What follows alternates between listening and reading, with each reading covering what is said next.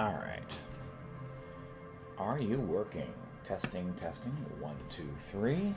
Plug this to check. I hear something. There we go. Alright. Let's play some more Disco Elysium.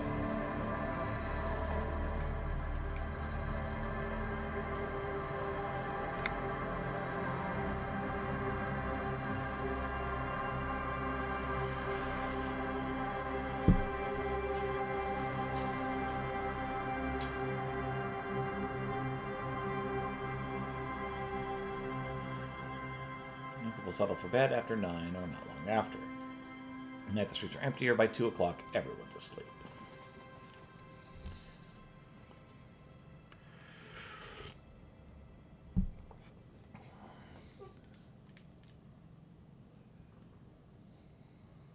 There should be some kind of reward for getting, 8 hours of sleep.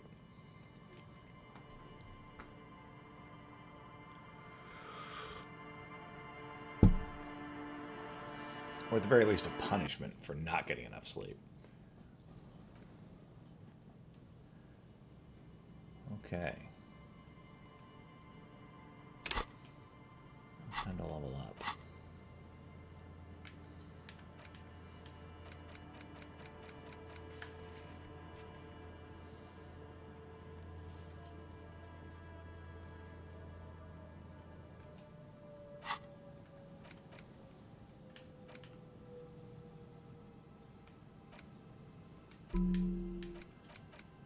Slot.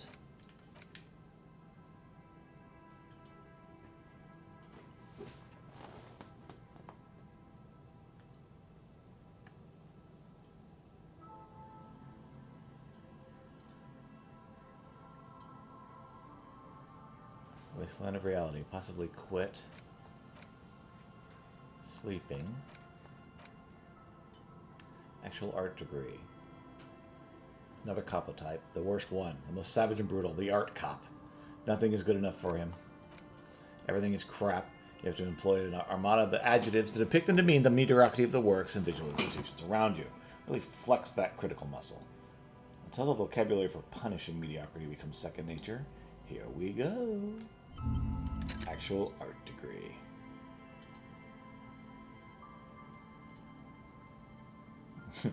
Perception -1. Can't even look at this crap.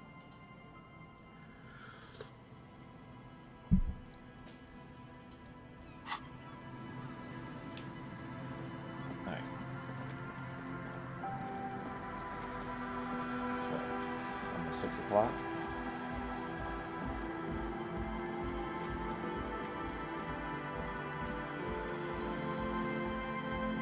The shaggy-haired girl kneels on the sea ice. She looks up as you approach. So you talked to my associates, right? Are you going to help us? With the church, I mean.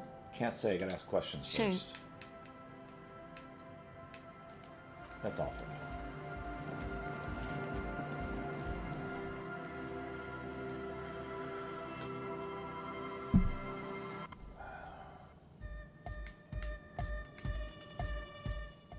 So you had a talk with Andre, and now you want to discuss things with Noid? He stooped over his toolbox as usual, shuffling bolts around. That's fine, man. But I've got to warn ya, my signs are still off. It'll take some time for me to get my sign on. I saw a sticker on the padlock. Can you tell me anything about it? A sticker? You mean the yellow one? Can you describe it to me? Interesting. He wants you to describe it, though he already knows what it looks like. Yellow circle, human face, X's for eyes, a smile underneath. I think the X's mean the guy's dead. Good. What did you want to know? Was I right? Is the dead guy smiling? Yes, you're the 23rd person to get it right. And I've asked 23 people. Looks like it's a dead guy smiling to the entire human race. What do you think that's? We're all the same. Same eyes, same smiles, same death. Yes, but what does that He mean? defeated history. We are living in the age of history, and in the eyes of history, we are always already dead. How can we ever smile then? Because history is a lie, and so are its deaths. The present moment and life are the hardcore. The hardcore expels death. Or maybe he's not dead. Maybe he's just really ecstatic about the beats. I think maybe the smiling dead guy is a symbol for communism. It's also dead but doesn't care. Yeah, that interpretation holds. So what makes the sticker so modern? Simplicity was brought to us by a classical solarist modernism, but that was a tasteful, harmonious simplicity, right? Well, hardcore is not tasteful or outwardly harmonious. It's a warning shot. This will be dangerous. The echo of man's loss, haunting him. The sticker, the clothes, the music, same thing. Come up with this stuff by yourself. Not alone. Many people are thinking the same thing right now. We all see the same smiling dead guy in a couple of X's and a circle. And a curve. The beat is the same for all. I think we exhausted the subject for I now. guess one could write an entire treatise on the thing. But what for?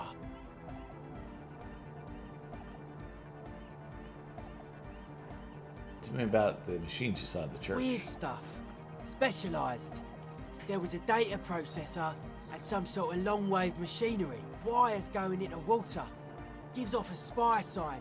Or some fucked up Samaran science sign.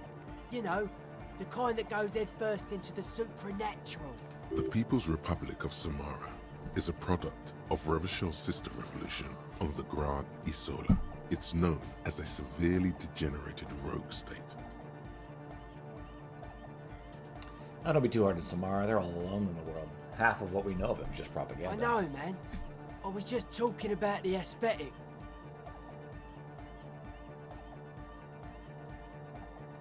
Supernatural, so you think it's real that it actually exists? Most of it doesn't exist. But there's also stuff that isn't allowed to exist. Because the moralists think it's too dangerous for the plebs. Psionic powers, pale-related diseases, pretenders pretending to be human, folk rights, that kind of stuff. So why are you called the Noid? The hardcore aesthetic is esoteric. It's not meant to be discussed with the law at this moment. But I thought we'd be okay now, sign-wise. I'm doing what I can. He continues to rearrange It's his not tools. easy for him. It probably took him years to get used to Andre. He looks like a well-thought-out individual. The synchronization might be worth it in the long run. So what about now? Are the signs all right now? Still strongly out of sync. Stage gamma disalignment. What? You heard me. He just mumbles, it's in his hand. Okay, maybe I'll come back later. Hi again. So, how are things going? So about the church, you checked it And? out. What happened? Talked to the crab man. Oh man! Who is he? What did you think?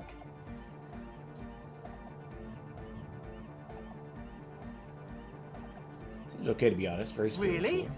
Huh. Interesting. What's he doing in the church? Just preaching and praying from the looks No of it. matter. Is Paranoid he going to and be a stuff. problem? Yeah. Noid is right. Let's get back to the point. What are we gonna do about him? These guys will never catch him. You will never catch him. There's nothing to do.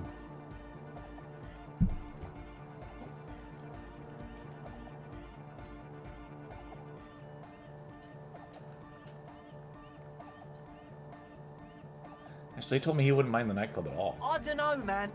Doesn't it feel like a major hindrance to you? Rubs his jaw. A spooky guy climbing around when all the guests are trying to have nice, friendly hyper time? Don't worry, I don't really think he gives a damn about you or anyone I else. guess it's not a massive problem, now that I think of it. Everyone is welcome to dance till the morning light. Yeah! Maybe. I guess we'll figure something out. Okay, but what about the other spooker? The one in Grandma's clothes? Did you see her? I was using the mainframe when Suna, the former lead programmer of Fortress Accident, appeared. A programmer? That's odd. What was she like? Did you ask her about the nightclub? She said you guys haven't been completely honest with me about your plans. Come on, man. Who will you trust? The spooky programmer or us? We just want to make the world a better place. Feel the love. Get down and feel it. Type muffles the last two words. Command fails to impress. A half-hearted sell of something which does not seem worth buying. Okay, maybe I'm kind of feeling You'll it. get there, believe me. When we've got our gear set up, things will be flowing and pumping. Anyway, now that it's settled, how did she seem? I mean, disposition-wise, about the dance club idea. Yeah, owed her 9. Rocking it or dropping it? She did not like the Anotic Dance Club idea. What a pity. That's my favourite thing in the world. Drops the hammer back in And the she toolbox. doesn't like it at all. A shame. What can we do now? Do you see a way out of this jam? And into a laser-lit future of dance and unity? Unity! Dance! She made it very clear she won't leave until her own project is finished. And you can't just evict her? No, I won't evict her. We have to come up with a different Look solution. at you, honour man. No, Noid. He's right. Maybe we've approached it the wrong way after all. I'm sure there's a workaround. We can make a deal not to bother her. If that's okay with her, we only want to get in the church and spread the joy and ecstasy of music. The lines in the dark exist! Coexist! At least Crabman seems like an advanced being. He's hard. He'll understand. Yeah, he can do his climbing thing in the tower. And the programmer, does she like Anodic dance music? She absolutely does not really truly despise it. Egghead cannot believe what she just said. It makes him pump the jam a little slower for a moment, but then he returns to the full swing of it. No worries. We'll figure it out. If coexisting fails, you can always muscle her out, right? If it's all okay with you, what do you think? I refuse to throw her out, but I can try convincing. Excellent. Good luck, my friend. Maybe everything isn't quite as you've been told. Take a moment to analyze. A number of things don't add up. Let's take a look. How about gather around, kids? Okay, kids, now gather around. The young speed freak puts down a busted capacitor and looks at you. The one with the large head seems very enthusiastic about whatever you have planned. Their would-be leader is less amused.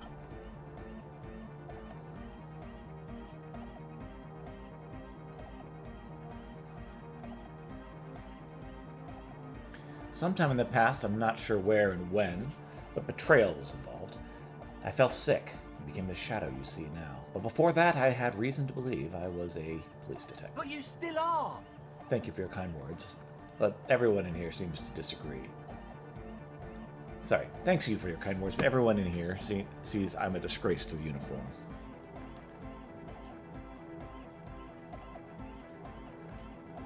What happened? Egghead looks serious suddenly.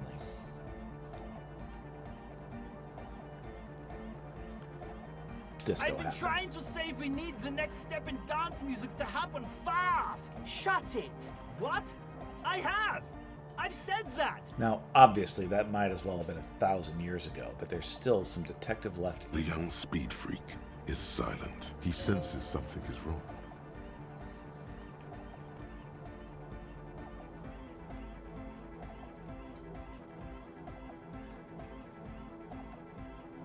Since you've been lying about your plans, your answer is very Fuck, convincing. man. It's difficult to get along with some people, but we're trying to make an effort. We are on a mission here. This isn't the makings of a club. This is a tent full of laboratory equipment for manufacturing I have drugs. no idea how you arrived at that conclusion, but it's wrong. Look, we even have speakers. He points to the speaker. One speaker. They have one speaker.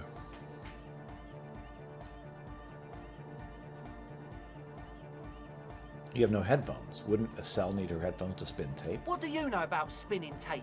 Nothing. I know you pawned them, likely for lab equipment and drug I'm ingredients. sorry, but there is no lab equipment and no drug ingredients. The distilled water, cornerstone of a clean And lab. of all cellular-based life, what's your point, Lawbringer? Where is his friend? Did he lose What his do friend? you mean, friend? The other speaker. You only have one. It's a one-speaker system. It's monodynamic. You wouldn't know the first thing about sound reproduction in anodic music. Other speaker. This may be the brain damage talking, but you've definitely never heard of monodynamic or one-speaker systems. There's no need for me to pile on anymore, is there? No shit. He sounds tired. In short, you tried to use a police detective to set up a drug lab. That's... Come on, that's... Preposterous? I meant to say, not true. So what are you going to do? What do you mean, do? There's resignation in his voice. He's almost ready to drop the act. It wouldn't take a lot of pushing. The optimal way to go about this would be indifference. It begins by you telling him you don't care about any of this.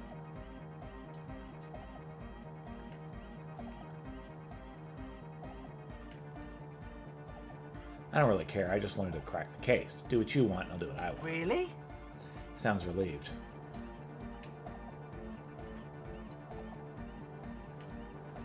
Cool. Really, I just wanted to ask you about something else. You wanted to just ask me about something else? He looks a bit perplexed now.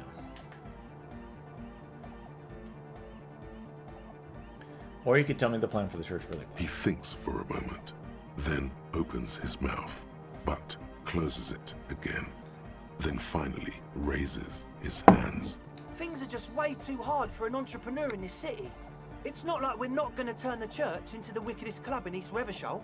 Because we are! We totally are! We just got to turn it into a speed lab first. You know, to get our foot in the door. And why'd you need Like I me? told you, spooky arseholes moved in while I was getting all this stuff together. A month ago, the place was empty, and now it's all spooked up. But they're not really spooky, are they? No, man. They're spooky, all right. It's just that they would also probably call the police if we started cooking speed in there. But the sign was way off too! I couldn't feel the love at all! So, what now? This is it. Judgment time.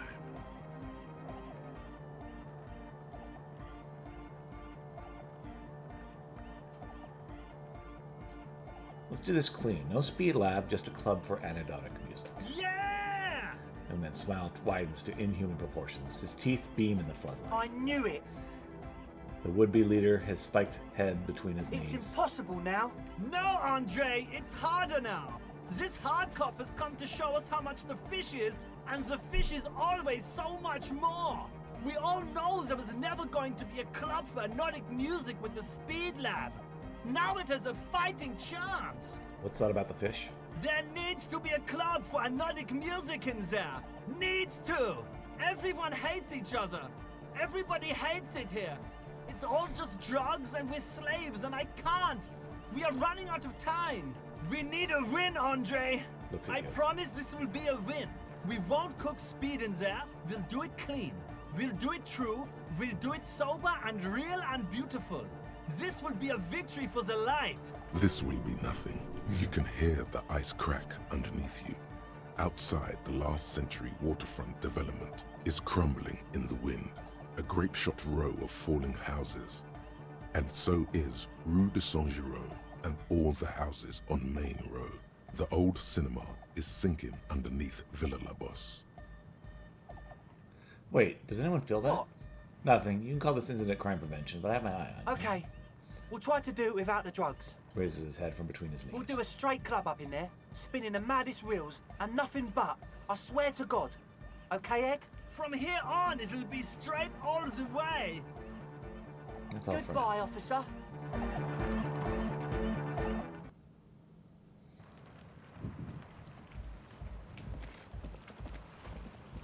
Hello again. Your associates tried to use me to set up a drug lab. I'm guessing you knew about this. I did, plan. and I'm sorry Didn't for think what we're it's surprised. worth, which isn't much. This is why I didn't go into the tent. Lieutenant looks at the ocean. Typical squeezes eyes. delinquency. You don't get to choose your posse, they choose you. Mine are idiots, but they're mine. I tried to talk Andre out of it. I don't care. I'm loco. I just wanted you to know that I knew about the plan. Okay, but I still regret it. I should have been able to control them, and I will in the future. I promise. May I ask? What did you tell them? Do what you will with your dance club plans. Just no drug labs, please. Thank you. I'll get them under wraps, I promise. That's all for now.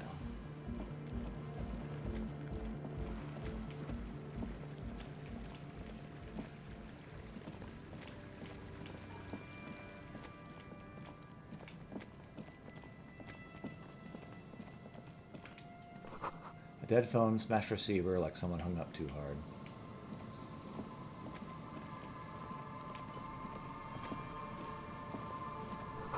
I must have worked hard to smash the plastic dome. A metal payphone under a yellow plastic dome. You could use it to call someone, unless you're out of change. Pick up the handset. You hear the tone. The machine is inoperable. Put 10 cents in, dial a random number. Calling. Still calling. This feels wrong. Should you be doing this? End of tone. Someone picks up. Pierre? Is that you, Pierre? Voice is female. Sounds about 100 years ago. No, this is not Do you Pierre. have any news about Pierre? Who is Pierre? He's my sister's grandson. He used to visit me as a lad. Fine young man. But who are you then? A salesman of some sort? Modern goods are rubbish, and I can't afford them anyhow. It's a shame what you did to our country. Woman moans and the phone lines howl in unison with her. I don't know who I am, but who are you? I was a baroness. Pause. There is silence on the other end. You won't get me, and you won't get my money. Phone hanging up.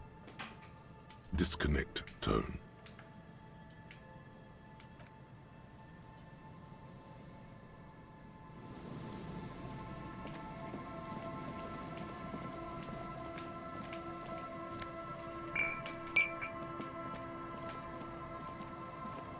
Someone has left an unidentifiable article of clothing on this railing. It smells really bad. It's closer streaked with dried seagull shit and tangled with pieces of seaweed. A dangling arm suggests that there might be a jacket beneath the crust of filth. It seems likely that it was left in the surf until someone laid it out on this fence to dry out. Unfortunately, that just seems to have stiffened it into a shapeless mass. Please tell me you're not taking that with you. It might be a clue. You think our suspect is a seagull who's been defecating on unsuspecting jacket? Could be multiple seagulls. A poet could write a dozen verses and still not begin to capture the profound vexation in that sigh. You should still take it. Filthy jacket. Filthy jacketses.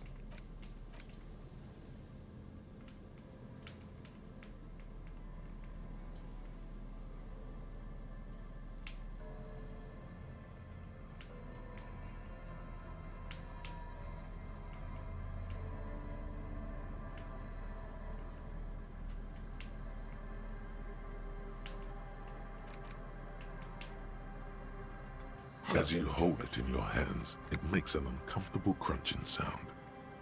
Man, how'd this jacket get so disgusting? It's a sordid, filthy tale, not for the weak. Are you sure you can stop? Oh, we're thinking about it. it. It occurs to you that you're not even holding the jacket itself, but rather the thick crust of jetsam and seagull shit that ensconces it. Gross. Why? Why did you think about it? Look at your hands. They're covered in muck. Ew, ew, Now ew. you're just flicking that shit everywhere. This is a disaster. You'll never get the smell out.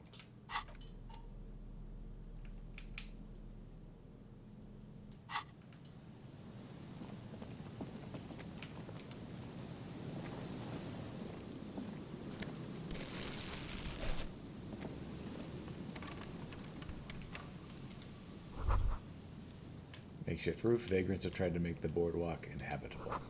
Temple neither give out rain nor snow nor wind. Coin-operated weighing machine hasn't been used for a decade.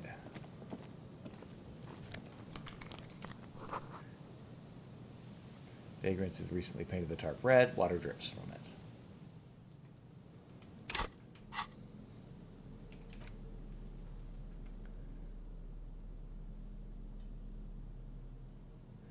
The idea was square and beige plastic frame glasses. Beige is a color that does not look good on anyone, not to mention that seeing the world through these exceedingly thick lenses feels almost nauseating. Oh yeah, we're wearing these. We are going to become smart folk.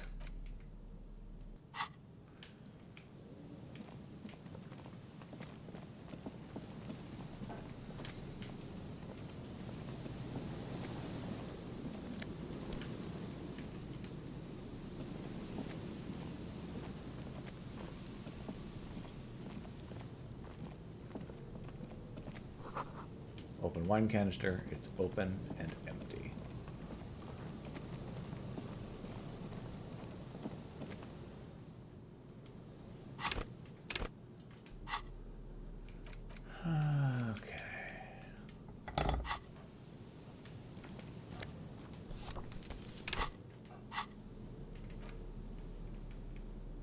Postcard Quran 33. Smells like hell written on the back. Could not be further from the truth. It's boom years in Quran, the nicest district in Revachol West. It's during a sun-drenched day. Tall and handsome buildings rise from the riverside. Steel, iron, and yellow limestone with cold shadows sliding on the facades.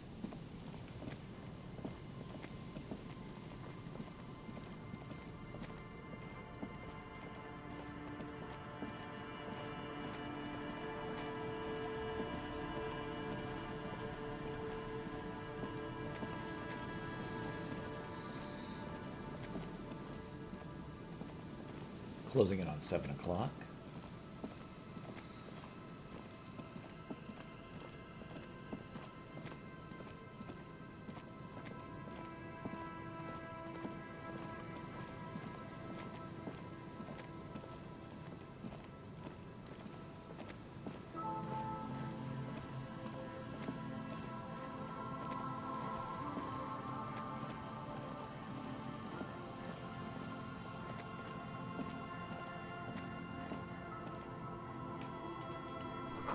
Barrel's been recently discarded. It smells of fish oil, or fuel oil.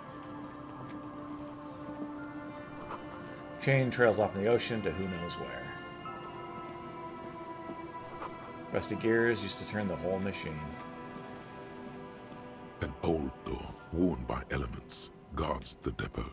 The wind has blown a sand dune in front of it. The door hasn't been opened in a long while. You see a handle. What is this thing It's anyway? military. A service depot of some sort. Used to The service what? washerwoman mentioned a depot up the coast. She said it was for moving ammo and cargo across the bay. This might be it. Open the door.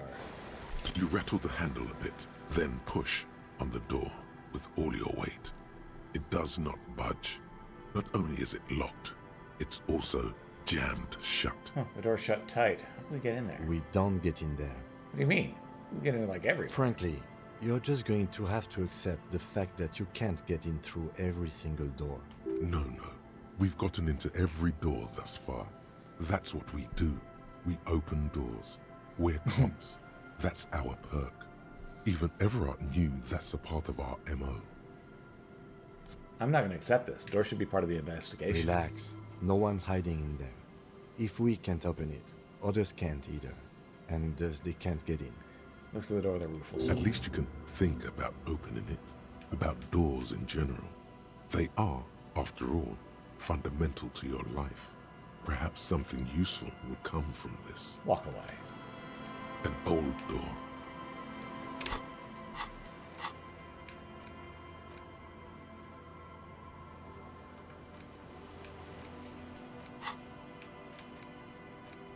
Let's see if we can convince this lady to let the kids in.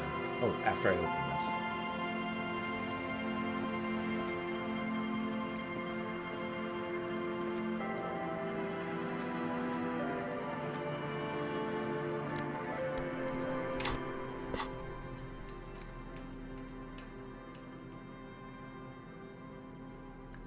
It's worn and smells a bit. You can't help but wonder.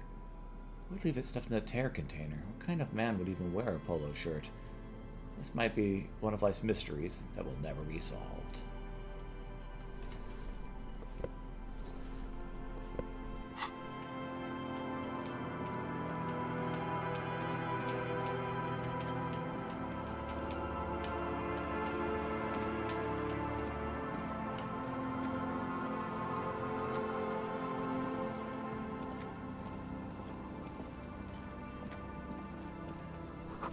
Someone lit a campfire here a long time ago.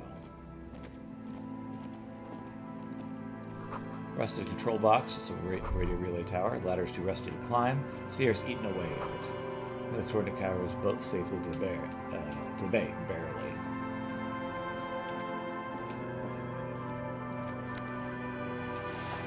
A scented scarf. The inlet's off in the far distance, where the post trails toward.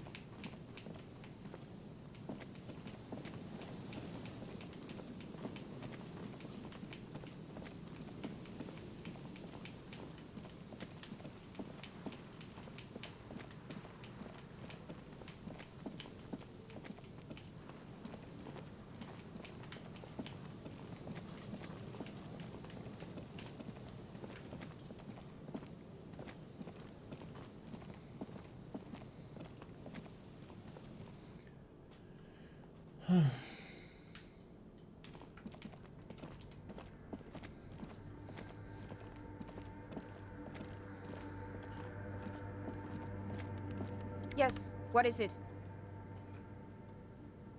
What if you didn't have to leave? I talked to Andre. He wants to make it work. I don't want to make anything work. Hold on. You don't want to make anything work? Yes, anything.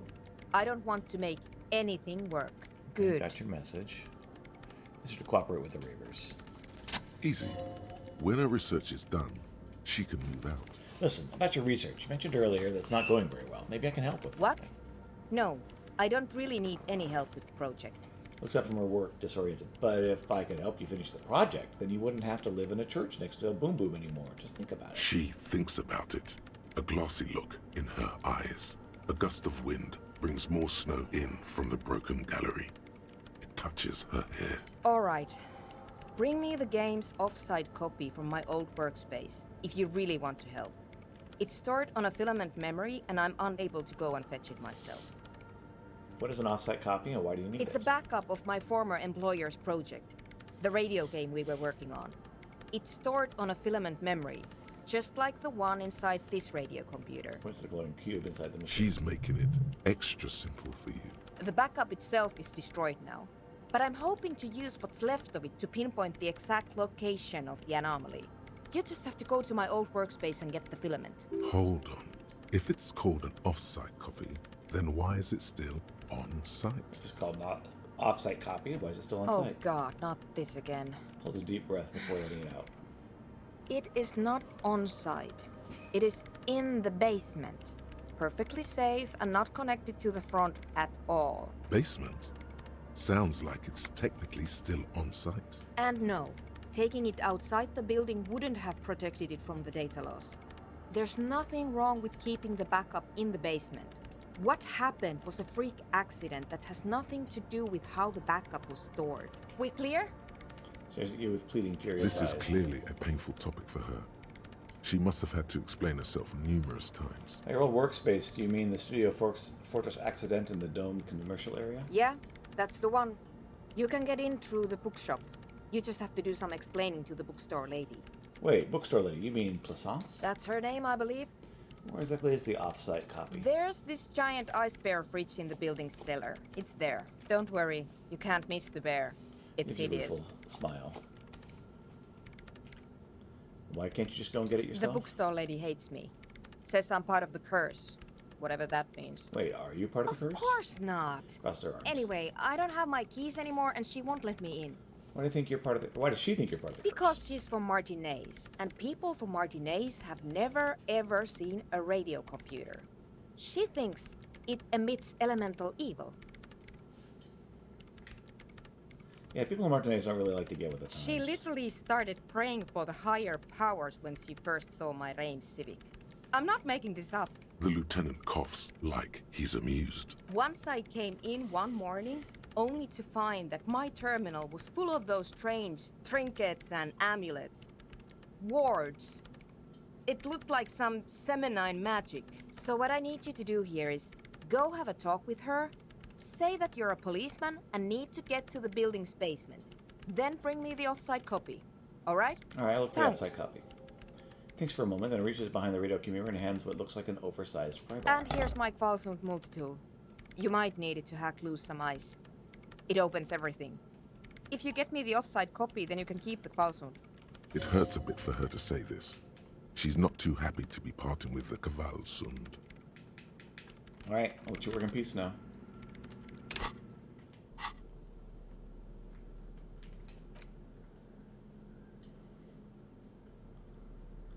Equip this to open locked containers in the world. Advanced pry bar plus 2, if you will. Built by Kvalsund in Vasa. Number of gadgets behind which this frame of yellow and gray multi-tool will stagger beyond any technician.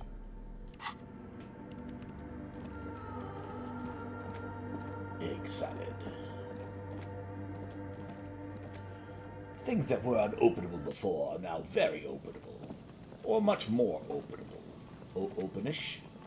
Opined? Openesque.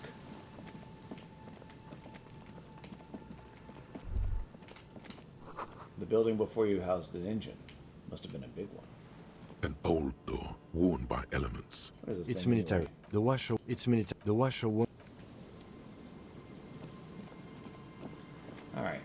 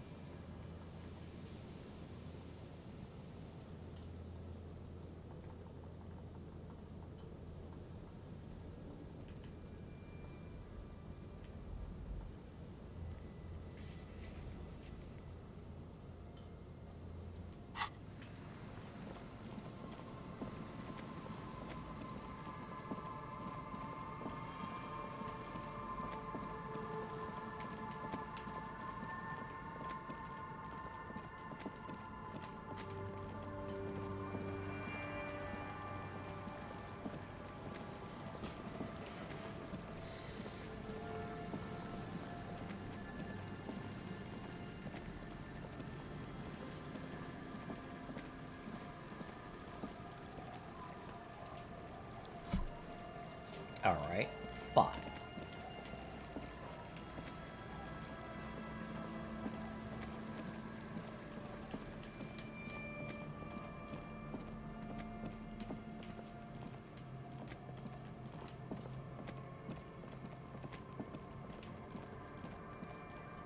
Hey, washerwoman, would you mind washing this for me? It's full of crap. Our tenant, the policeman. I hope the waves don't keep you up at night. What can I help you with? Found this jacket, but it's filthy. Could you wash I it for can me? wash it for you. Says we're looking the But jacket it's over. going to take about a half an hour. Think you can stay put for that long? Till 7:30. I yeah. could use a breather. It's been another track and field day. So it says rubbing his thigh. Yeah, I'll wait. Well, hand it over then, and I'll see what I can do. Must say, I'm proud of this one. It's pretty nice underneath all that filth. I hope you'll have an easier life in your hands. Goodbye. I'm off.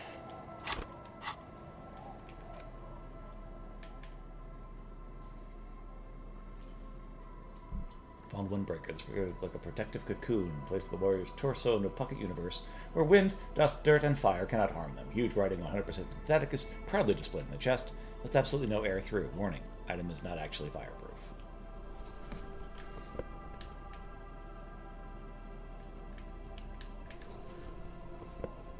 What I have is actually better.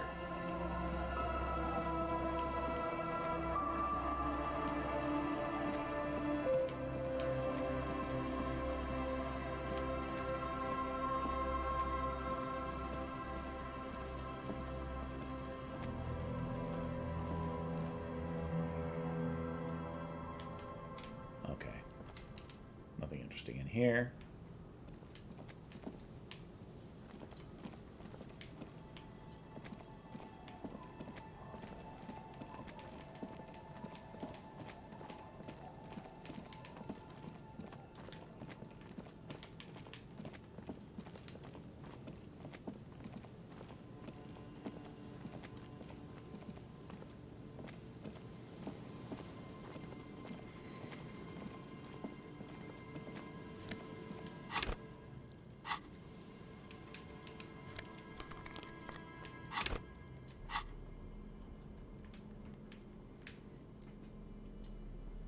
Jamrock biker cop Sunnies.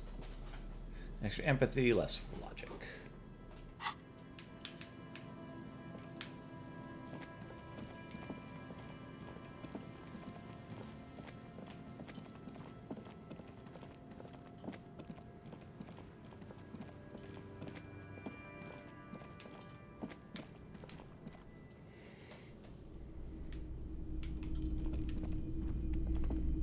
Let's sell Hello some crap. again.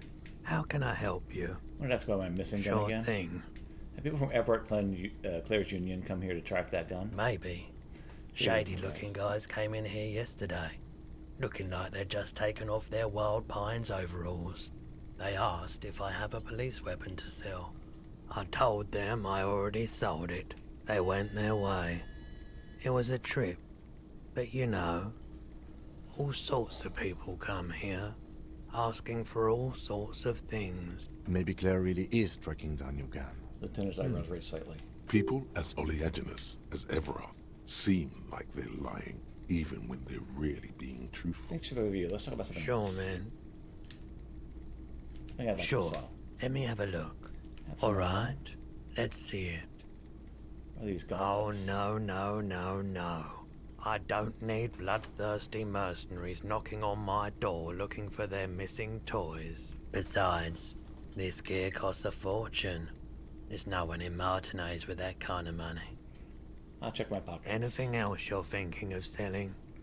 Blue medicinal spirit. Banged up fuel canister. Postcard. Postcard.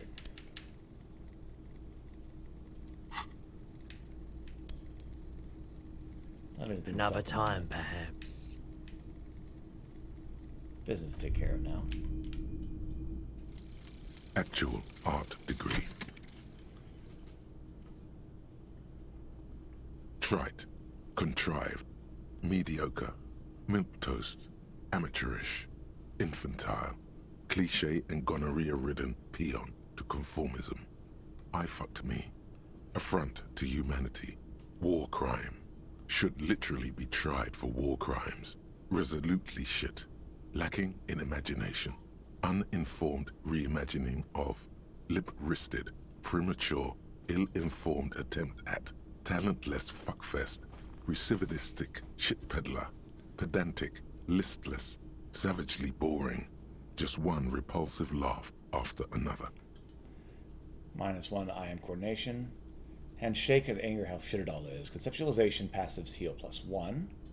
Morale, and give +10 hit points.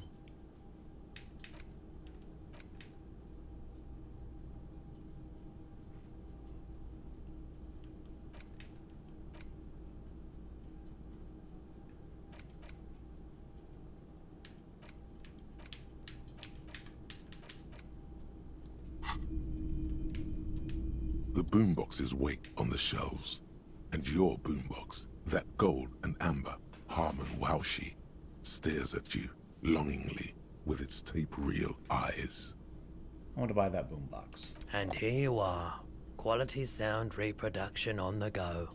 It'll play anything, wherever.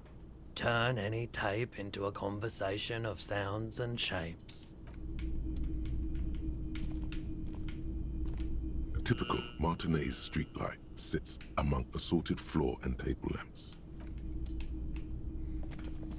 You see rows of toy soldiers guarding the rest of the trinkets I think of a truly displayed cool on the looking table. figurine in the box under the Some table. on horse. Why?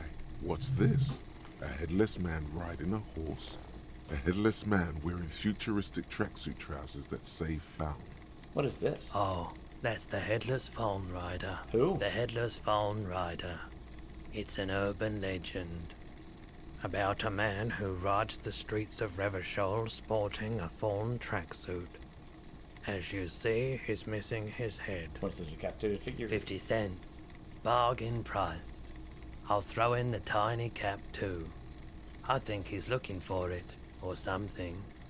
That part of the story has many interpretations. He lost his cap when he lost his head. Purchase a Perhaps headless he's looking stuff for the rider in his head. cap. Did I mention that this figurine is supposed to be lucky? Always carry it with you. He grins. That was a very smooth salesman's grin that almost comes off as earnest. You should learn from him. Step back from the table.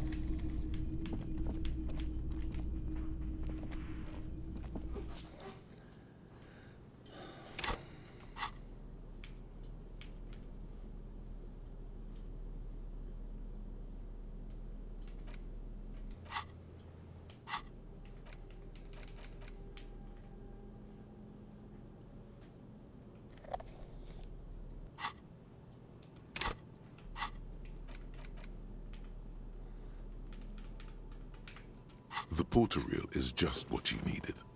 The reel's attached to the apparatus with a satisfying click. The tape is routed behind the magnetic reader. Press You play. press the large button marked Commencer. and the tape starts spinning. There's a small delay before the song starts playing. Keep poor real harmless. Then the organ starts playing, a simple, melancholic tune echoing in the hallway. A lone singing voice joins in, telling you about the tiniest church in Cessons, surrounded by even tinier yard. You almost feel the seaside mist on your skin. It's mega sad. Within seconds you know this is the one. The real shit you've been looking for. The one you trust your room to. This one tells it like it is. This is your tune. A click, then silence for a bit.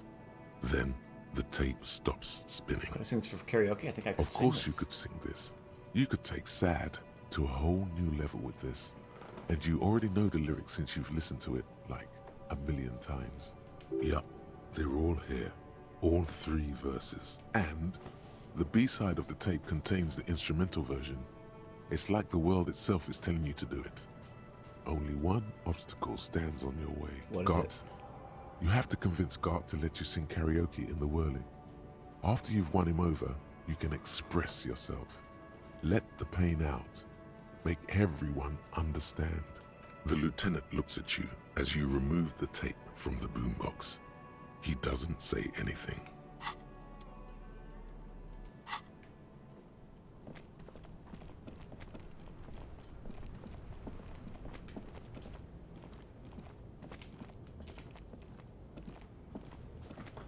The speakers below are banged up and worthless. The sneakers triumph over them.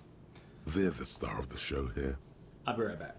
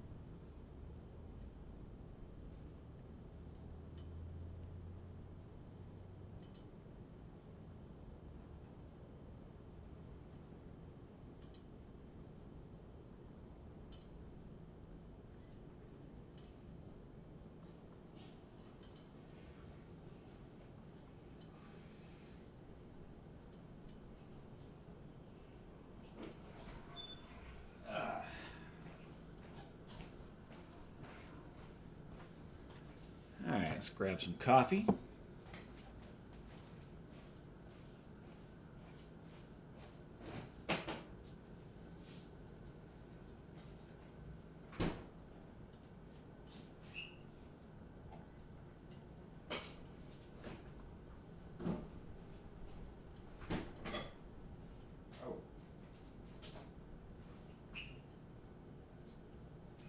Alright, well, coffee's not going to happen.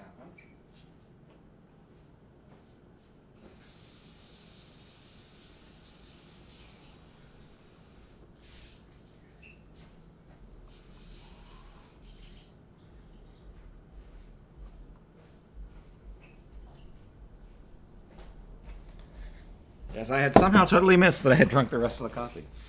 I don't need to make any more. This is fine. I'm good.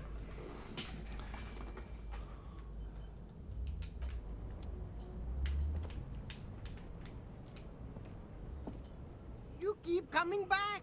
That's good, officer. Keep browsing those clothes. Keep saving that economy.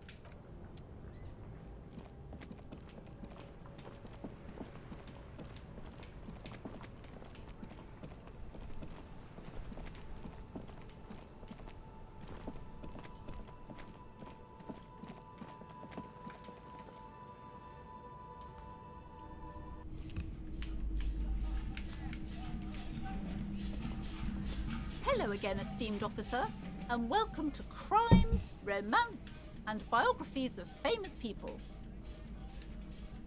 I was told there was a huge fridge in the Bridges cellar. Could you let me there? A fridge? No, I don't know anything about a fridge. Aren't you interested in books? For whatever reason, She's lying to you about the fridge.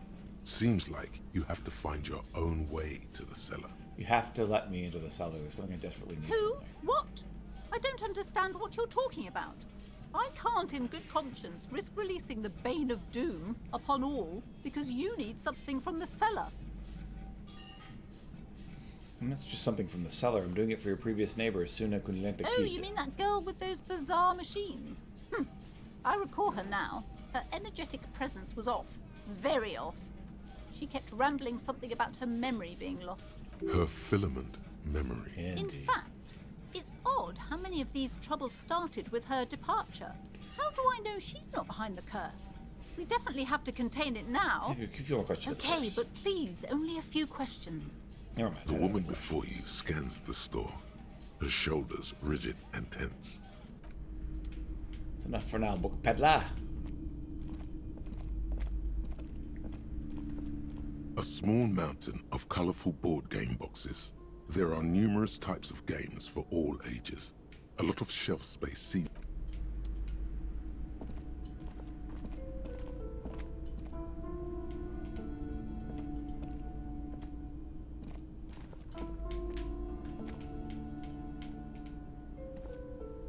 The display rack is brimming with worn paperbacks featuring an extremely muscular, sword-wielding barbarian on the cover.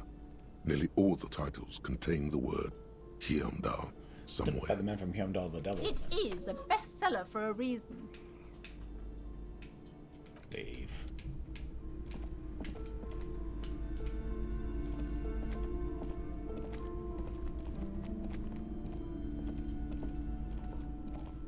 Shelves filled to the brim with... Shelves full of biographies of... A true cultural touchstone. This bookstore is not strictly about crime.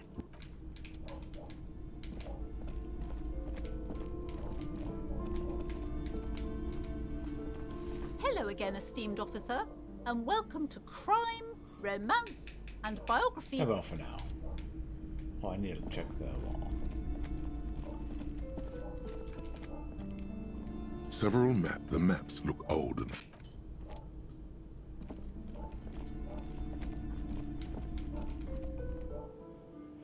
All right.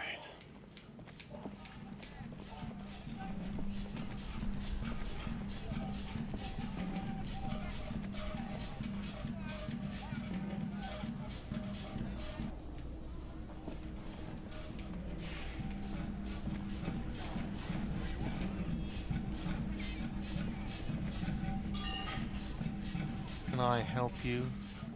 Okay, Gart, I found a new bird for the whirling. What is this thing? This is a stuffed bird. It's no big. I just thought it'd look nice on the wall. I'm that kind of cop. It's a ruffled grouse, symbolizes the might of male courtship rituals. May it serve as a reminder to keep an eye on the cock Cool. Okay. I was really hoping not to think about the cock carousel any longer because it made me feel like shit. But this is a competent piece of taxidermy. I can fix it to the plaque and have a new bird in the establishment, I guess. So, I don't know. Thank you. I'm gonna go with thank you. People just don't know how to accept gifts, especially taxidermy. He likes it. He likes the bird. It solves his broken bird problem. I feel good about our work here today. Lieutenant nods. It's all about the little things, like bringing people random stuffed animals. It's not actually about that. Gart. But he liked it. Gart, I need to sing karaoke. No, you don't. It's not happening. You need to approach this situation logically.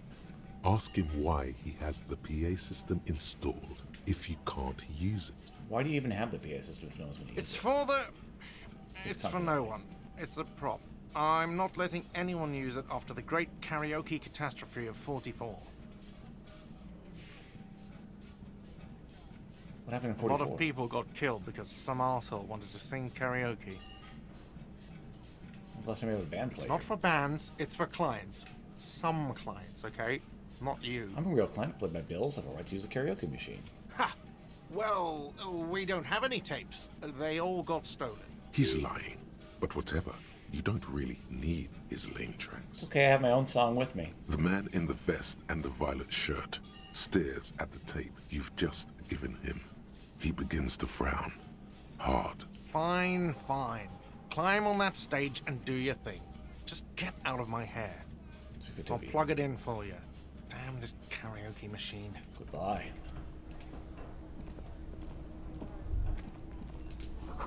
This feels right. You belong The stage here. is all set up for your performance. Feels silent.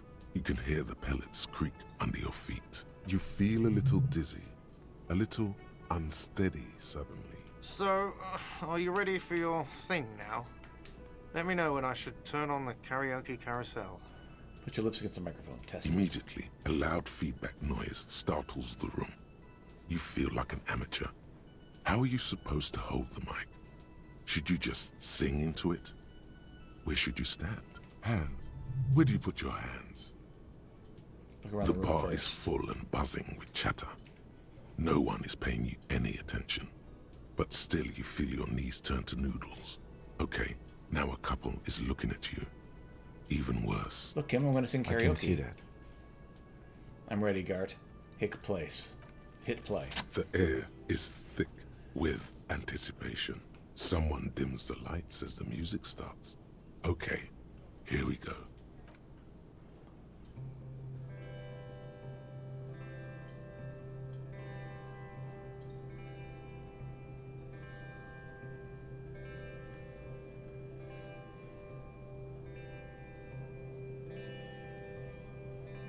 I would often go there, to the tiny church there, the smallest church in San, though it once was larger. How the realm may rest there. Down through the mist there, toward the Seven Sisters, toward those pale cliffs there. I would often stay there, in that tiny yard there. I have been so glad here, looking forward to the past here. But now, you are all alone. None of this matters. No, none of this matters at all.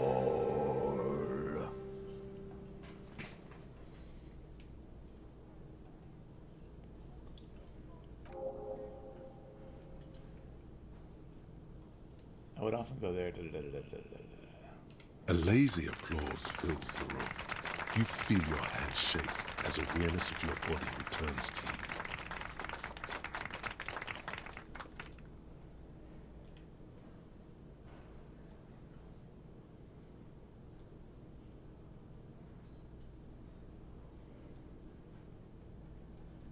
I'd like to dedicate this song to my partner, Kim Kitsuragi. The lieutenant doesn't say anything, but gives you a quick smile before turning away. Good, good. Are we ready? I want to unplug the microphone now. Last words? Evening will come, we'll sow the white sail. Workers of the world, unite!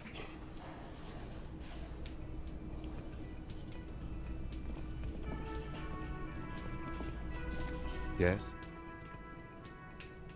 Nothing.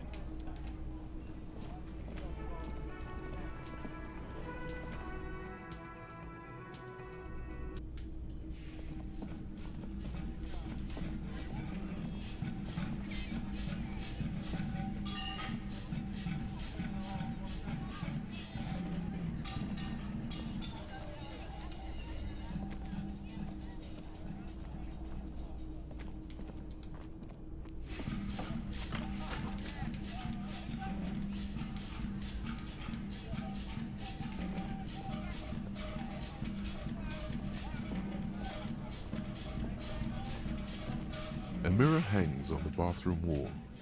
In it, your face.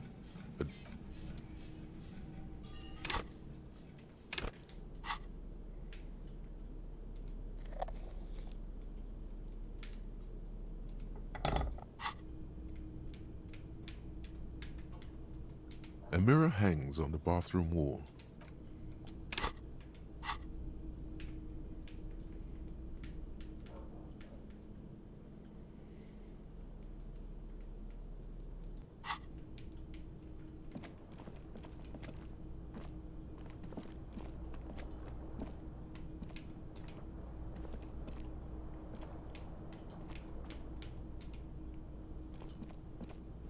The fan stands still. The lights are on.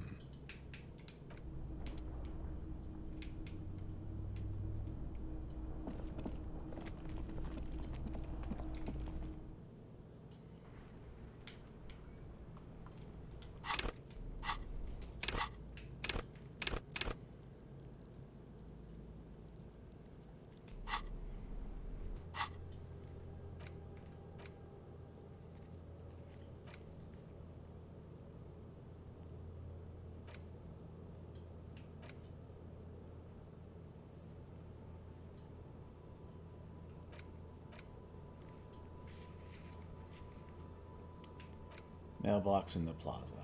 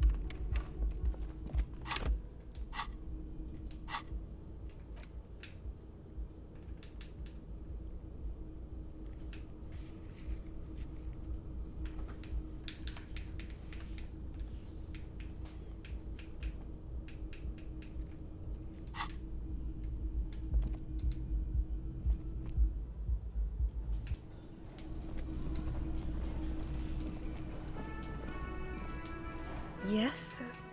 What is it? Did you hear that? Did you hear me singing? That was pretty good, Harry. Wasn't it, Jean? Huh, that was. Seriously. Yeah, that was absolute shit, if you want my opinion. Drunken shit. Haven't wanted anything to end this badly since I had cluster headaches. Horrible. Truly horrible. Continues. I beg of you, don't ever subject anyone to this torture again. I mean, seriously, you need to... Jean, it's not right. Don't make it worse, and I really liked it. She actually did. Blue uniform, mine is black. What does that mean? It means I'm a patrol officer, sir. Okay, goodbye. Again? I can't believe this shit.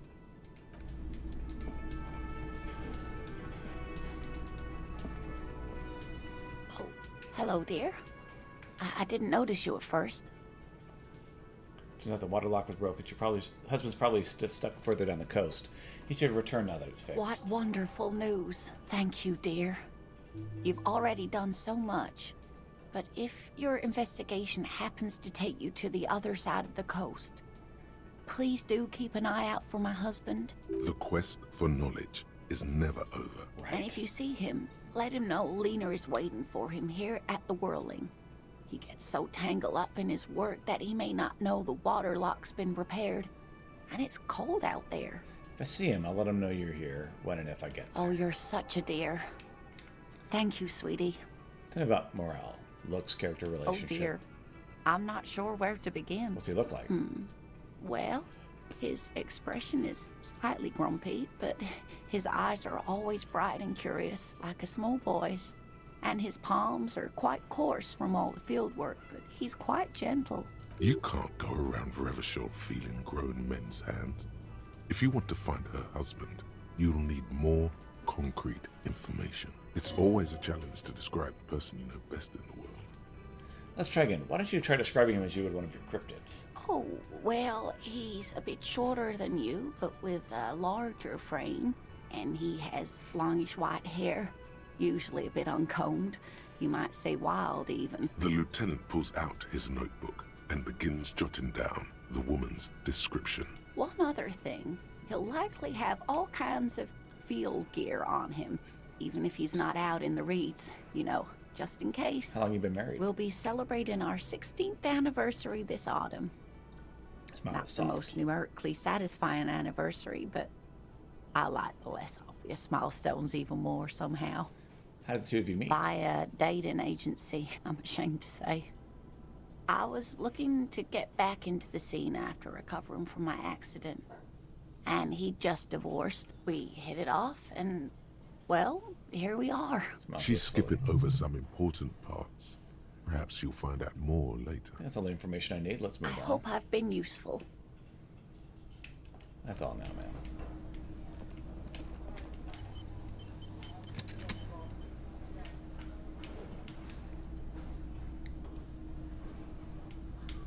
Closing in on 8 o'clock.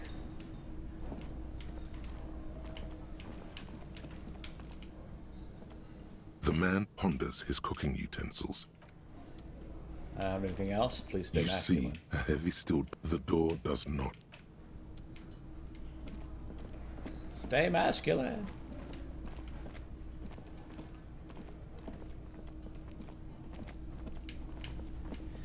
Keep being male, man.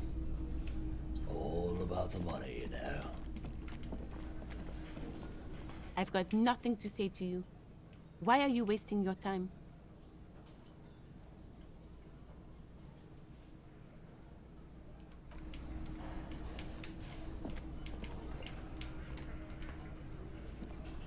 Looks like the circus left town, but the clowns are still here. That's not particularly happy to see you. I'm gonna go.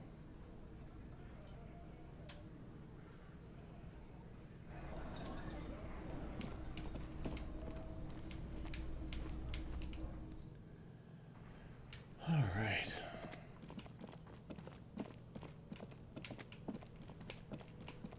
What's up, Kuno? Kuno's like Kuno's dad? Kuno doesn't give a fuck about anything. All right, Kuno I'm off. does.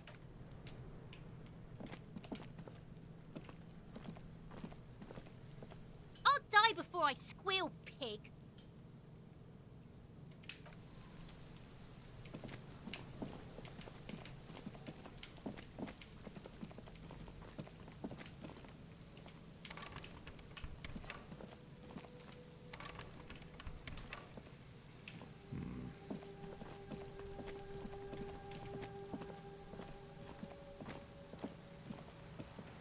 The lights are so pretty when it gets dark. Who's that? Oh, that's Auntie Billy. She's nice if a bit distressed. Why is she I distressed? think she is a bad husband. Not very nice or helpful. Okay, see you around.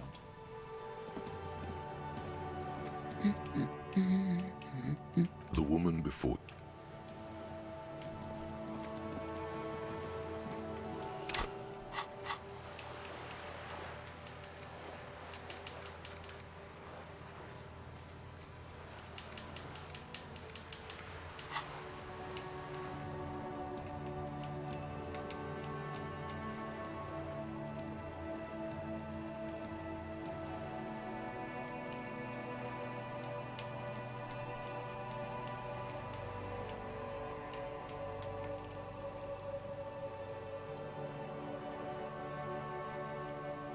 Just an ordinary wall. Nothing to see here. Why am I looking at this wall? Yeah. Why? It's a wall. An ordinary wall. Why must we stop to look at this wall every time we pass by? We have business to attend to. Hey there, kiddo. Trying to sneak up on me again? Trying to snuff me out? Get away, pig! Trust me, if I wanted you dead, you wouldn't still be here. There must be another way into the building.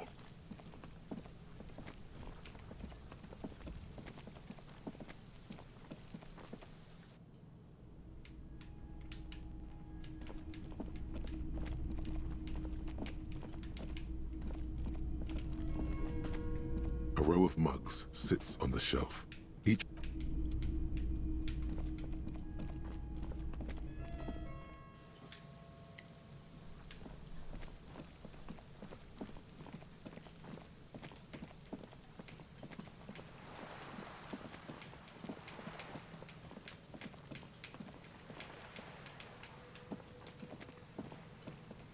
Hello again, officers. Have you come to admire my mural? Catch you later, Cindy.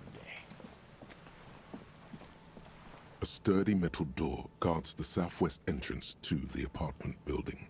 It's locked. This could be a way into the apartment building the smoking man vanished into. Hey, are you there? I checked the backyard. Couldn't get in that way. Good. We had enough problems with bums and drunks and thieves loitering in the hallway. You have no business here. I'm a real policeman.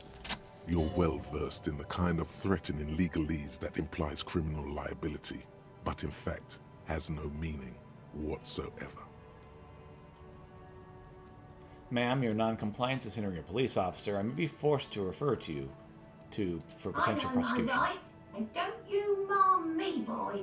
Voice snaps. Miss, would it help if we offer to show you our badges? Ah, it's like a carrot to the stick, sort of.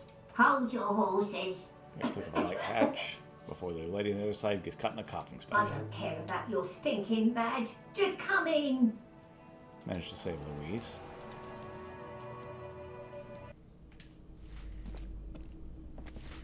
Give me a moment.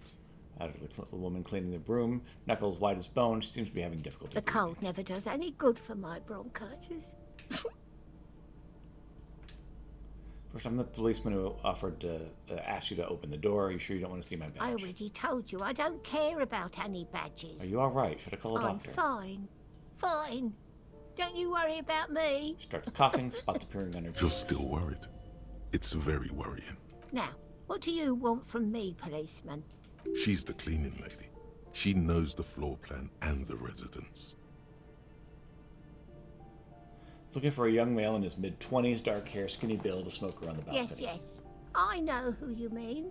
The scrawny boy who's always smoking like the devil, right? She looks at the other end of the hallway. What's he in trouble for? No trouble. I just wanted to talk to him. Do you know where he lives? Talk? Cleaning lady starts laughing. Turns in a coughing spasm. Squeezes her broom, trying to catch her breath. What was so funny about that? He lives upstairs in room 28. Go to the balcony. It's one of those doors there. She points east. He's usually home in the evening. Thank you. We should go check out his apartment on the balcony. See if he's home. Have a few questions about these apartments. Ask away, policeman. What can you tell me about Cindy? The artiste? She Nothing I can do about her, I'm afraid. She ruins the walls faster than I can clean them. Still, leans on her broom. She leaves an old lady to her business. More than I can say for others. She mumbles some kind of a response, then hacks something into her handkerchief. Who are you? I'm no one. Just an old woman who cleans these hallways. You live here?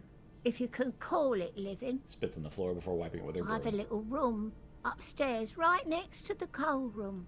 It's barely bigger than a closet. But I don't complain, no. Just out her chin. I have my bed and my aching bones to keep me company. And that's all I need from this world. And all she gets, too. The coastal wind beats down hard on the coal room door outside. Splashes of waves make the balcony slippery. She hasn't spoken to anyone for a while. Even her sentences feel rusty. Thanks, I'm off.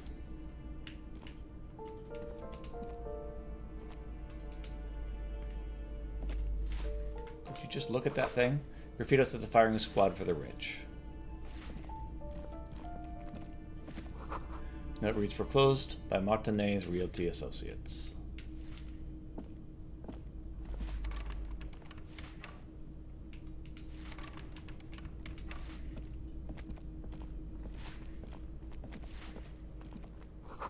Age 8, their mailbox is overflowing. Okay, I'm trying to take this. Thank you.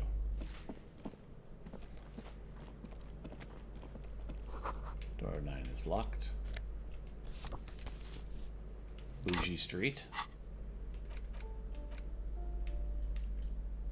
crumpled up poster depicts the open-air market on Boogie Street. 5 years ago, a vendor smiles as dead roosters from his stalls hung at the feet for their canopy. Red blood flows on the muddy street. Blurry shadows of people pass.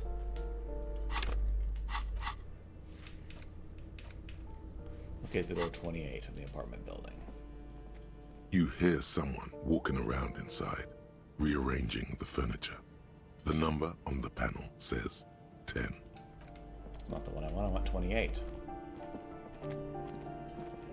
This door has been closed with a padlock. A chalk-drawn number on the board says number 11. It's a solid lump of metal, but the shackle is deeply corroded. A solid pair of chain cutters would make short work of it. The lieutenant is concentrated on the hallway, scanning both ways for any approaches. Someone's drawn a 5-pointed center on the hall. Okay, no, hold on. There we go. That isn't just a 5-pointed star. It's an inverted white pentagram cradled in a wreath of antlers. The iconography of communism, in other words. Inspect the symbol closer. The star and antlers was developed in the 6th decade of the last century and quickly adopted by Mazov and the communards during the revolution. Even today, half a century after, the star and antlers retains the ability to evoke hope, disappointment, and fear What's the star upside down? measure, to symbolize the toppling of the old order. Also, some social democrats were already using it. Why white? Because white is the color of peace. Does it involve me? Gone is the glory of hope. Only the scribblings of impoverished students remain in dirty hallways. You are the big communism builder now. It's you or no one.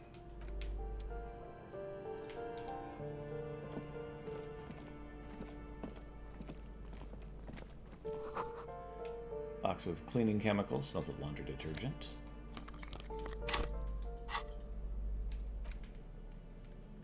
Glasses of the Auditor.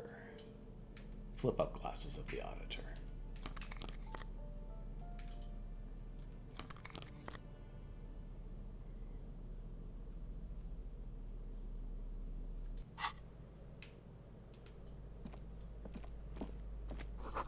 Eviction notices missing pets are plastered on top of each other. No, not yet. Old shoe rack, boots, sneakers, and old slippers. These shoes come in 3 different sizes. Apartment 12. Loud rumbling snore from within. Room 28.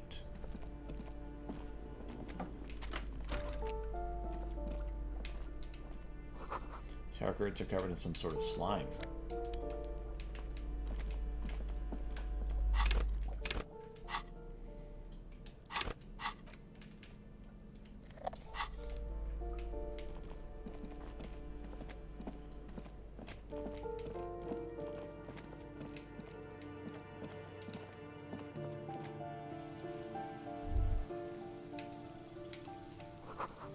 Maroon glow of light pollution rises from the east. Breaker box full of cigarette butts and electric wires. You hear distant traffic. Night is falling on the city.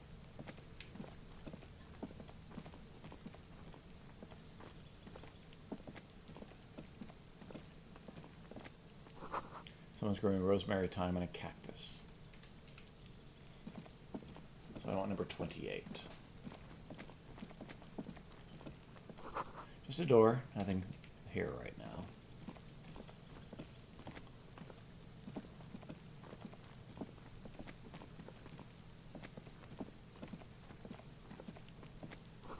Apartment 28, sorry, 29, and 30. Which one do I want?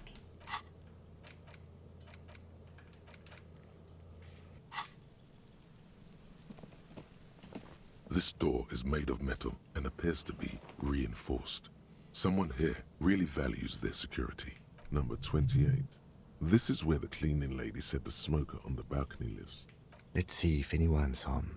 Knock on the door. No one answers. Looks like the young man we are looking for isn't home.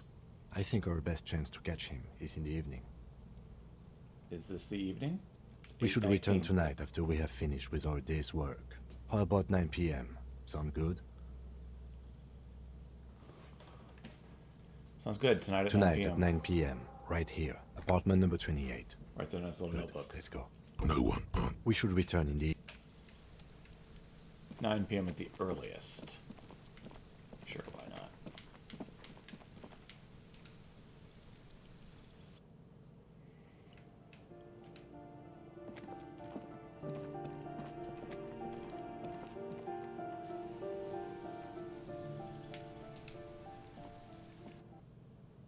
Okay, well now we can get in.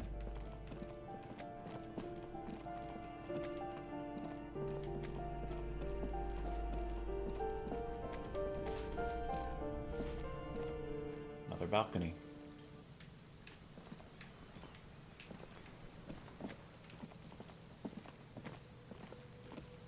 Hello there. Ooh, the piggies have learned how to saunter up staircases. I didn't think you could do that with hooves. But here you are. The cups don't like closed doors or unreachable perches or people having high ground. Yeah, you got me now. The dynamic between us has completely changed. Catch you later, Cindy.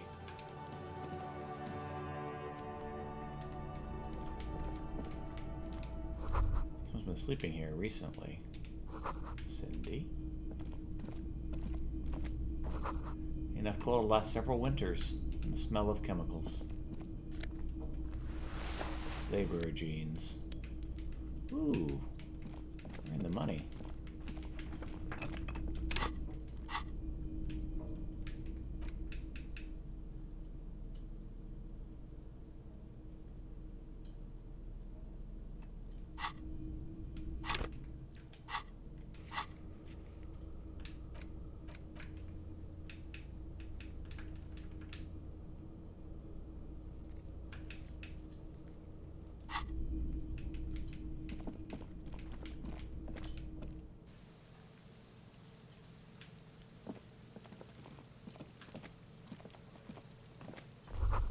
Door's locked, can't get in. Chair's new, someone lives back here.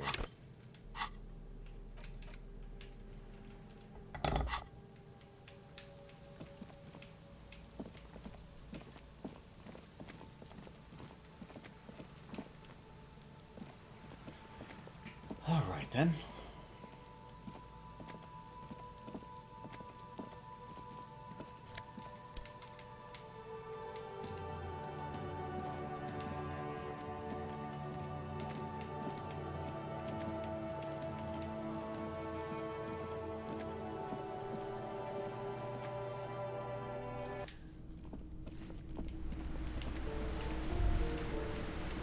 A shift in temperature. The air chills around you. Dust settles on the stony floor. Rub your sides A for former architect stands before a slice of window, a room plan in her hand. A cold wave has made the air in the building stand still and frozen, with temperatures falling down to -20 degrees Celsius. Around It's yourself. clean and empty, with new tapestry embellishing the walls. A standard HB graphite pencil has fallen off a three-legged stool in the middle of the room. She had an eye for beauty. The plan. Faint pencil lines on paper depict the same place, but a missing eastern wall connects the room with the neighboring apartment. Ideas for arranging the furniture have been jotted down. Is Nice. red from the cold. She's breathing on her fingers, clasping the plan. Traces of sadness are visible in her expression. Finish the thought.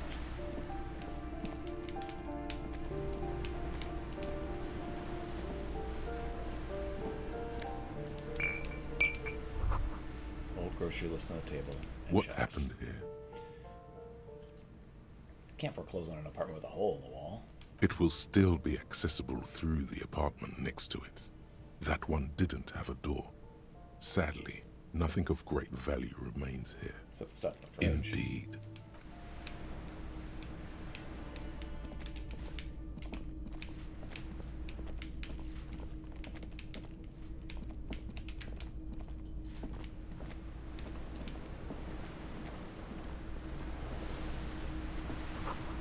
Waves crashing in the dark.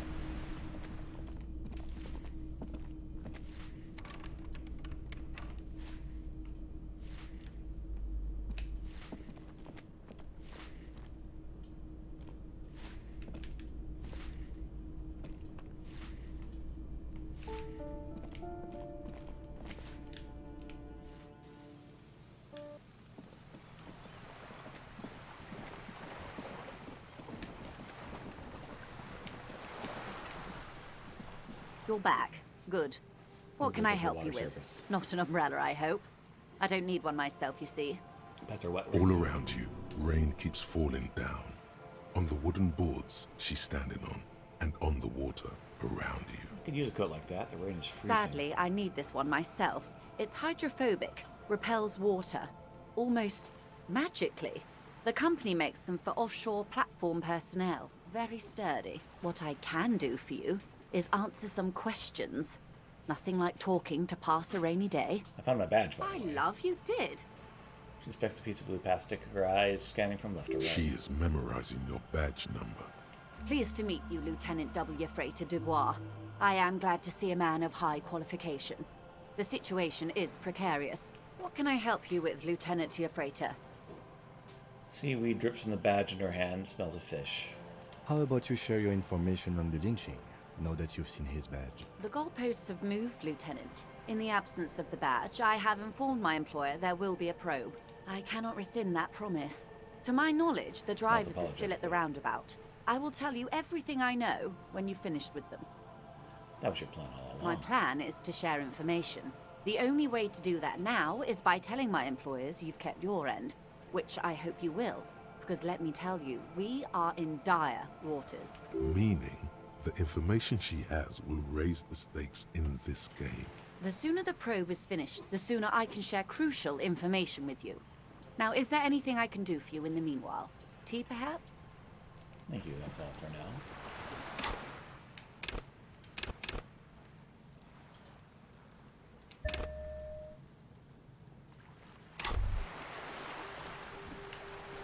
Honorable One, you have accumulated a substantial amount of honor points on your life path. You are a man most virtuous. I only try my best, the most any of us can do. Oh, the modesty on this one. Another 10 honor points for you, sir. You are on the fast track to becoming one of the rarest, most revered of all police officers, an honor cop. My honor is my life. Yes, your deeds have spoken for you, Honorable One. But to fully drape oneself in an eternal cloak of honor, a ritual must be completed. A rite of honor. Even among the honorable, only the most dignified are deemed worthy. But you, O Honorable One, have excelled in honor. Honor comes from deep within you. And to truly know oneself, to know one's honor, one must reach deep within oneself and touch one's honor.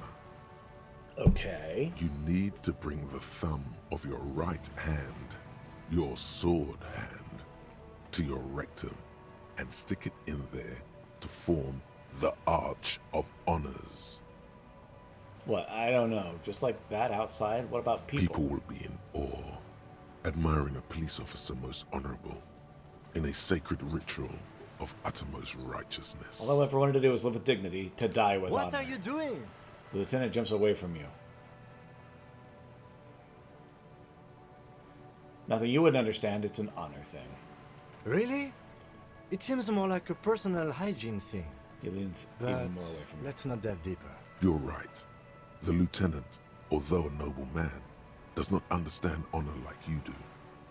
Best not to waste time trying to explain. Lead by example. Congratulations, Honorable One. You have become a member of a noble faculty.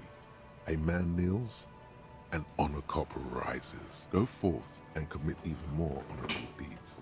And should your resolve ever waver, remember the right of honor. It will always cleanse a man's soul. It is an honor to serve with you, Honor Cop. Oh, for productive honor glance. What the crap?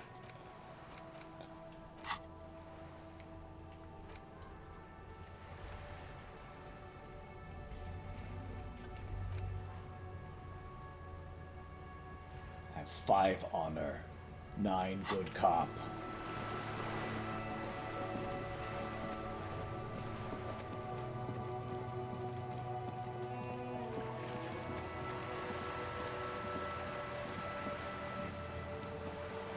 Let's try talking to bums. Now that I've completed the rite of honor.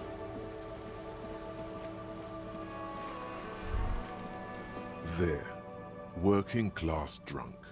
You know what this means, right? Case solved. Cracked it. All in a good day's work. Wait, what did I crack exactly? What do you mean, what did I crack? Look at how working class that drunk is. It's her husband, the missing husband. Yes, and you found him.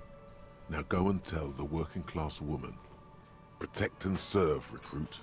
Didn't she repeatedly tell you her husband isn't missing though? But he is missing. You heard her. The worry in her voice.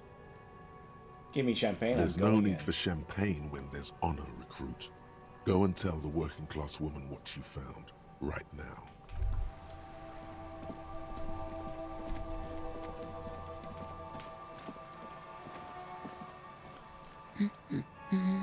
Protect and serve, ma'am. I found your God husband. damn it, I already told you. My husband isn't missing. You said you didn't know where he was. And I specifically added that I didn't need to know where he was. Well, I found him nonetheless. I'm that Very well then. Where is he?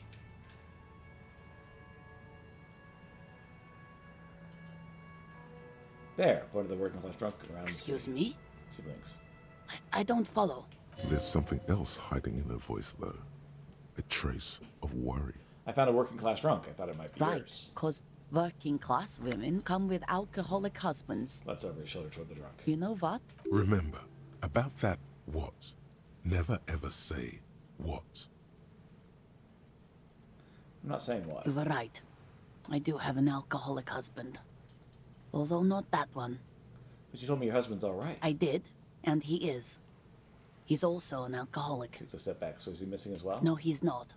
Or maybe he is. I don't know. He's probably in the park or in Shamrock somewhere, drinking with his friends. She looks away. I haven't seen him for... Well, to hell with him. She's completely forgotten about her books, staring blank into the distance. There. She's worried now. Kim, is it just me or we have a missing persons case here? I wouldn't be so sure. He replies before turning back to the face of the working class woman. Ma'am, just to be completely clear, do you want to report it to the police? Report what? He's just out drinking with his friends. I'm sure the police has better things to do than to chase down local goofballs.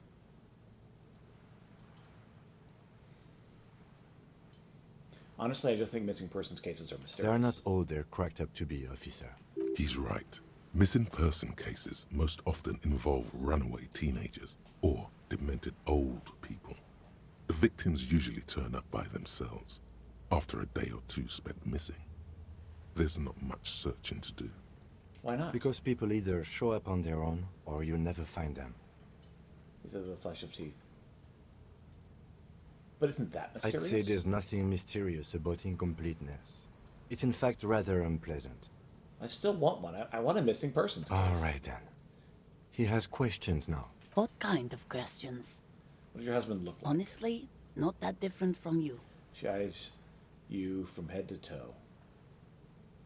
Let me guess, he's a disco? Oh, thank God, no. It hasn't come down to this yet. Why do you say that your husband resembles me then? Well, he's slightly chubby. I see. What else? What else? He was wearing a dark brown leather jacket with a bright blue inner lining. The lining is hand-sewn. I made it myself. She sighs, her voice slightly quivering as she adds. It's his cool jacket. God knows it's too cold to run around in this, but he refuses to change. I even tried throwing it away once, but he just dug it out of the bin. Can you believe it?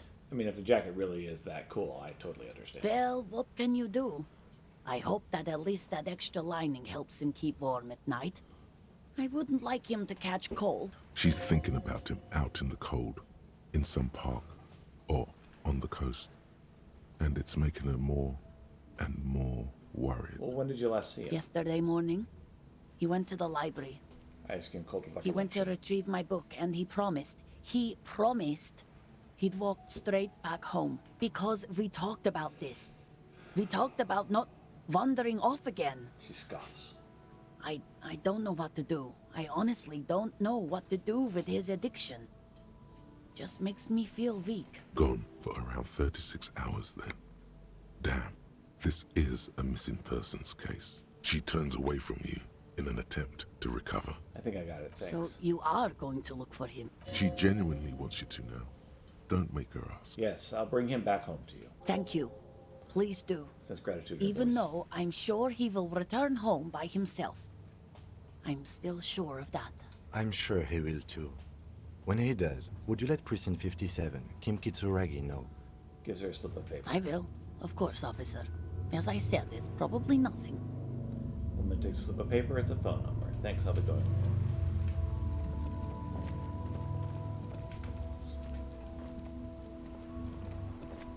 The dented yellow mailbox greets you with its graffito and bullet holes in the front. Maybe we get to use this mailbox for something. Yes, for sending mail. The white envelope in the You mailbox. drop the white envelope in the darkness. It lands with a soft thud on what sounds like a couple of letters. Probably did the right thing. You can't trust that slug Everard. You know he's going to play you somehow. All right, let's go back to Everard. If we don't mention anything to him, he won't know before it's too late.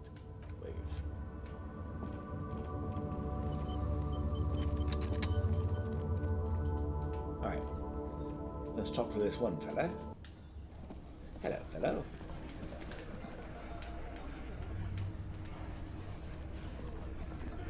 Behind the dockworkers, a ceiling height window.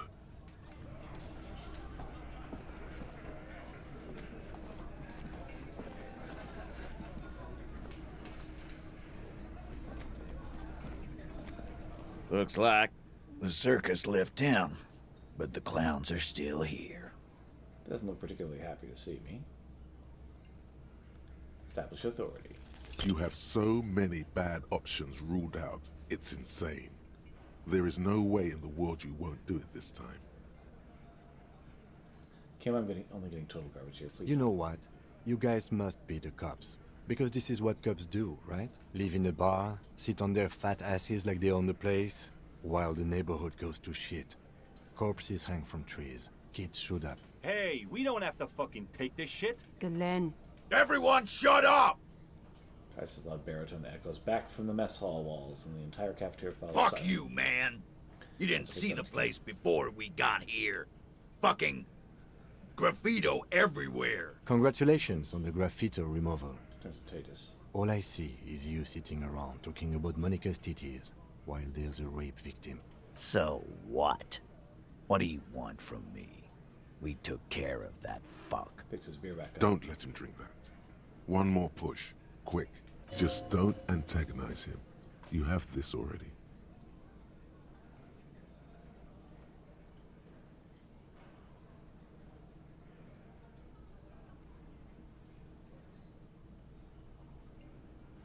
Not about who did it, it's about the victim. She needs help. Titus? She stops mid-sentence. That's it. You got him.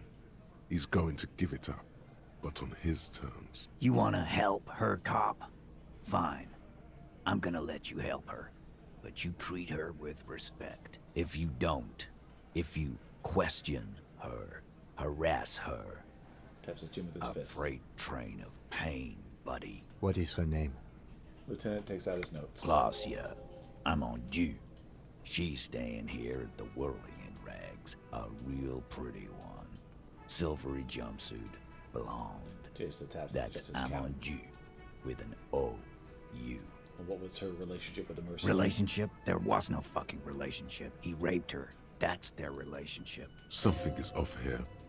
His anger is possessive. Was like that karaoke incident all over again. Or like some of the other girls he was harassing. Okay, enough. All of this is irrelevant to your stated investigation. When did the rape happen? He did it before we killed him. He's not gonna do it again. So Doesn't have what any does bearing. it matter? It would help if we establish a timeline. All right. 2 weeks, maybe? I don't know. I need another beer. Here you go, boss. When did your relationship I know her.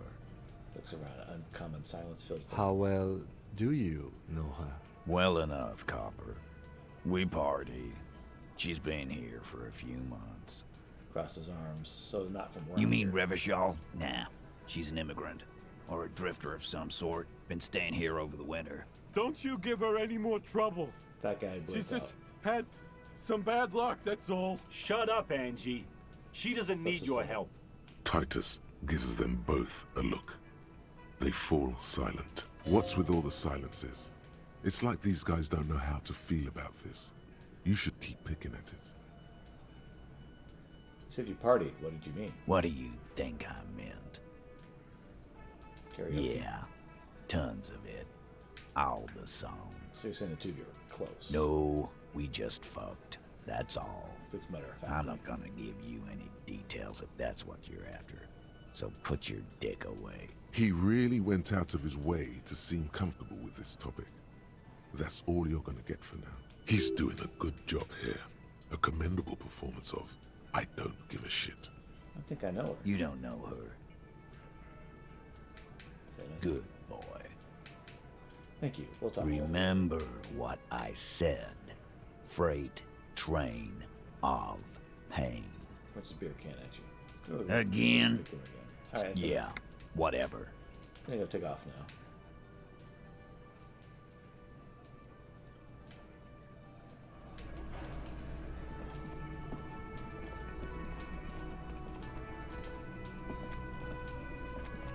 Okay, Kim, get out of my way, bud.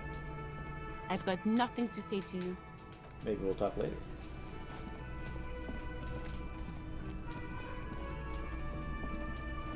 Ah, smallest church in Saint-Saëns, right? Cafeteria manager's waiting for you to acknowledge that he recognized the song.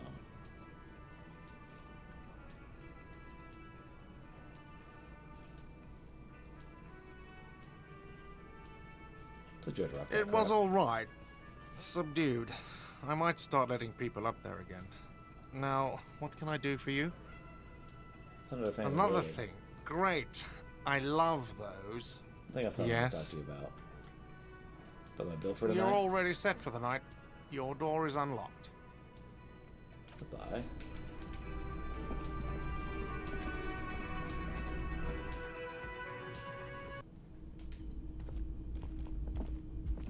The door is closed. Who is it? Woman's voice answered muffled by Tired. Control. This is the police. Can we come in? Come on up. The door is open. She shouts. I'm drying my hair.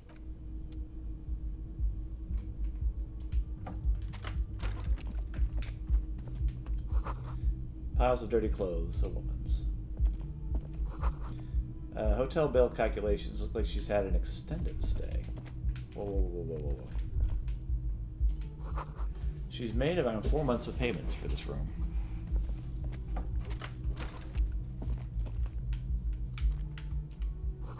See the yard below? The corpse is no longer This medicine cabinet is full of wares. Sheets of pills, haphazardly stacked, one on top of the other. There's also a toothbrush somewhere in there. Pharmaceuticals line the shelves. Sheet upon sheet of pill bottle next to pill bottle. Acetylic acid, APAP, eye drops. Pill bottles rattle like bones as you search the cabinet. Paracetamol, histoperidol, something in a foreign language you can't read. Behind them, an unusually shaped nasal spray. Its label reads, Nacra. Nacra? This is used to treat opioid overdoses. Always handy to have around. Nacra opioid antagonist. Interesting. That's used for diamorphine overdoses. Search the pill case. Among some foreign, probably Messinian or Gotwaldian, marked red blister packs you find. What do you find? This is going to take a little know-how. Anything more interesting in here? A bright orange bottle with Preptide stamped on it. In sunny, happy letters. Jackpot, baby. That's the stuff you're looking for. Your palms begin to sweat just holding that little plastic container. Take it in secret. Silently, the bottle slides into your palm. Then, as you turn, into your pocket. Feels so sleek and beautiful. You got it. Here comes the afterburner. Time to become a super detective again, Harry. Just put it in your sweaty little hand now. It's quite a collection. Anything of note? With a toothbrush. It's been used quite a lot. Close the cabinet.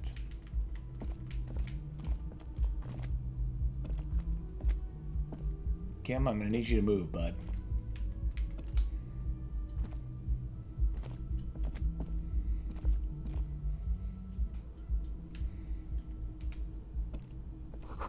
Bed has been hastily made.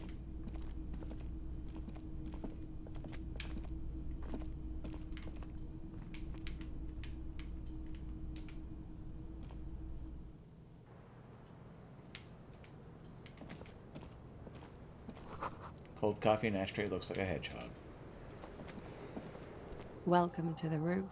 Young woman has a cigarette in one hand and a cup of coffee in the other. Below her silvery jumpsuit, an athletic young body, built, long, and lean. I'm sorry for the mess down there. The cleaning lady hasn't come by in days. I'm beginning to wonder if she ever will.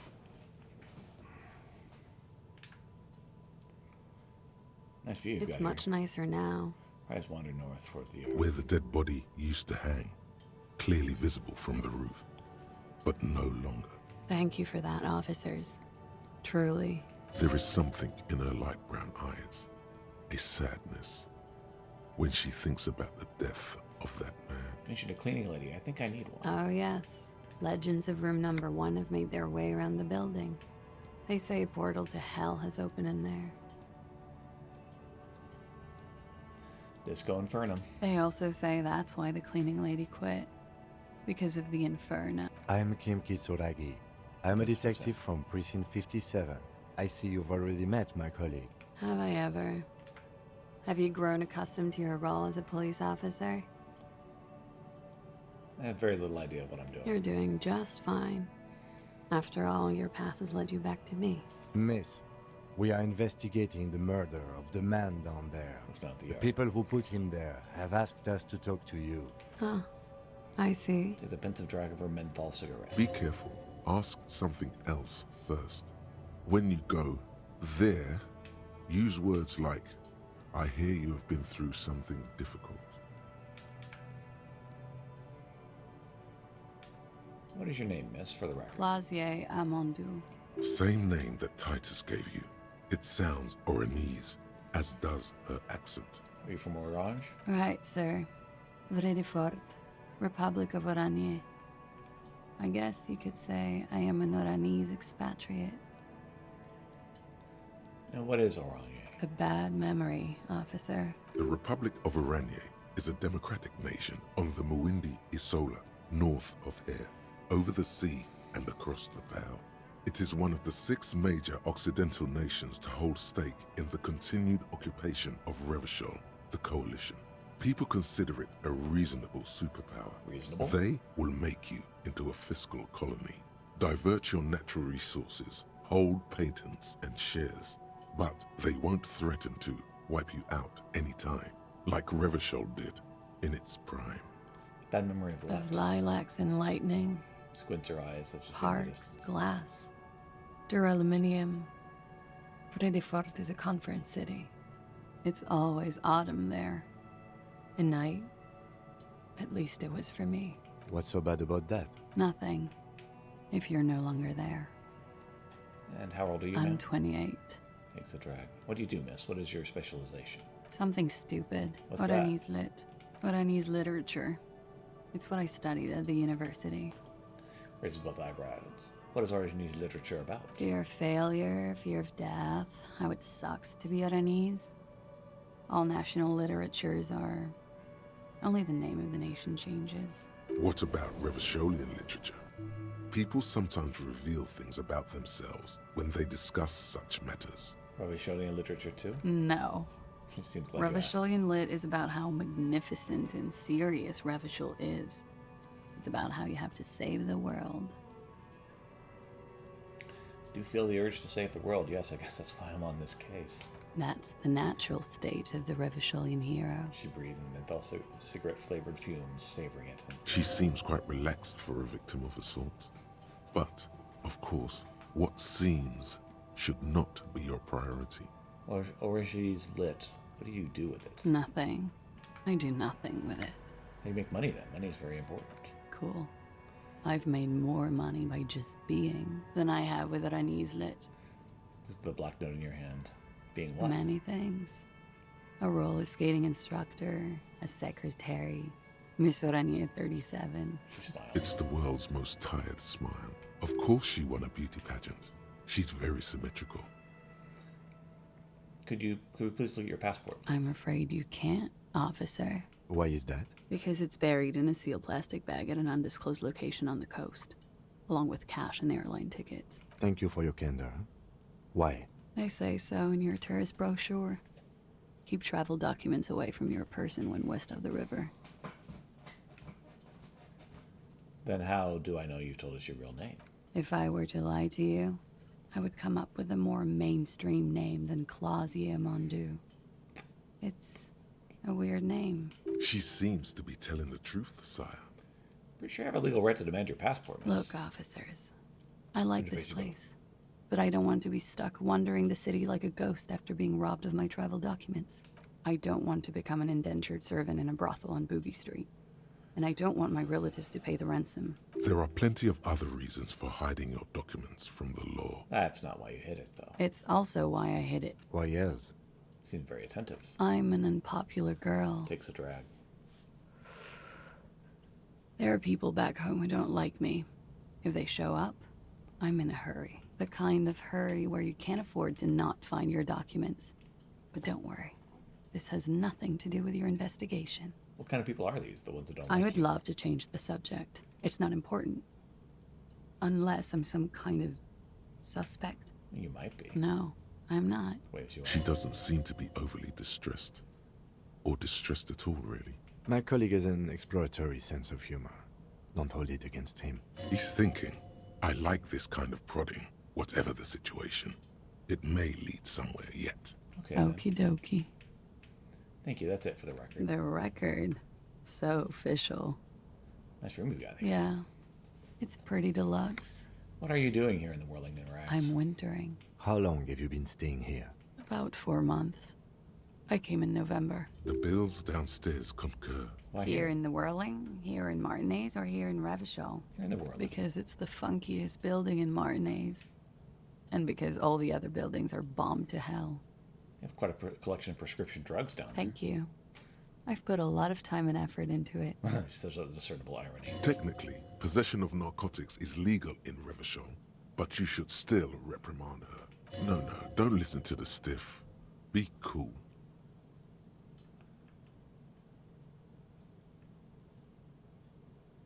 It is quite impressive. How did you amass such a hoard? With money, sir. Takes a drag. It's not exactly the NT-Star size caboodle I intend for it to be one day, but it's getting there. The Anti-Star is, or was, a Vespertine rock and roll star who liked to do drugs. He did so many drugs, he eventually mutated into a corpse. Collection includes Necra and an opioid antagonist. Comes in handy when you've done too many opioids. Is that something that happens to you often, miss? His tone isn't aggressive, just inquisitive. Better safe than sorry.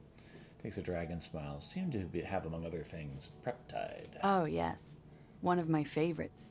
It cures many ailments. Like what? Like not being able to stay up for 36 hours. She thinks. Not being happy.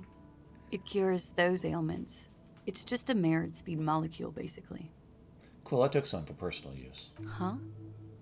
What drugs do you have? Motherfucker took my Preptide? Looks like you owe me one, officer. I'm talking serious corruption here. This does not amount to actual corruption. I can easily log it under confiscation. Robbed by common highwaymen. Says to herself with a smile. It's hard to tell if she means it in earnest or as a joke. I have other questions for you. Okay.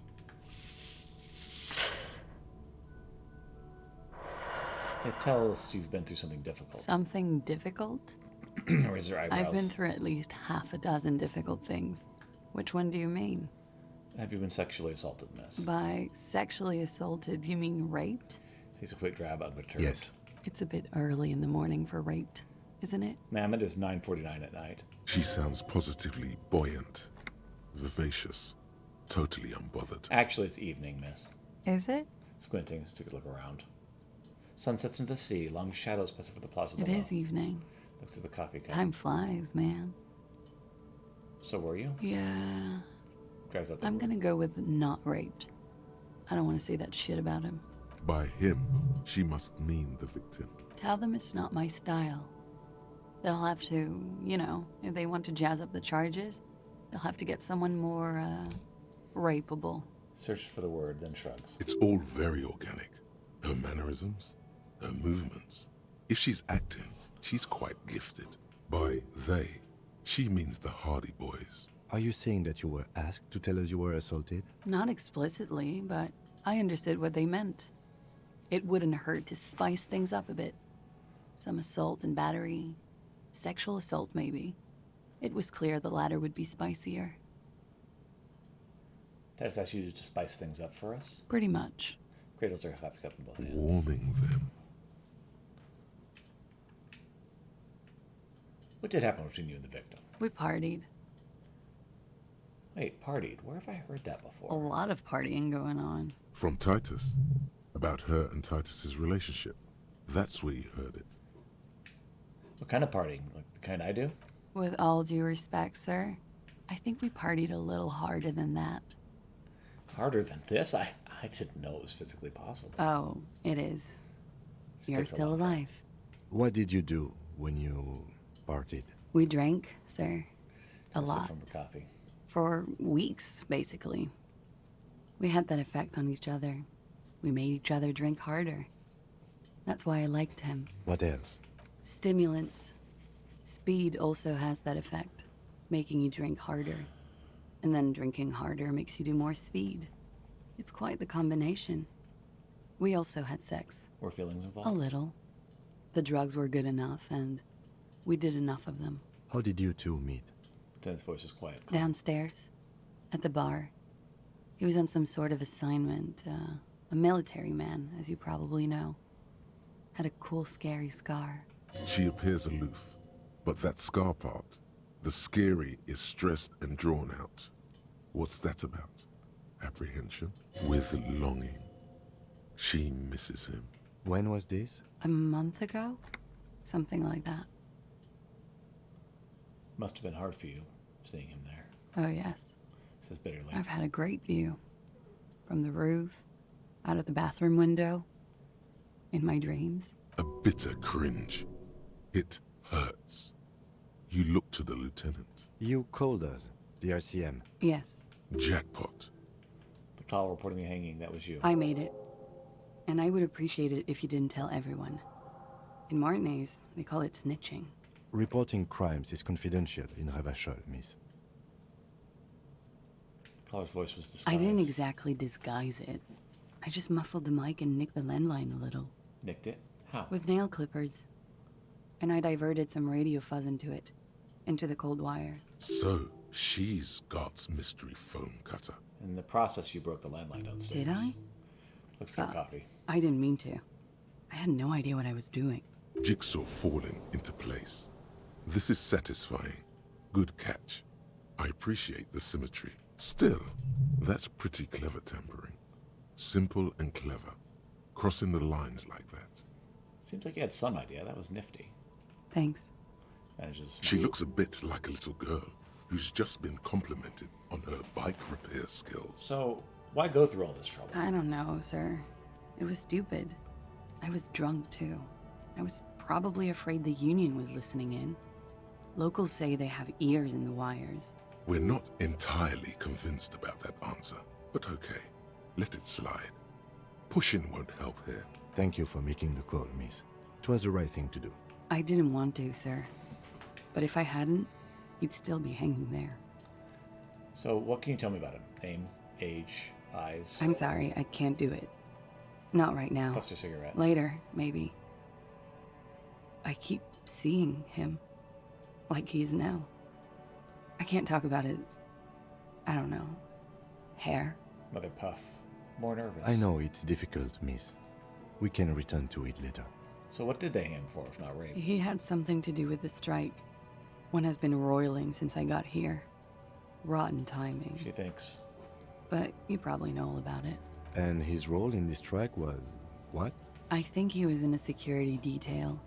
He was ex-military. Worked for Wild Pines. And against the Union. We didn't discuss work much, if you know what I mean. But I understood it was dangerous. And they lynched him for it? She nods. So how do they know you? They're frequent guests. Downstairs. Looks at the floor. They have a booth for Union members. They're probably down there now. And how'd you meet? Over drinks. It's been a long, boring winter. Did you party? A little, yeah. Like you partied with the deceased?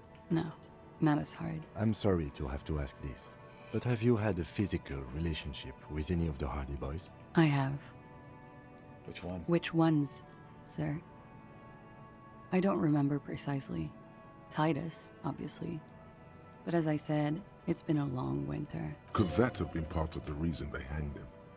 Could that be why they lynched him? Jealousy? I hope not.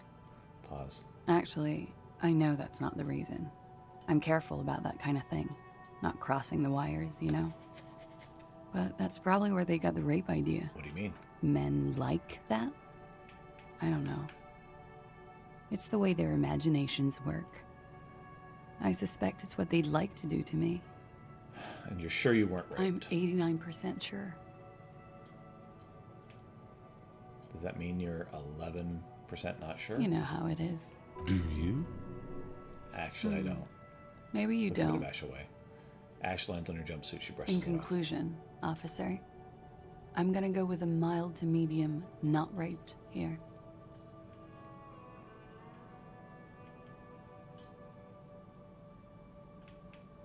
Sounds like something happened and you don't want to acknowledge Let it. me make this 100% clear then, officer. I was not sexually assaulted. Would I be as flippant if I had been? Thank you for telling me all this, miss. She breathes a silvery sigh of relief and weariness. The air on the roof feels humid. Should we head back downstairs, officer?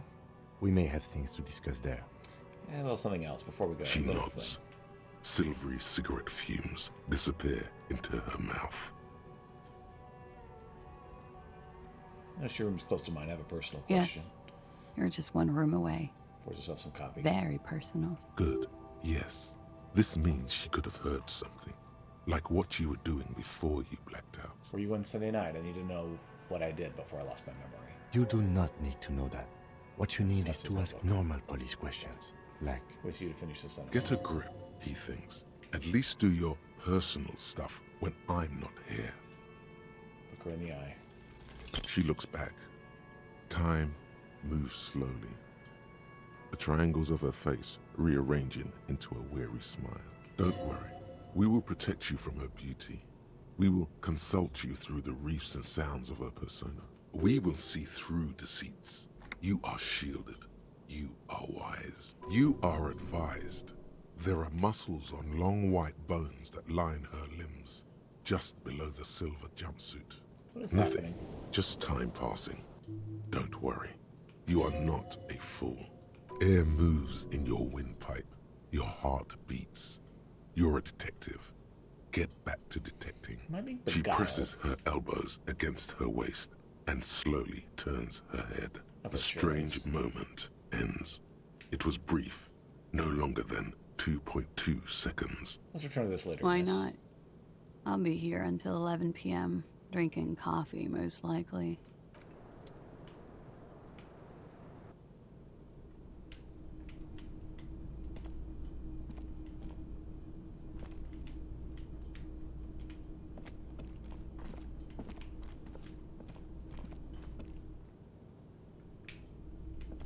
looks like we have more to discuss with those so-called Hardy boys. His voice is Half lowered. their reasoning just went out the window. Think this will make them Nothing cooperate? will make them respect the RCM, but it will disrupt the game they prepared for us. We just stripped off one layer of whatever it is. Her decision to not corroborate their story was definitely not part of the plan. Why did she tell us all What else could she have done? Lie? She saw there was no way to lie and get away with it. You would have caught it. I would've If caught not it. you, then me. It was a smart move from her. She seemed You candid. think so? She had a Being repressed candid face. is the best way to lie. The appearance of candor with some facts thrown in draws attention away from whatever one chooses to omit. She may be trying to control the pace of the investigation. Anyway, we should move. I suspect our inquiries will bring us back here soon enough.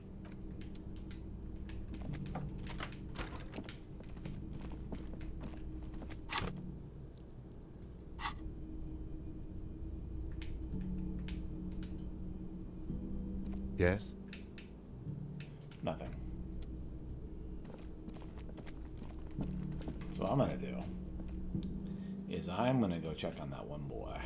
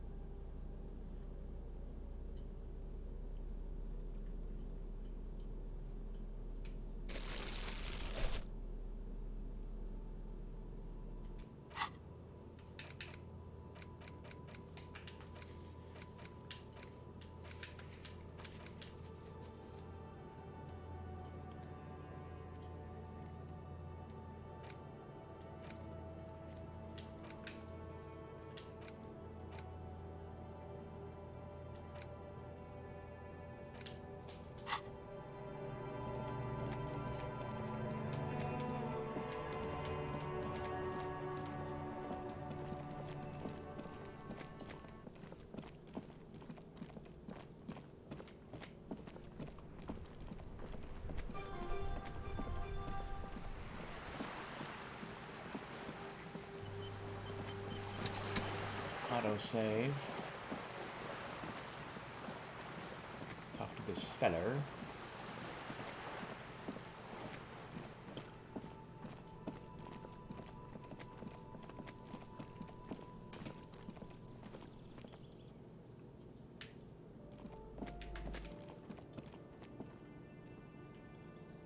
It is 10:25. Gendarmerie, you found me. A boy in the balcony, or a young man in the balcony, gives you a bright smile before taking another drag of a cigarette. His slender figure is backlit by city lights, its distant streets and motorways flashing like diamonds. It feels like a Friday. He seems to be in a good mood tonight. Yeah, it's the cleaning lady let us Beautiful. in. He replies, smiling. Looks at you with something sparkles in his So eyes. tell me, are you here to make things right again? What I'm aiming for, yes. Beautiful. Says again. Nearby streetlight casts shadows on his chin, drying out the slender cheekbones. I have some good news for you. My Sunday friend is visiting me tonight. I told him about you and he'd like to say hello. Step in. He's already waiting. By the way, I'm really digging the view here. Mm-hmm. That's why I chose this place. Looks away. Cigarette. Martinez over is there. special, isn't it? Wait. Suddenly you're digging things? The lieutenant whispers to you, shaking his head. Why would I want to meet Trust your friend? me. You do. Is it Friday tonight? It feels Yeah, like Friday. it does feel like the end of the week.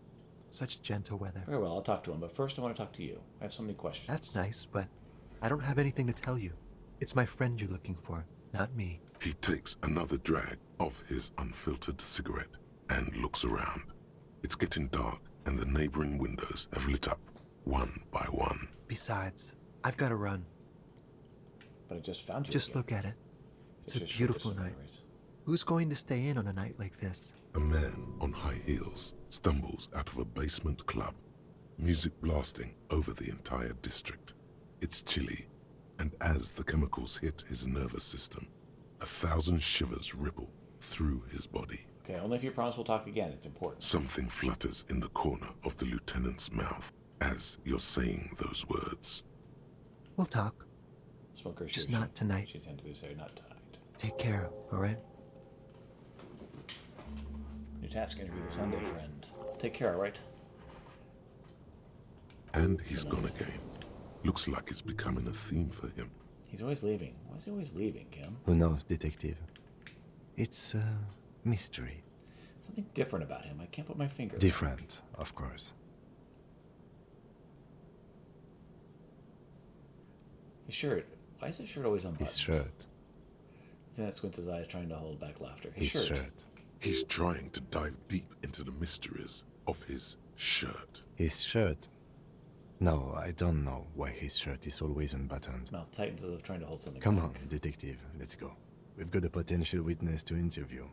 His Sunday friend, remember? He nods to the apartment door before you.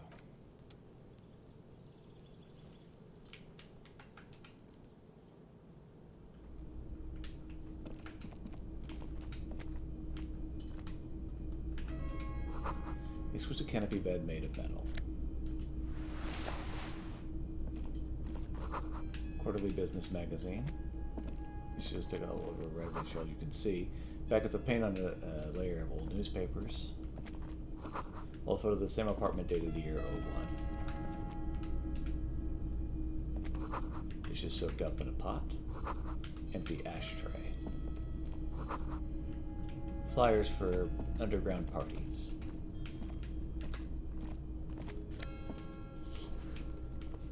Party Dragon Silk Robe. Officers of the Revachol Citizens Militia. The man in business clad casual removes his cufflinks. You shouldn't be seeing him in an intimate setting. For some reason, you feel this man is your superior. Superior, but he's not in the command chain. My name is Charles Vildrouin, and I am an official with the coalition government. I work for the Institute of Price Stabilité on assignment from Sur-la-Clé. I heard you talking to my friend outside. Very good. Super. I am here to assist you in any way possible. Ask me about the hanging. No, first ask an innocuous personal question to get the interview off on the right foot. Yes, make it clear you're the one setting the terms here.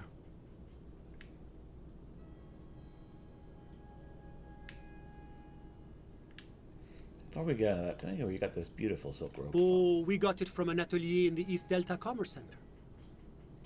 Personally, I think it's a little culturally insensitive, but the material is great. Sadly, the shop is now out of business. That's really all I can tell you about it. With a little rooftop with his fingers, cold air sweeps from That didn't work at all. The lieutenant takes out his notebook and nods to you to proceed. What's an official like you doing in The coalition is only looking out for the price stability. Inflation is a killer, like a heart disease blocking the normal circulation of the economy. It must be controlled. The economy impacts the entire international community, which is why it requires international oversight. But what are you doing here, in this apartment? Well, I'm renovating it. It is an interesting project. The building used to be a 12-story skyscraper before the cannons took the top 4 stories off. This, of course, happened when the coalition forces landed here. You could say I'm undoing some of the material damage the international community caused when we arrived here. So you're some kind of bureaucrat? Yes. As I said before, I'm a commissioner from Sur-la-Clé working for the Institute of Price Stability. Glances at his watch. This is one of the main projects of the Moral Inter. Wait, there isn't actually an Institute of Price Stability, is there? Or maybe there is. God, it's impossible to understand whether someone from the Moral Intern is joking or not. What is the price stability? It is the most important thing. That doesn't tell me anything. It's the central goal of any sound monetary policy. Maintaining the price stability is essential to maintaining high levels of economic activity, which is essential for maintaining high levels of employment, which is essential for maintaining the social stability. Basically, it makes sure the price of bread doesn't change. Précisément. Too much inflation, bread becomes too expensive. Too much deflation, it becomes too cheap for bakers to produce. That's why the Institute of Price Stability works to keep inflation just below 2%. Below 2% of But what? not too far below. No. Too below is also bad. Below, but close to 2%. You're not answering my questions The at all. coalition believes in the importance of informing the public about the benefits of the price stability. Transparency is one of our principles. Would you like an informational pamphlet? Sure, give me a A leaflet. sound monetary policy is essential for addressing uncertainty. Stability is the raison d'être of the Moral Inter. It's the reason why I identify as a moralist. But oh, I don't have my leaflets on me today. That's too bad. You can always call our information line. Making information available is part of the Moral Intern's commitment to transparency. Tell me about Schroeder. What's there to say? Sur-la-Clé is a modern, urbanized country that measures very high on the Human Development and Freedom Index. Mostly, though, it's known as the executive heart of EPIS. Moreover, it is a great sponsor of less emerged countries. Revachol is only one of its many darlings whose progress it supports and cherishes. So one of those non-governmental agencies, NGOs. Darlings? That can't be an official designation. So what makes Revachol sur la clé darling? Because a great percentage of Revachol's culture hails from Sur-la-Clé. Its language, its people, its cuisine even. Or at least in the downtown La Delta area. What is this La international community? Communauté Internationale is what Revacholians colloquially call the coalition. In other words, the nations that stopped the disaster of the revolution. What do you call a coalition? Your employer, technically speaking. The governing authority of Revachol. The RCM is but one part of this provisional administration. I've heard about this moral intern before, but I want to know It's more. the International Organization for Moralists. Hence, Moralist International. The Institute of Price Stability is just one of its many mind babies, as is the coalition.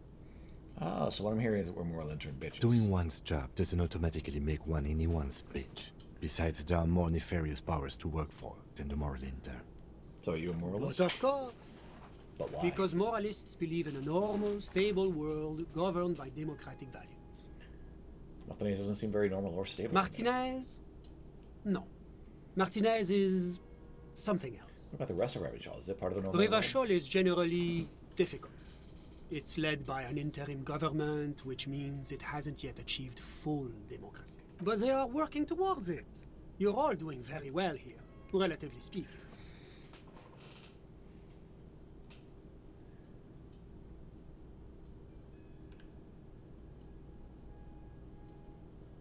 Democracy is a meaningless sham as long as the working class is under the boot heel of capital. Of course, the detective's personal views do not represent the views of the RCM. We are not all communists, I swear. Ah, my friend. But the lesson of the revolution is that communism does not work. It didn't work because the coalition crushed it violently. Oh, yes. The big bad coalition crushed the revolution. Tell me, if the revolution was succeeding, would it have been crushed so easily? Are we really so bad for wanting compromise, peace, and prosperity on reasonable, achievable terms? Ask yourself that. Now, enough of this delightful political interlude. Was there anything else you wanted to ask? Enough business. Let's talk about something Whatever else. you wish, officer. You actually witnessed the I'm lynching. sorry to say I did, officer. It's just the break we've been looking for.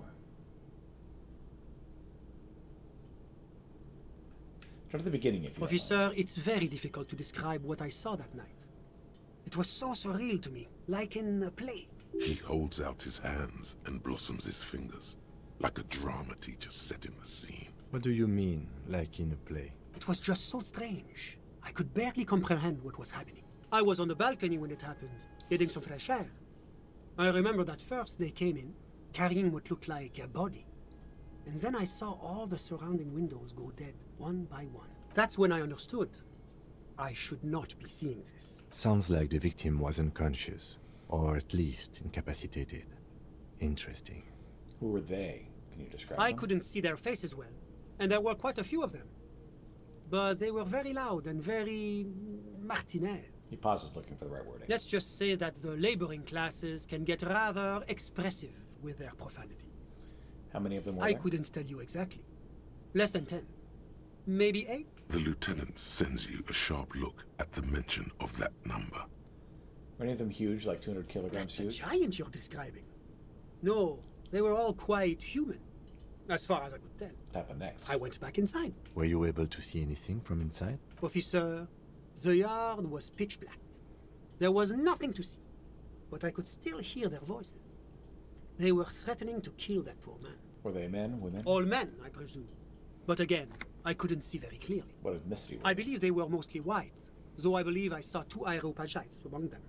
And I am quite certain that one spoke with a Mesk accent. What happened Well, next? that's the strangest part, officer. Nothing happened.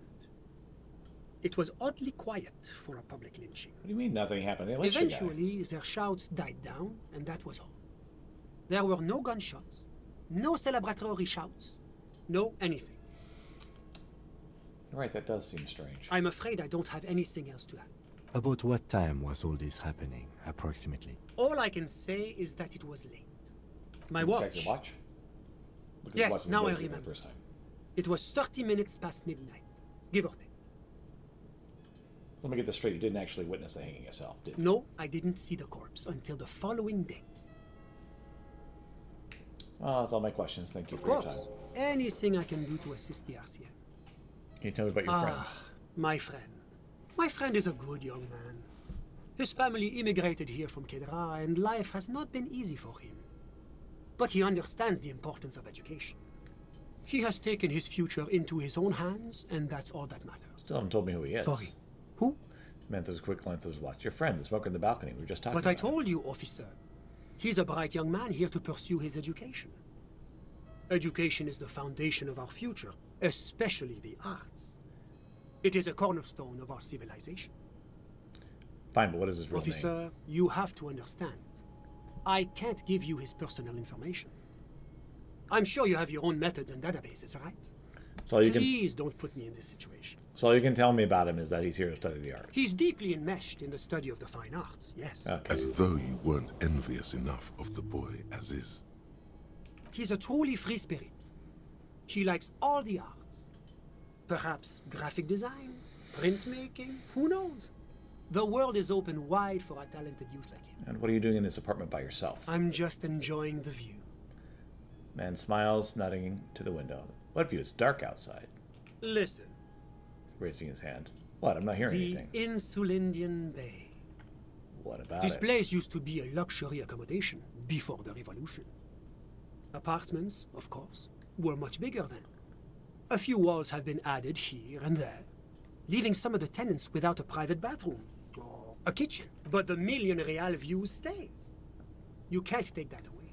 Looks in the balcony door, his face mirrored in the darkened glass. I was asking about My your friend. comes and goes. I'm sure you'll see him around. He's a busy bee. A busy bee? What an odd choice of words. How'd you even become How friends? did any of us become friends? Bad things happening on the insulin Peninsula? Oil platforms ablaze in the night? Civil wars lasting for years? Finally, the international community is forced. What are you even talking about? No one becomes friends that way. Contraire. It's how millions of people end up where they are. Meeting the people they meet. It's how I came here, and my friend too. What's Kedra? Kedra is a candidate member of APIS. But, between you and me, their potential membership is a more contentious issue. What do you mean? That it's never going to happen. They enter negotiations in 21, and it's been pending ever since. But that doesn't tell me anything about Kedra itself. Is it warm there, cold, something It's in warm. between? No, It's also known for its mandarin trees and dust storms from supramoon. Kedra's an emerging market, but it still has a long way to go. Maybe that's why my friend's menage decided to emigrate. It's something. I'm all ears, officer. Thinks that's all I A need. moment, officer. Do you have everything you need from me? I'm afraid we won't have the chance to speak again once you leave. Hold on, why can't we talk It's later? against diplomatic best practices for an official in my position to be discussing murders with local militiamen. He pauses. And I'm pressed for time. After you leave, I should be leaving as well. That's not the real reason he's so apprehensive. Men in his position shouldn't be seen loitering around in underprivileged young men's apartments in the middle of the night. I'm not going anywhere, I just want to have a look around this Sure, apartment. go ahead. It's a beautiful space. Glances at his watch. Let me know if you have any further questions.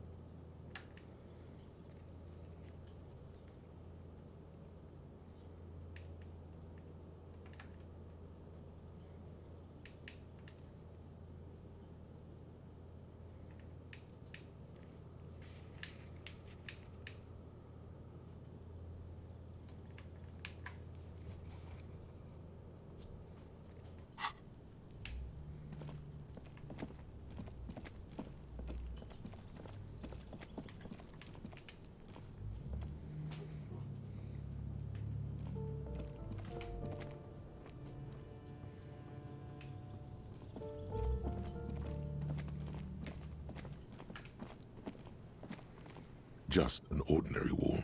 Nothing to see here.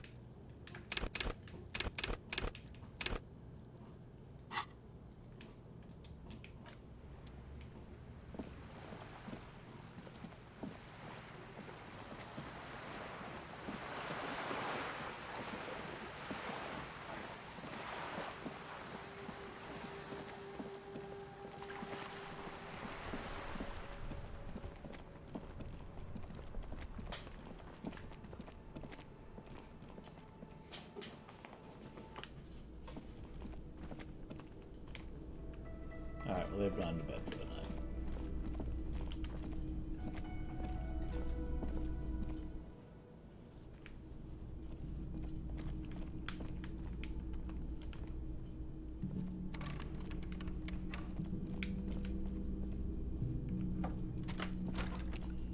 See you in the morning.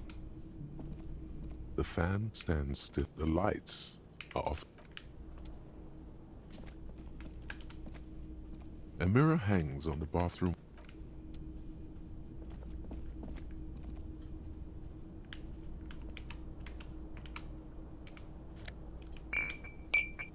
The bed is still cold from the broken window, and not too inviting. But it's yours. You've earned it. I'll be right back.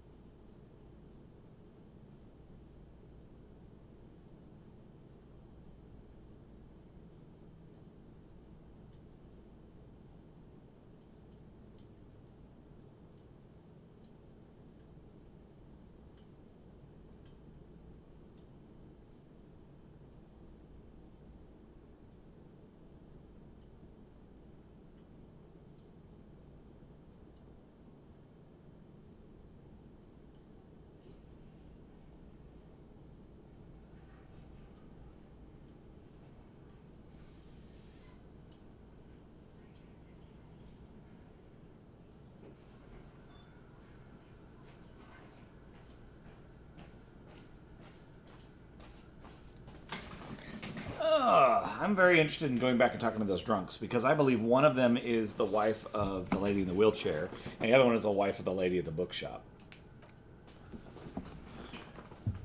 It's not easy, but your bones are so tired from what feel like weeks of work on the case. You have to try. After what feels like hours, you feel you might be sleeping.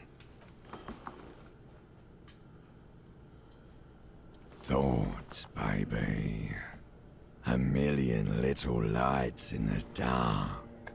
You're one fine instrument, brother. All those faces and all those names. All that laughter and screaming and scheming around. Every corner and every street. Recorded in you. Forever. On Faraday. Spinning and spinning. Tell me, am I dreaming? No, you're spinning tapes at the discotheque. The great unceasing disco of the mind. The flash. The bang. The endless learning experience. Spinning on him. On and on it goes. For untold hours. At the disco where you first asked her to dance. Rising. Rising. Above the dark curvature. The great wingspan of sleep. Studded with stars. Behold, there are millions of them down there. The first time. The last time. The smoke in her mouth. The plotted flowers. The faces turning, changing. What is it? It's the world, Harry boy. And you're made of it. Every day you're out there, you make more of yourself from it.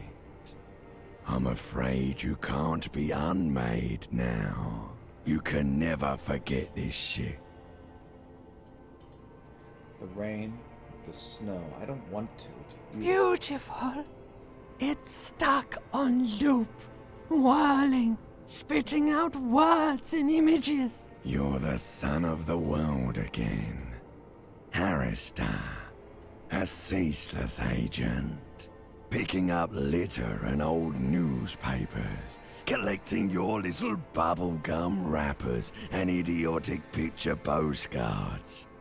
Meaningless, meaningless keepsakes. Reading your awful letters and recalling things, aren't you? The endless names of the world. An address book you are. The map of a city. That's right. I am an agent. You'll go insane if you keep going like this. One more day, and you'll be in the loony bin. I just know you will. And for what, brother man? For the working class. solving your little crossword puzzles, doing your tasks, crossing names off lists, trying to become some sort of world detector. It won't make it okay. It won't put smoke back in her mouth. I'm building communism for all. This time we won't fail. Unlike all the other times. This time it'll work. There he goes again. He's a real political animal, our Harry. He still doesn't see that it's the world changing around him. He's got no idea what he's in for. Why? 'Cause only love can break your heart. Feel the pillow under your cheek. Beep, beep, beep. The alarm is ringing, Harry. The disco circus goes on and on. You barely slept 3 hours last night. Do it for the wind. Do it for the picture puzzle. Put it all together. Solve the world. One conversation at a time.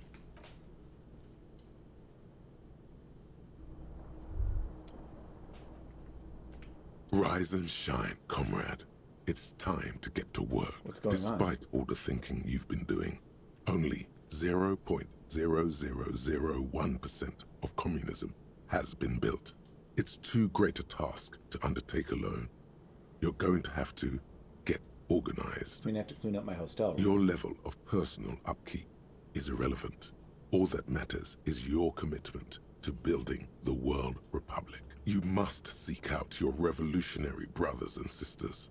Find out how much communism they've built. Then, together, maybe you'll be able to build as much as 0.0002% of communism, but it won't be easy. Decades of persecution by coalition authorities have driven the remaining communists of Martinaise underground. But I'm part of the coalition authorities. Have I been persecuting communists this whole time? Possibly. If you have been, it's only because you're a double agent acting in furtherance of your long-term objectives. Listen to this. Do you really think you're the kind of person an underground communist cell would entrust with a mission that requires such discretion? Maybe. Regardless, what's past is past. You need to look forward to the work of building communism for all. How am I supposed to find them if they're hiding? Let your nose guide you, detective. You must mean my nose, as in my huge and highly functioning No, brain. we meant your nose, as in that swollen muck detector in the center of your face. It just happens to be perfectly calibrated for sensing communists. But what does communism smell like? Failure. There's so much failure in my life already. I don't know if I can take any more. That's why you're perfect for the job. No one's got a better nose for failure than you, Harry. Oh. People sometimes complain there are no real communists left in Martinaise. But you can smell their presence. They're out there, waiting for you to join them. Incidentally, during the waning days of the anti-centennial revolution, a number of Revacholian communards constructed elaborate hideouts in abandoned root cellars, hollowed out tree trunks, and even residential sewage tanks. This latter phenomenon gave rise to the early anti-communist slogan, "The future's bright when you flush out the white." Okay, I'm ready. Let's get organized. First, you'll have to locate the remaining communists in Martinaise. When you get near to someone with revolutionary potential, your nose will give you the signal to establish contact. You could also just look for more tangible evidence of communist activity. Images of Krasmazov and White Antlers are usually a dead giveaway. I saw that in the apartment. You should begin by interrogating those lawless malcontents at the Dock Workers Union. They're an obvious place to start. Hang on, what do I do once I establish contact with my fellow communists? You'll discuss the monumental world historical task that lies before you. You'll engage in rigorous and spirited debates about Mazovian theory and practice. But mostly, you'll probably complain about other communists. Wait, isn't that last part counterproductive? Not at all. Complaining about other communists is one of the most important parts of being a communist. All right, then let's get Here to we it. go. Wake, brave worker, 'tis no time for bed. Fight till there's no slaves below, and no masters overhead. Hi, kitty.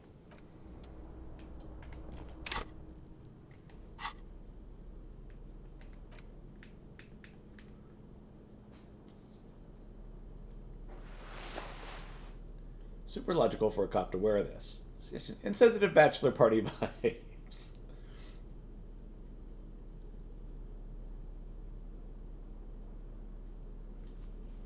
Tawny cone-shaped hat looks like a beacon of Sumerian wisdom. His straw sticking up like antennas. Thank God you really can't see people's reactions to what they see you strolling around with this incredibly insensitive headpiece.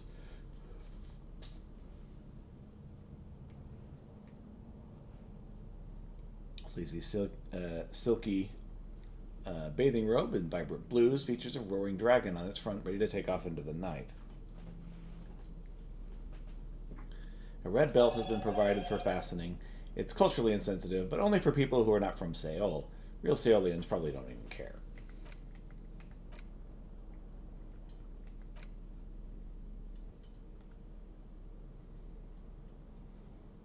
Book The Man from Himdall and the Devil Woman. The edges of the pages are worn and smudged. A lot of people have read about the Devil Woman's altercations with the Heimdall Man. The jacket copy proclaims, Man from Heimdall returns in his most exciting adventure yet. After crashing into a strange jungle, cannibalistic natives abduct his only surviving comrade, Noble Tyribald. Before Man from Heimdall can mount a rescue, he is ambushed by a tribe of female warriors and taken to the ancient citadel of Cloud City, where a mysterious and wicked queen rules supreme.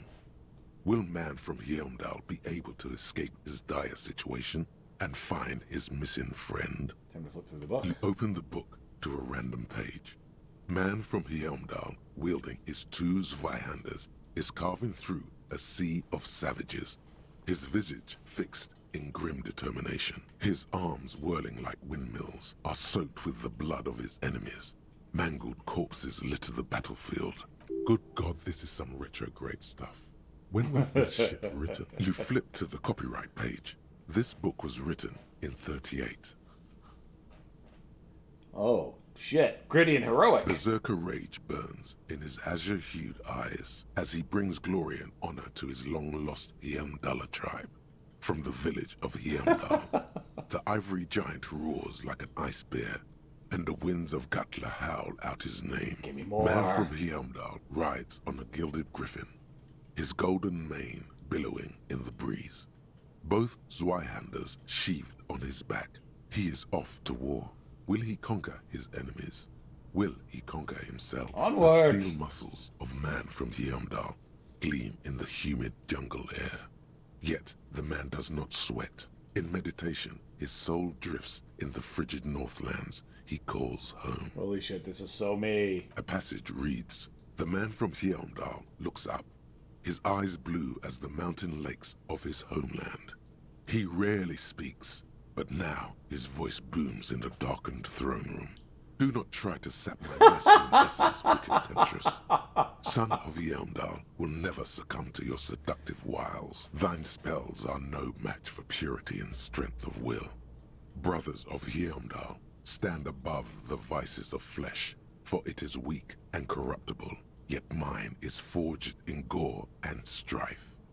Queen Lydiana just laughs, a sultry and salacious sound, then says, I have grand plans for you, man from Heimdall. She gestures her diabolical hand toward an array of potions and unguents. First, you shall please me. Then lead my armies against the vicious cannibals. Not a muscle moves in the face of the man from Heimdall. Yet inside, there is turmoil. This goes against all he holds sacrosanct. This is In the final pages, Man from Heimdall mounts Gallavarin, his mighty griffin, and turns his gaze to the horizon. Queen Lydiana is dead, but an army of cannibals is storming the gates, and still there's no word of trusty Tyribald. To find out what happens next, you'll have to pick up Man from Heimdall and the Three-Eyed Skull. Available in fine bookstores everywhere. Spring 39. Put the book away. The Greatest Innocence. The Greatest Innocence by João Paulo Salomão Lopes de Fuego. The book is large and heavy. Let's crack open this immense tome. Browsing through the various chapters, you try your best to understand the ceaseless overflow, the sprawl of names, dates, places, events historical. Most of it ends up as a twisted mass of facts inside your brain. Your educational survey is done. Did you catch any of that? No. Oh well, it's pop quiz time. Let's see what you've learned. This might take a few minutes. You ready? Sure, why That's not? the spirit. Here we go. Question 1. Who was the first innocence? Oh yeah, this is what I was made for. Dolores Day. Incorrect. Dolores Day was the innocence of humanism, internationalism, and the welfare state. She codified parliamentary democracy and created modern institutions. Among these, the moral intern, she was powerful and beautiful on all her icons. Her colors are silver, white, and apricot. And when you think her name, Dolores, stomach acid rises to the back of your throat, and it hurts. You see a flash silver, a wreath, an airport bag, and blonde hair. You don't know why. Another choice, perhaps? Steer clear of this one. There's something terrible about this one. What? A strange sensation of loss. When she left the earth, the dust, and the ice, and the humans. That is unimportant to the quiz. Stop thinking about this. Yes, the quiz is impersonal. No need to rouse sensations in yourself at the mention of Dolores Day. Who was the first innocence? It wasn't Dolores Day. That's so. All right, go on. Give me all the hints you The got. pop quiz is a short examination designed to test your knowledge without any prior warning or announcement. Such exams allow the teacher to assess how thoroughly the students have retained the material at hand. Voila. Now blast that first innocence. Thanks for nothing. Dolores Day. Dolores. Sola? Incorrect. Sola was anointed during the previous century and even lived to see the current one. She was an urban planner who spoke her mind and largely left history to its own devices, encouraging people to excel on their own rather than prescribing to a deified model of history. She is often called an anti-innocence. Sola resigned after an assassination attempt by a Yugo nationalist who blamed her for not taking the side of the left during the turn-of-the-century revolutions. Innocences don't usually resign. Care to try again? The Pacanesi. Correct. Nothing much is known about him. It's not even clear that he was a he, but Franco Negro presumed as such and called him Pius. He's depicted as a young man with molten gold pouring out of his mouth. All he spoke was gold. It's said he invented God and equality of men before God. He also introduced the gold standard as a way for measuring people's love for Aurum. As the first innocence, he declared that there should be more of those like him. It is presumed his disciples were the beginning of the Holy Party, the founding party. Question 2. Who was the strongest innocence? Easy. Everybody knows the answer to this. You, me, anybody. Dolores Day. Incorrect again. While she originated many modern institutions, launched several successful expeditions, and was even critical of the Innocentic system itself, and somehow keeps popping up in your mind, she is not often considered the strongest, even though the words most associated with her rule are l'amour, la compassion, la autodiscipline, love, compassion, self-control, which could be seen as facets of strength. Would you like to try again? Vespa Incorrect. Vespa Messina is not a person, but a defunct state on the southeastern coast of the Occident. It used to take up most of the peninsula before separating into the republics of Vespa and Messina. Care to try again? Okay, Correct. Named the innocence of militarism, He codified hereditary rule, but at the same time ended serfdom and established the Inter-Isolari Real as the global reserve currency. He also established the concept of the nation. Franco Negro attempted to solve the rising tensions between the aristocracy and bourgeoisie by building a unified society in which every man has a place and a mission, but at the same time may rise to nobility provided on the strength of his virtue. Question 3. Who was the false innocence? Got it under control. No problem. Solid on this one. It's widespread historical information. Kedra? Incorrect. Kedra is a large nation in the mid-northern area of the Mawindi Isola, north of the Occident, between the Ilmarin mountain range and the Pacific Mare Interregnum. Care to try again? Erno Pasternak? Correct. There have been a number of counter or false innocences, some assumed to have innocentic qualities, some who just thought so themselves. Occasionally, they have the support of a faction inside the ecclesiastic organization, and accusations of foul play have arisen. The most famous and important of these was Erno Pasternak. He was into torture, despotism, hymns, cannons, and world conquest, but got defeated and humiliated by Stepan the Despicable of Kedra. Final stretch. You've come so far and learned so much. This is the most important one. Question 4. Who was the greatest innocence? The most important of them all. The most precious to humankind. I've got it. Honest. Dolores Correct. Day. Hey! The Mesk might see Franco Negro as the father of nations, but as of this century, there's been a great shift in attitude. Dolores Day has become widely regarded as the greatest innocence. A most radical change to the whole fabric of the world. Everything from inter-isolary travel to the connected world to 3 consecutive scientific revolutions can be traced back to her. Every decade that passes, she seems less human somehow, and more beautiful. Congratulations on finishing the test. The results and your subsequent grade have been calculated. You get a D. Not particularly remarkable, but technically a passing grade. Not that anyone really expected better. You would have done better if you just left Dolores Day for the end. Dial the Dolores Day down a bit. Damn you, arrogant You are book. shouting at an inanimate object, like a real weirdo. No wonder you seem to have trouble with the right answers. Put the book away.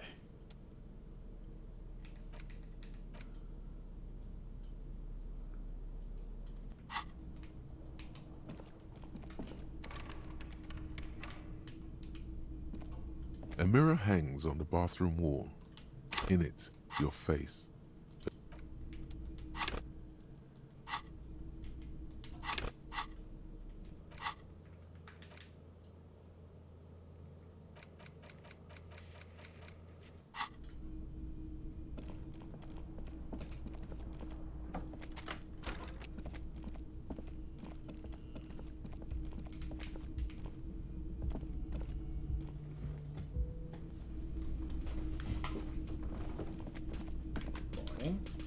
Hey, was there something you needed? Well, well. Bringing him that new bird sure made a difference in his attitude. Got the 20 real? Then Not yet. why are you wasting my time? Goodbye.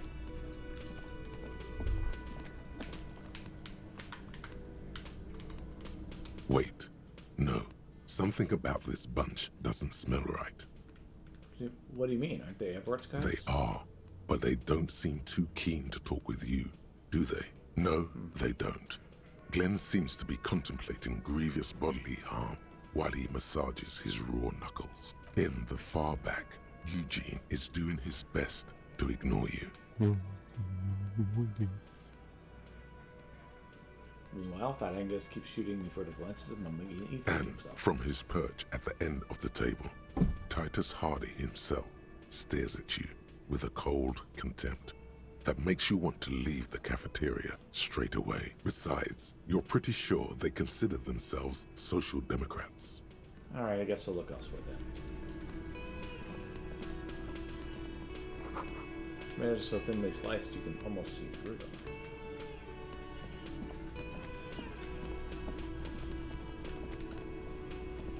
I've got nothing to say to you. Why are you wasting your time? Maybe we'll talk later. The clowns are still hanging around. What is it now?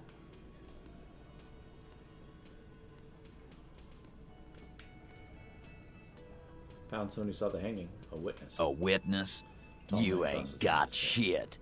The locals would never come to you with this. That's just cop tactics, Titus. Next, he's gonna tell you one of us already rolled on the others, and he's in witness protection. My witness isn't a local. Well, let's hear it then.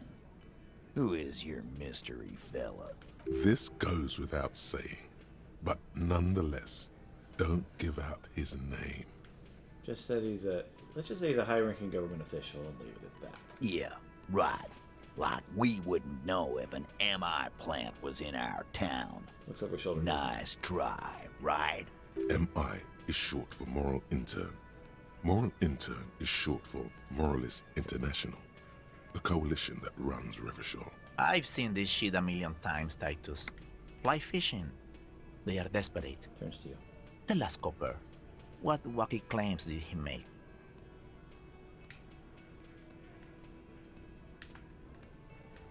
Witness said the hanging went down very quietly, no shouting, no commotion. It's you assholes that feel the need to go around like a fucking brass band. The Hardy Boys are dead silent. Yeah. It's like they put cowbells on you before they send you to the streets. Says provokingly. What's with the cowbells, policeman? They're avoiding having to answer this question. I imagine you guys drinking and singing lynching songs. What's with the funeral silence? We were drinking, weren't we, guys? I hit the bottle hard. I was drunk as fuck. Right. I'm convinced, Glenn. Nothing off here. Just a regular hanging. Not sarcastically. Bullseye. Glenn looks around uncomfortably. The lieutenant hit a nerve. Witness said he saw two people of Areopagite descent and one Mesquite. Arabagite? Boss, I think he's trying to say me and Theo. Well, yeah. What is confusing you? Eugene, Theo, and Elaine were there too. I already told you. We were all there. Witness said it all looked like a surreal play. Those flaccid MI cocks with their culture language. Everything's a surreal play or sublime whatever. Doesn't mean anything. Mesk spits on the ground angrily. It means the whole scene was long and drawn out, like it was from a film. What is this fella's problem? Sorry we didn't make it more action-packed. It wasn't the first thing on our minds, you see? Shanky. It's Shanky, right? I thought there's something wrong about the lynching story. Now I know there was. You don't know shit. I know you are lying, Shanky. Writes it on his notebook.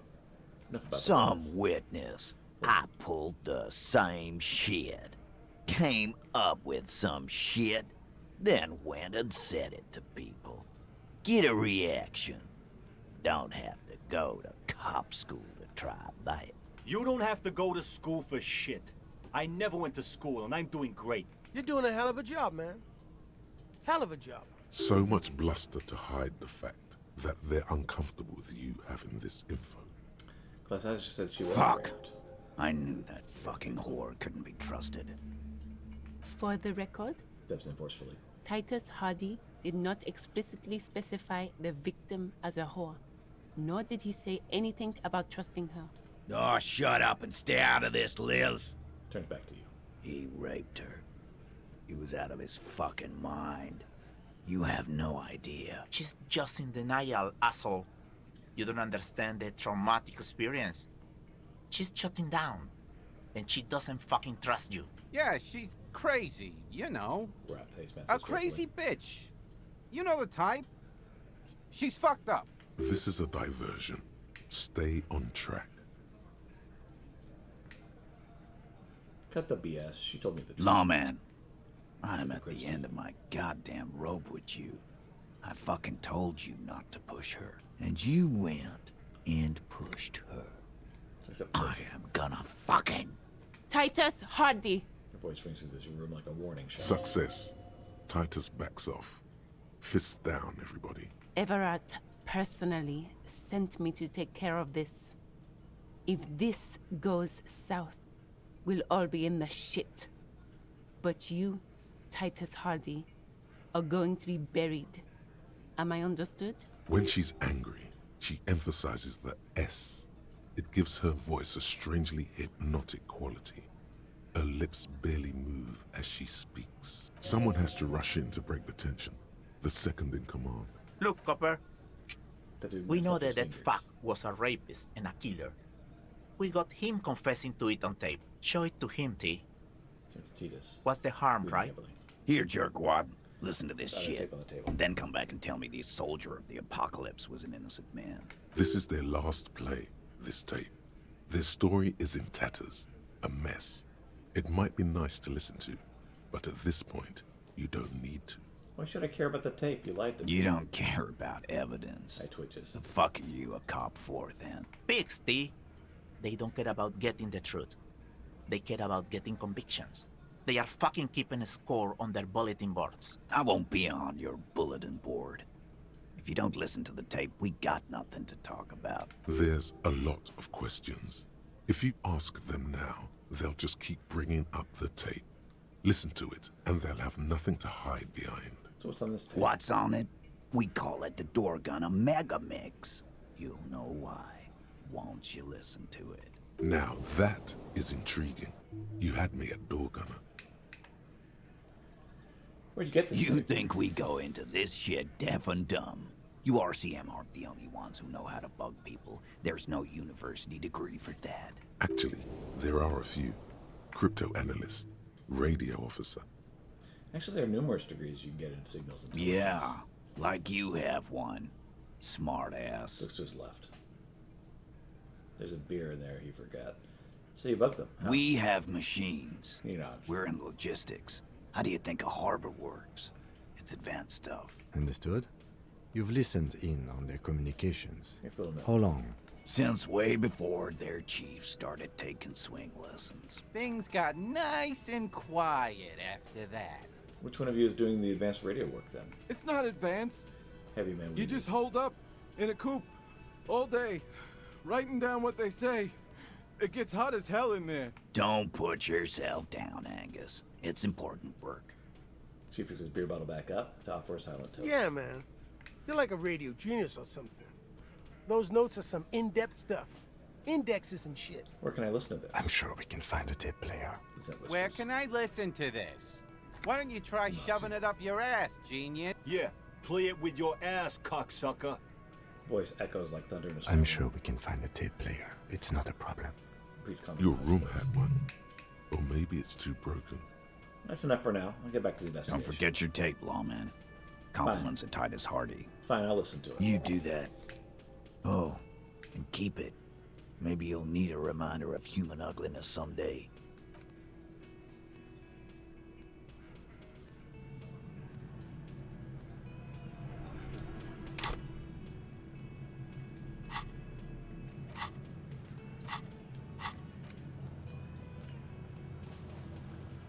Concept, suggestion.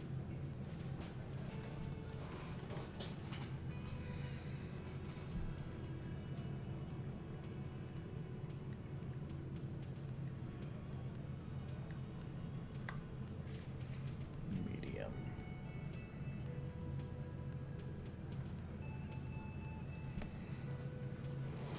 Drama. Let's go medium drama.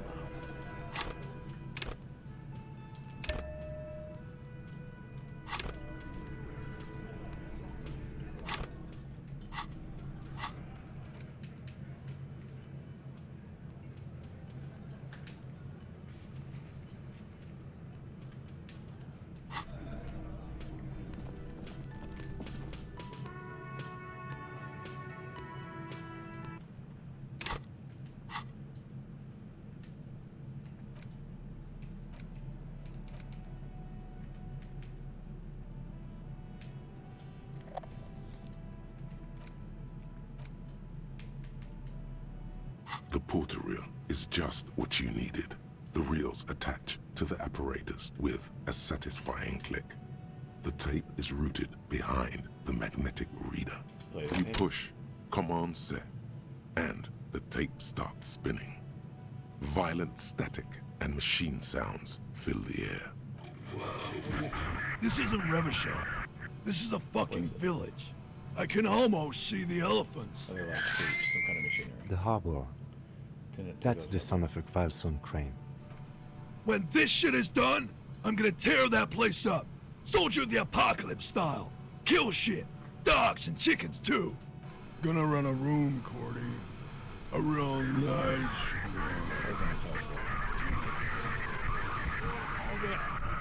I don't give a shit. I'm fucking done. I'm done mentally. I'll fucking do them all in. Rape that disco cunt on the counter. You know, the dance a whore upstairs. Do it Kohoi style. Never did get that taste out of my mouth. Click, then silence. The rest of the tape is empty. The lieutenant presses the button marked Arrete on your portal reel. The tape stops spinning. What was that at the very end? Silence? End of recording. What do you think? It seemed authentic enough.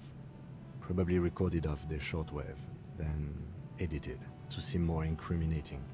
He sounded like he was on patrol around the harbor walls. I agree, it also sounded inebriated. Still. Lieutenant looks at the tape. You're familiar with this look now, so look at suspicion. There's more going on here than we know. Who's this Cordy? One of the other mercenaries, I think. The one he was talking to. A friend of his. What's A village on the Samaran Isola, in South Safre. Grad committed war crimes there, the kind of thing he talks about. The South Safre conflict is an ongoing proxy war between Grad and Safre. It has been hot for 12 years, with the atrocities piling on, mostly committed by the Grad. Think he was there? Who knows? Maybe the tattoos would have an answer. Or maybe Kohoi is just merc talk for atrocity, slaughter. A symbol of Soldier of the Apocalypse style conduct in a civil environment. Okay, then what now? I think we've got a few more questions for class here, don't you? This seems to contradict her testimony, at least to some degree. As you take out the tape, the boombox tunes itself back to the cheery radio again, spewing out beats like it's a Friday night. The contrast feels chilly, inappropriate even.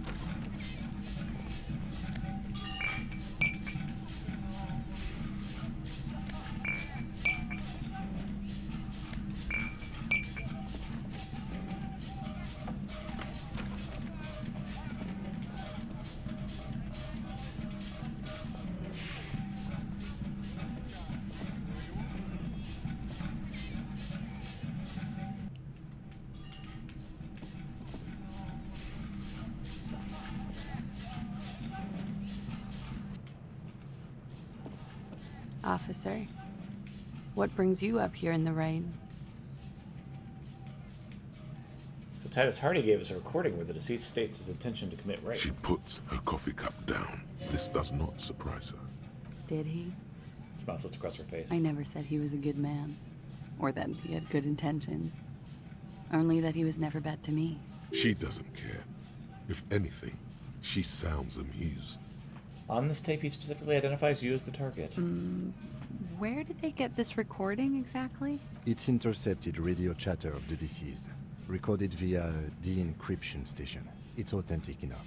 Does he say he's gonna do it Soldier of the Apocalypse style? Arches her brow, this is the exact words he used. That was practically his pickup line. Picks the cup back up. Did he say whores a lot? Was he pretty much on the verge of doing it Kohoi style? He did refer to the atrocities in South Africa. He wasn't actually there. He didn't do a tour, or at least didn't tell me he did. Would have been overkill anyway. He lived his own little Kohoi. It wasn't his Everything. Why even say things like that? Make cheese money? Yes, was he bragging? Oh no, I'm pretty sure he did all those things.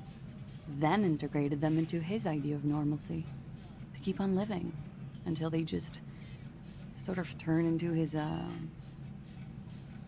what's the word I'm looking for? She's quite observant about the human character.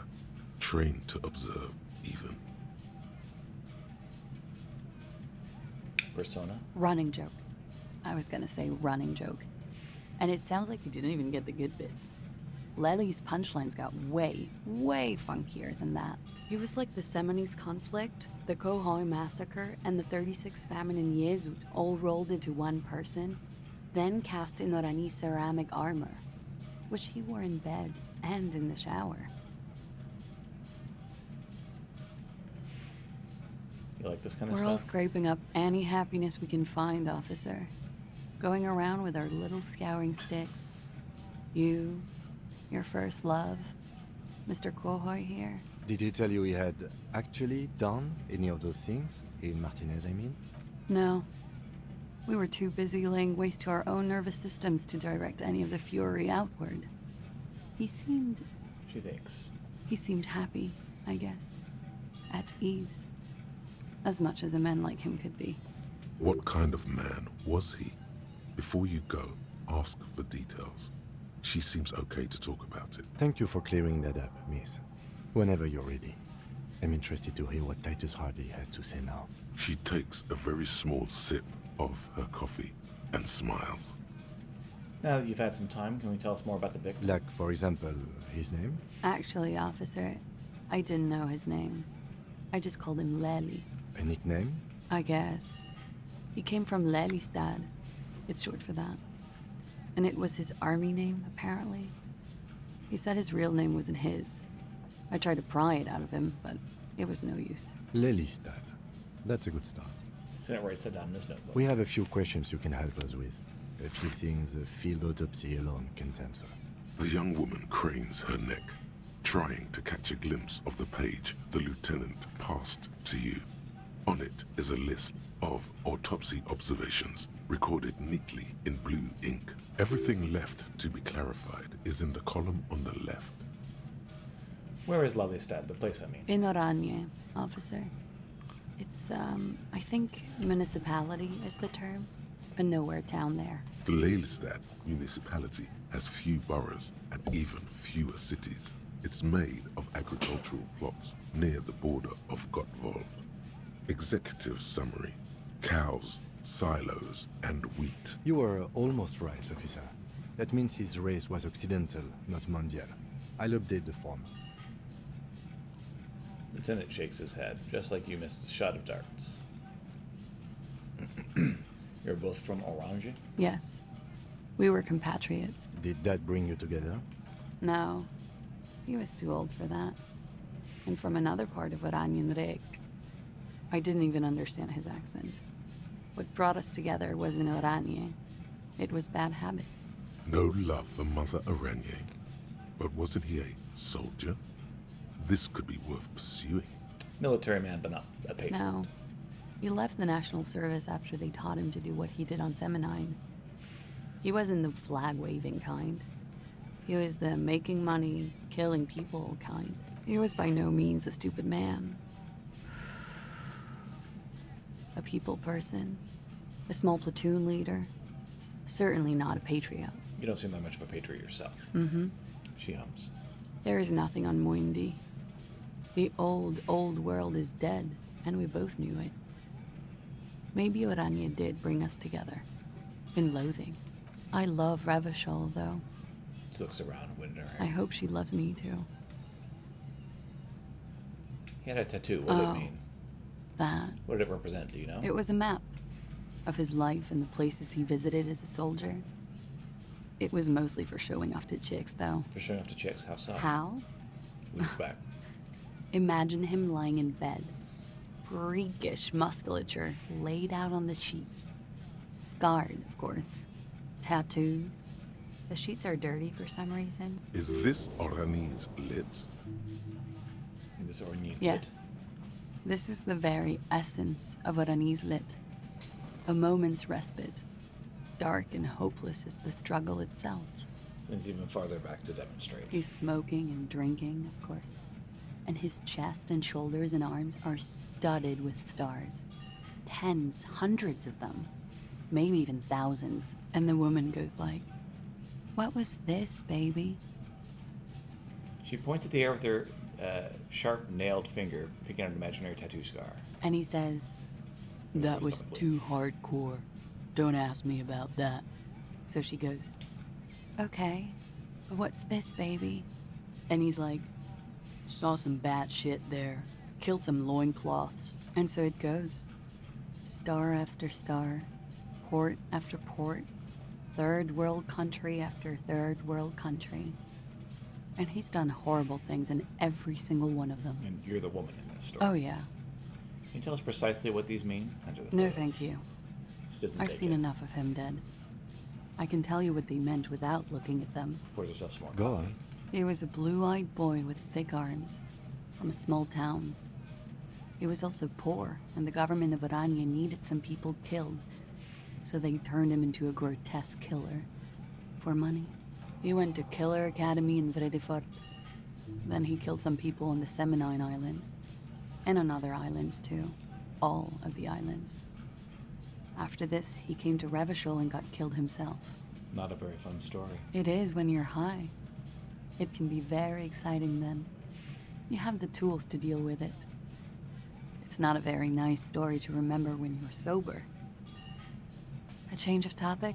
How old was he, miss? He was 42. 42? Are you sure? I would have had him above 50. He had many scars that made him appear older. But no. Memory makes her We smile. even celebrated his birthday, like, some weeks ago. It was a funny 2 days. He had little reason to lie to me. Looks like you were right, officer. Lieutenant taps the notebook once, as though signing some kind of Points point. aren't good. Have one, you old dog, before we all die. Better not. The young woman looks at you, then the lieutenant, then you. She's clearly sensing something. A spike in testosterone levels, perhaps. His eyes were blue. Yes. Light blue. They were like Stops, eyes half closed. like little blue galaxies. It was strange, seeing those eyes in his fucked up face. Pardon the swearing. He takes a drag. I do him an injustice. He wasn't ugly. And he had a beautiful, soft voice. Very surprising, what with all the scarring. It was quite something, watching him speak. He had a combat wound on his chin and mouth? Yes. Severe. It made him look like half his face was cracking away in some strange smile. That and those eyes. Ah, comedian. Ah, yes. His hair, Sincerely if you remembers. can remember? It was light brown, almost blonde. He darkened it with brilliantine, made oily. Not nice to stroke. I couldn't convince him to leave it alone. We ordered a toxicology report. Any idea what it'll show us? A real rainbow splattering of pharmaceuticals, I bet. She grins. Barbiturates, amphetamine, sildenafil. How much does the toxicology report cost the police of Revachol? I could do it for half of that. Save you some money, make some myself. It's quite expensive, miss. But we'll manage without your help for now. Could it be that love did him in? It very well could be, yes. What do you mean? What do I mean? Raise your eyebrow. I have no idea. I don't even know what you mean. Love did him in? He What told does me. that mean? He told me. Love did him That's in. not funny, officer. I think we're finished with this line of questioning. All right. Lieutenant puts a slip in his notes and observes the young woman. Coolly, gracefully, she pours herself more coffee. Talk to you about your room again. Yeah. How about a question? All right. So Not problem my solved. favorite topic. But Thank you for telling how me all about of we, this. Let's return to this later, miss. Wait, stop. That man, bloated beyond all recognition, was 42. That's what she said, yeah. Below the damage, the weeks of decomposition, all the swollen indignity of mortality. He was 42 years old. All right, where is this going? How old are you? That's where this is going. 45,000 liters of raw alcohol has left its disfigurements. What lies beneath, you wonder? You could ask either one of them. Miss, how old do you think I am? Huh. Get closer. How old do I think you are? She's buying time to formulate the best answer. I don't know. 1, 2. I don't know what I'm supposed to say. How old is a newborn cop who doesn't remember he's a cop? I think I'm circa 55. You're not. He's, as Kim says. Sure he is. You know, age is just a number. Yes, but for him, that number is 56. Wait. This requires scientific measurements. Bring it on, I'm not afraid of the truth. To the laboratorium.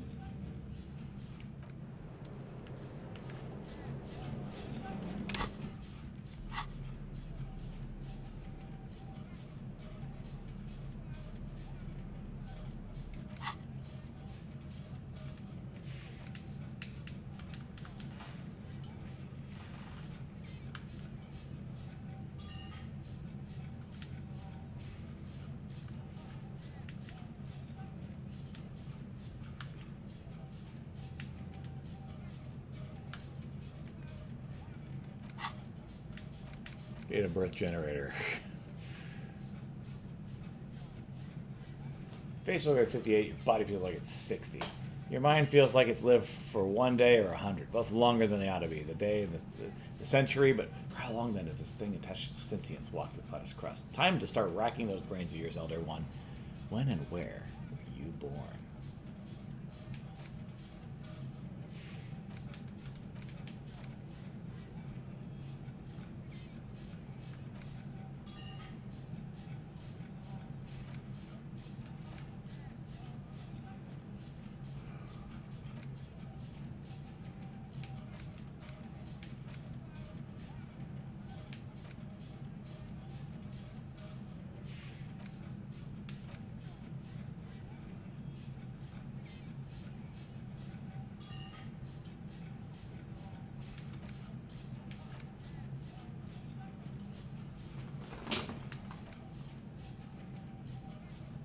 Still working on wasteland of reality. The same small, heavy door. No lock in sight. It's barred from the inside. You hear the bar rattle in the brackets. I don't know, Lieutenant Euphrator. It is not the first closed door we found in this building.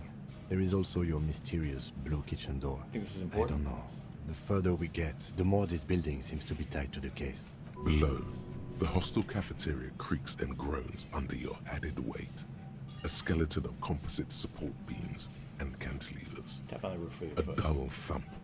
Somewhere inside, a wind brace rattles from the imperceptible motion of the building. The vigilantes, the cadaver, and a number of people connected to the case are in or around this building. This door is part of it. It's not unimportant. So behind this door is a mega investigation. No, still a mini investigation. Kick the door in. It's gonna be a failure. Ow. You kick it, gung-ho style. Entering the premises style. But the door fails to respect the force. All you hear is the bar rattling inside, laughing at you. All right. Let's trash the place. Let's not.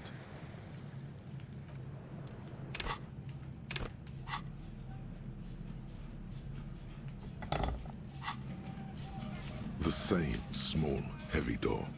No lock in sight.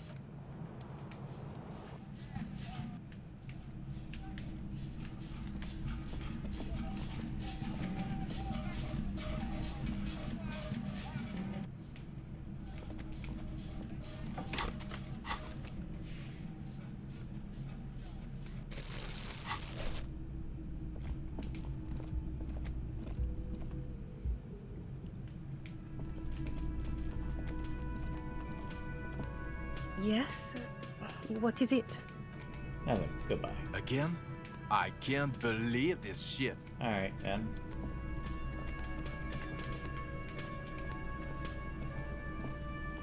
Hi, gendarme. Another rendezvous. There he is again, smoking on the balcony, right here in the whirling in rags. You're here. I see you found yourself a little something from my wardrobe. Not bad. Not bad at all. What brings you here?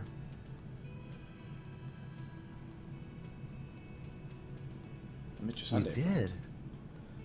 And how did you like him?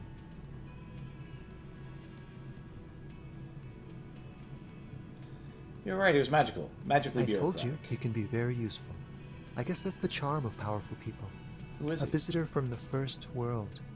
He's not like you and me, gendarme. He can always return Almost melancholic. to his opportunities in Occident, sur la clé. Still, Breathes in and keeps his his coming lungs and going brings some life to the village. Or is it just money? I don't know. Why was he staying at your place in the middle of the He night? has keys. And he likes the view. To the sea, I mean. Waits gently with his cigarette-holding hand. I want to talk about other people. I want to talk about you. What about me, gendarme? What is it about the way he's carrying himself? It's the sports. He's a sports guy. All about that physical prowess and athletic skill. So about this Nothing hat I'm else here. You can keep it. I don't mind.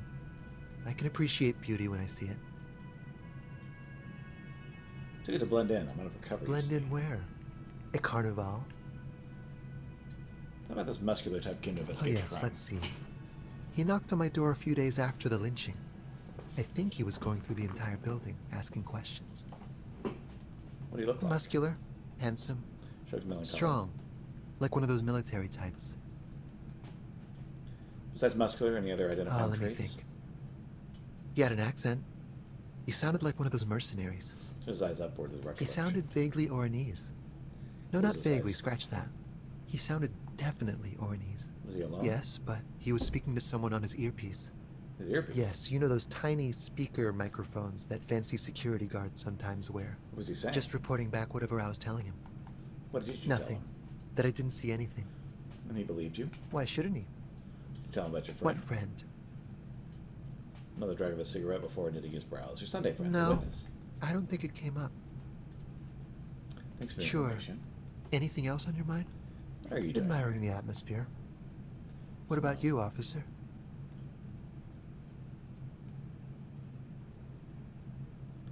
I don't know what I'm doing here. I just go wherever life takes me. Maybe you should figure it out, detective. Bye-bye, gendarme.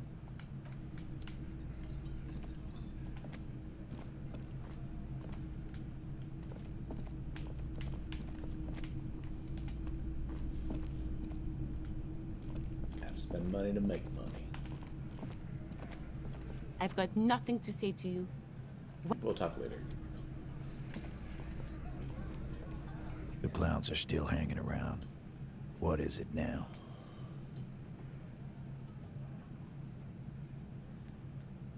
So I talked to Hache about the rape. And nothing.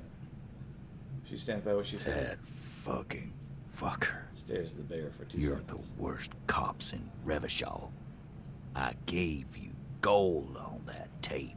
That fucker wasn't aimed at you. It was at her.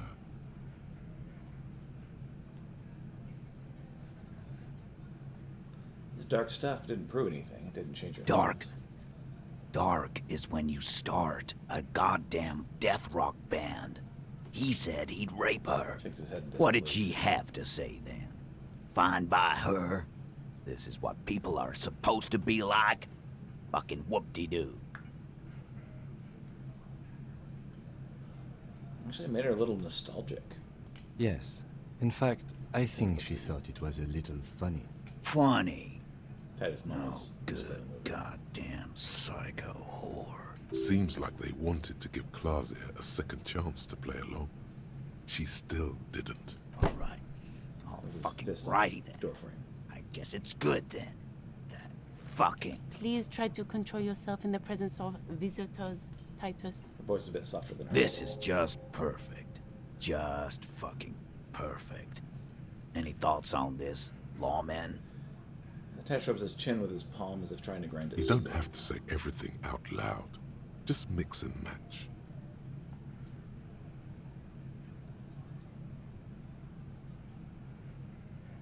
I think you had a lie planned, but she didn't play along. I ask for your opinion, not a bedtime story. Tell it to your grandma. This tape was the last chance for her to do what you'd planned. But she didn't. She knows she can't lie to us, unlike you. Fantastic. So now, you remember how to do your job. I'm so sick of this piss. We should get something harder in here. Yeah, guys. We should get a party going tonight. Why? The old man in the corner. Maybe not then. Success. They admitted to unlawful collaboration to derail the investigation.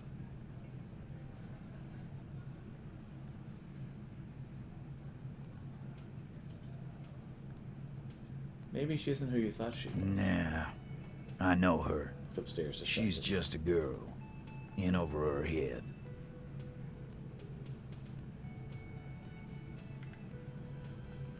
Not some helpless girl. She handled the mercenary well enough. Handled him? She got into some stupid shit with that guy. Shit we had to take care of. Yes, yes. We heard all about it, and the fact still stands. You were more disturbed by the tape than her. You straight with me, Titus. What really I happened? already told you. We fucking had his face. He puts his giant face in his hands and sighs. There's less gusto in his voice now. His men, too, are growing increasingly silent. They're confused.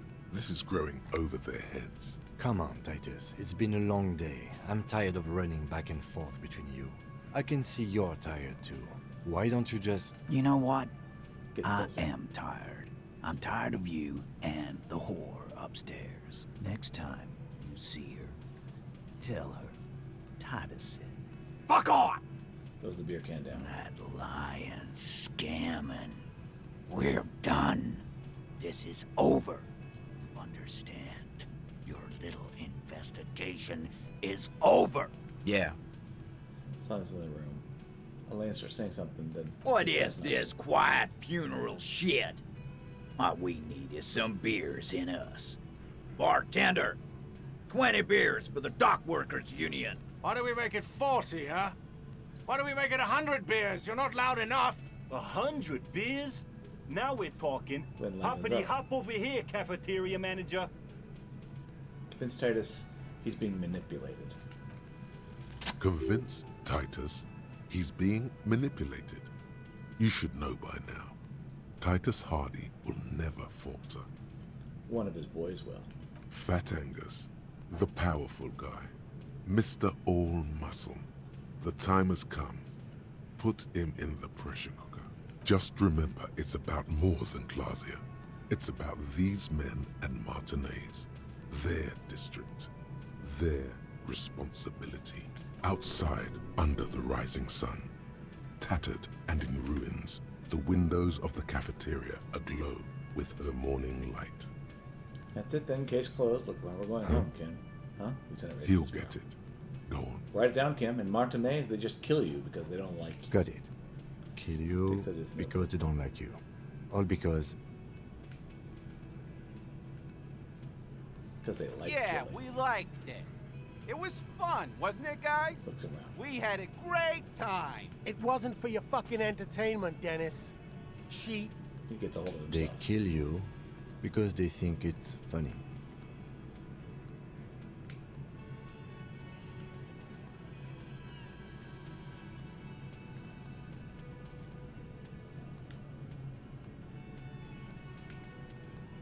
Club you from behind, string you up, and go back to drinking. It wasn't that.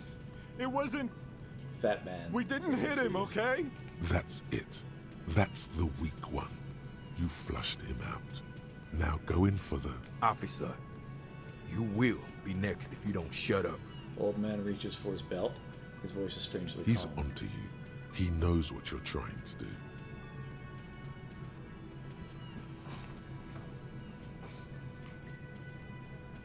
Look to Kim first. The lieutenant has put down his notebook.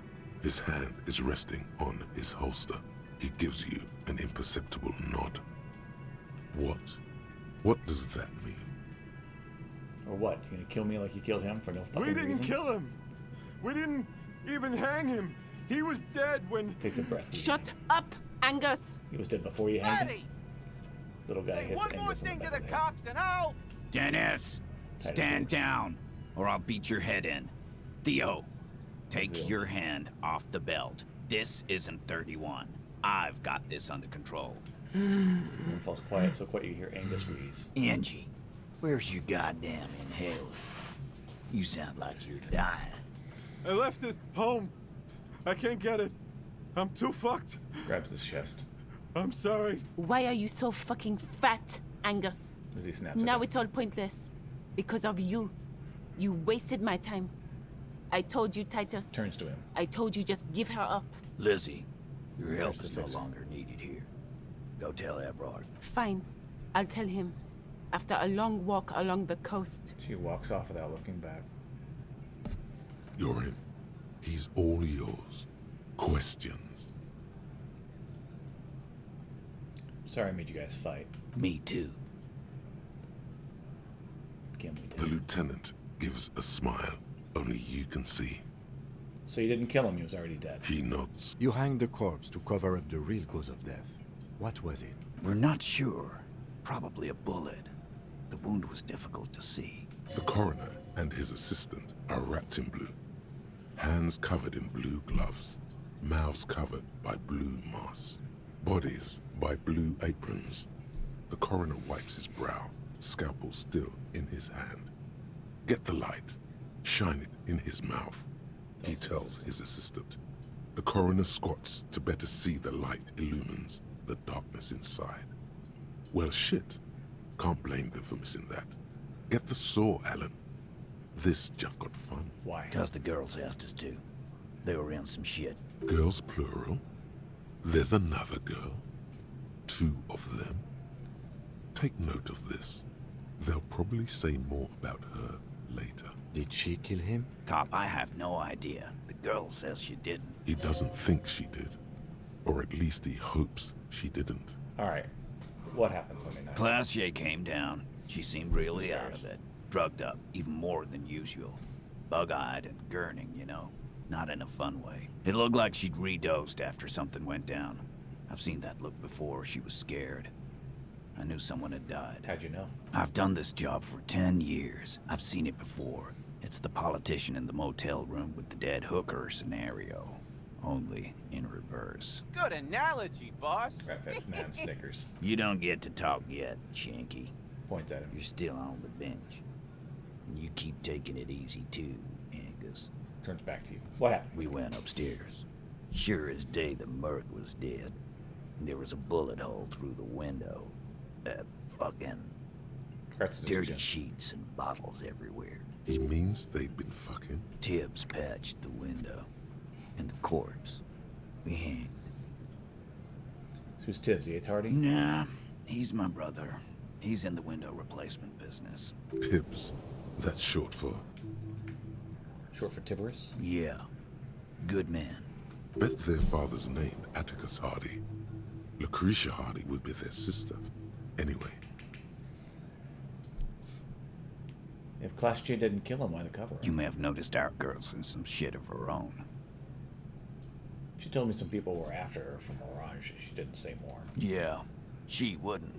She's fucked if she shows up on police radar. These people, who are they? They're powerful. Connected to the moral intern. She's clearly afraid for her life. Says if she showed up in your systems, she'd be ghosted away. That's all he knows. That's all she's told him. And why would you help someone like that? By taking on a murder? Why would I? I guess we avoid all sorts of runaways and losers here. It's a Martinez thing. So who killed the Merc then? Any leads? Not yet. Just some ideas. She says the shot came from outside, behind the window somewhere. So that's a clue. What do you think? I'm thinking someone's past caught up with them. Either hers or his. Hers, you mean? I mean the people after Clausia. Maybe the shot missed. Maybe it was meant for her. I like that. Been thinking the Okay, same guys. thing myself. Any ideas about his past then? I do. One of those mercenary buddies of his could have done it. They got guns, training, years of bad blood, probably. Or it could have been someone else from Crenell. Positive thing. Tell you what I'd do. Check out the coast for vantage points. Maybe consult with a ballistics buddy of mine. That's what I'd do if I wasn't too busy doing this clown dance with you. These theories, not bad. Don't buy either one, but still, this guy's not as dumb as he looks. Whose idea was it to hang him? In a manner Hers? of speaking. Remember the two girls? He may be talking about the other one. Earlier you said the girls asked for your help. Was it the other girl? That's right. It was her idea to hang him. I liked it for political reasons. It sent a good message. It's her, isn't it? The missing 8th Hardy? That's the other girl. The big guy turns to Glenn, who's about to say something. The blonde shuts his mouth before a word escapes. I'll say it again. That is all the Hardy Boys are right here, cop. That woman is just affiliated with the Hardy Boys. You don't know her, anyway. You know, it's okay for there to be a Hardy girl, too. We're Hardy Boys. And that's it. Boys, face is set like concrete, shakes his head solemnly. What can you tell me about this affiliate? Name? Current location? Nope. You're not getting to her. It's Klasia you want to talk to. Thank you for this, Titus. I'll go talk to her for the last time. You do that. Grabs his beer and hey, cop. throws it in his hand. Before you go. Suddenly, the wind picks up outside. You hear it rattling the large windows in their frames. It carries newspapers, circles the whirling in rags in a warm column. She, Looks up. Klasia, came to Martinez to hide. Many of us did. This is where you wash up when there's nowhere left to go. The Union takes you in. Now, she refused that protection. But you'd still prefer if we didn't take her away. That's right. If we didn't take care of the people who end up here, this place would just be a couple of ruins and some cargo containers. We'll take that into account. Lieutenant slides his notebook into his coat pocket and turns to leave.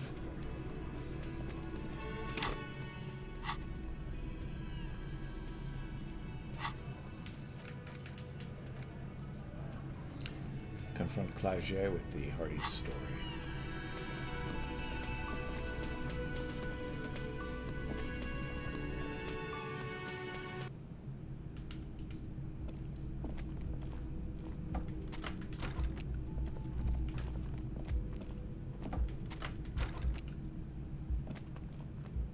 This medicine cabinet is stocked with drug. Gunshot's not here.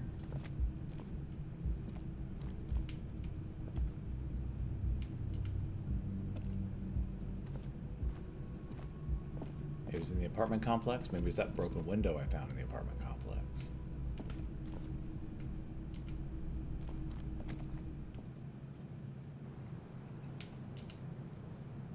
It's always good to see you. Cracks a weary smile leaning back against the Something in her demeanor has changed. She's tired, consigned to her fate, to being here with you and what's to come.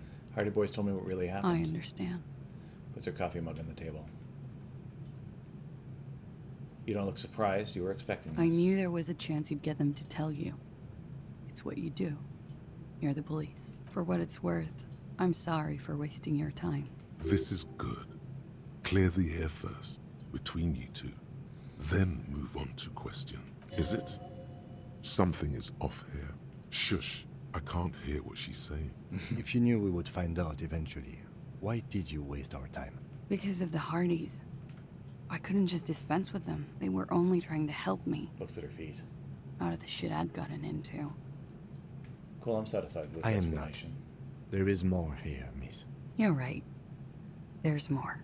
You answer to the coalition government, and by extension, the moral intern. Reaches for a new cigarette. Briefly glance it over her shoulder to the sea, as she's done time and time again. So I'm gonna shoot us from there? A grand expanse of water reaches over the bay and to the horizon.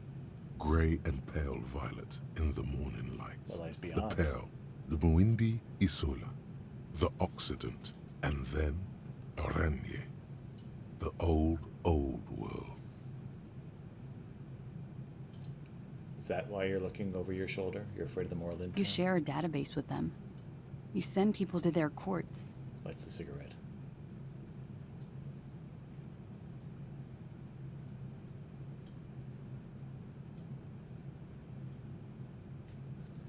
this part of why Orange has a bad memory for you? I have people after me. And they have friends in the moral intern. Some are moral intern. If I show up in your records, officer, they will find me. They will. What happens if they do? They will kill me, sir. If you file my name, take me in for questioning, enter me into the moral intern mill, well, then I'm fucked. For nothing. This murder didn't have anything to do with me. There's a wince and a pained little smile. Fucked. People after her? Moral intern people? This isn't Orionese lit. Actually, this murder did have a little to do with her.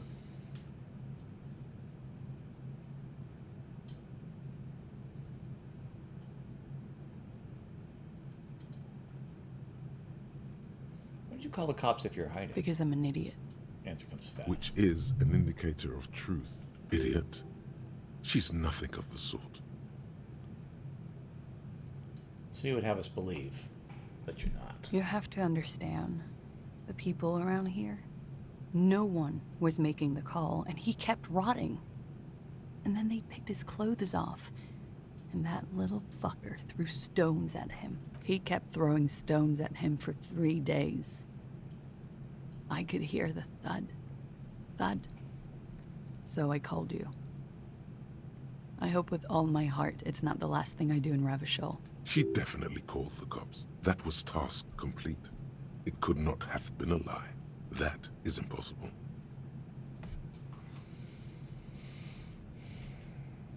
What'd you do to have these people after It's not nice, but it's not illegal.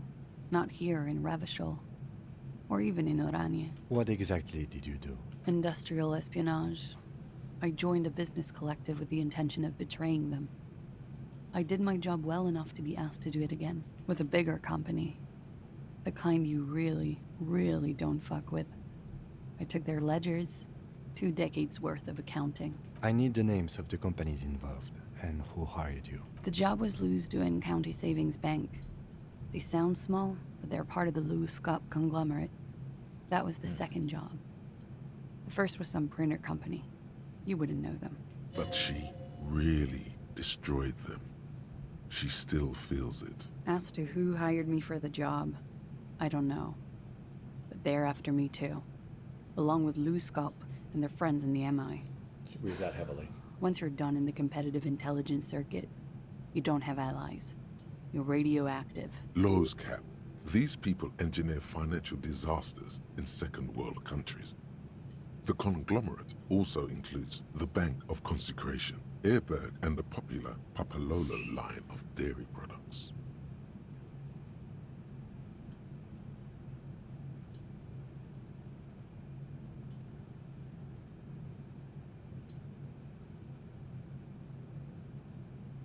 Yeah. Papa fucking Lolo wants to kill me.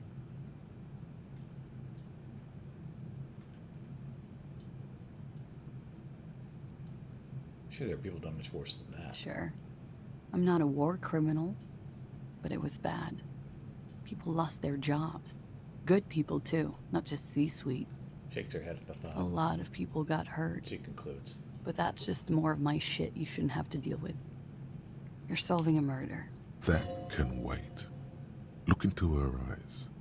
There's more. What did you do? Looks down. One of them killed themselves because of me. She says it quickly, like she said it 100 times to herself to get used to the idea out of guilt. That's not easy to deal with. How do you deal with anything? It's all just... Looks at you with pleading eyes. How do you do it? I'm not remembering a single goddamn thing. That would do the trick, yes. Almost devoured the cigarette she lit. She almost devoured the cigarette she lit. She looks at you sadly. What happened here the night he died? We were there.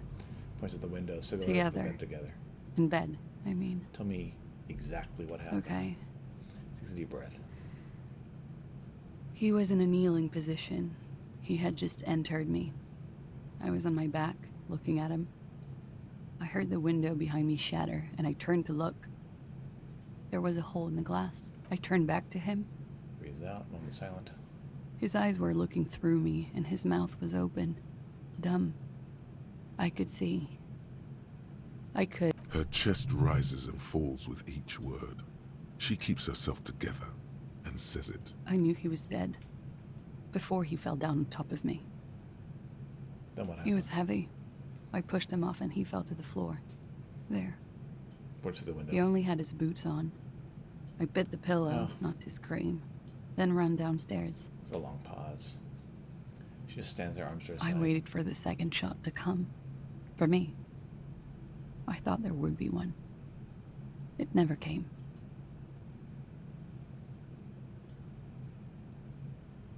Sorry this happened to you. So am I. Looks down, her cigarette is shit. She throws it away and immediately proceeds to light another one. What time was this? When did it happen? It would help us if you could be as precise as possible. 11:30 to 12:15. I don't know the exact time. Around midnight. It's okay. Were you inebriated? Not as much as usual. He'd done a line, plus other things. I was drinking. Wait. Titus said she was gurning her jaw off, much more than usual. Titus said you looked pretty high. Oh, yeah. Tilts her head. I did one of his lines, just to clear my head. Did you hear or see the shooter in the course of this? No. What'd you do then? Nothing. I was trapped. I was stuck in my room downstairs. I got some clothes on and crawled back up, drew the blinds. Blood was coming from his mouth. Not a lot. Just a little. He was still on the floor, slouched. I couldn't be there with him anymore. So I ran down and out of my room, into the hallway, down the stairs. I knew there would be people there. Run, woman. Run past them and out into the streets where it's dark and people move. To the lorries at the intersection, as far as you can. Why didn't you run away from here? As a matter of fact, why are you still here now? I already ran. I ran from an entire Isola. I can't run any further. Not with these people. When it happened, This did is you hear as a far as gunshot? it gets. When he was shot? She I may have. I don't know. I couldn't hear anything over the glass exploding. What happened after you ran downstairs? Sylvie was tending the bar. Looks down. A lot of people were there. The Hardys were at the table in front of the stage. I think the Union box was full. Ruby was there too. They were having such a good time. She pauses. I sat down and they all welcomed me. I didn't even have to say anything. Ruby knew something was wrong. Ruby? Before we continue, who's Ruby? Ruby. You know, the leader. Uh-huh. The leader? Of what? The Hardy Boys. The Hardy Boys. She says it's self-evident. I thought Hardy was the leader of the Well, Hardy Boys. nominally, yes. Ruby's the one they go to when things happen, like things they need taken care of. She's the organizer. This Ruby, in her phrasing, is entrusted with great power. She trusts her. So do the others. Okay, let's go on. What Well, Ruby said let's talk upstairs. I showed her the room. I've known these people since December. They know my situation, that I can't leave a paper trail. Ruby was the first one I told. She said she'd take care of this. It's what she does, you know, take care of things. I helped her get the body to the bathroom. We used a belt to pull him up under the shower, to keep him upright. To produce lividity, matching a hanging? Yes. We completely missed the tampering. Looks like you got there in time. What was this, 20 minutes after death? About 20, yes. Ruby explained it would make the blood... You know what he does. Looks at the ground, then raises her light brown eyes to meet yours. Then what did you do? Ruby went outside to talk to Titus and the boys. I was just looking at Lely in the bathroom. I had to put his clothes back on. His armor, too. It was tough, but I've seen him take it off and put it on many times. It took Ruby maybe half an hour to come back with Titus. I'd gotten him ready by then. They carried him out. I knew what they were going to do. Make it look like a hanging. Ruby said they would. What did you do while they were hanging? Ruby said to wait here. She also said I wouldn't see her for a while. That we should lay low or something. So I did. So, okay, this Ruby.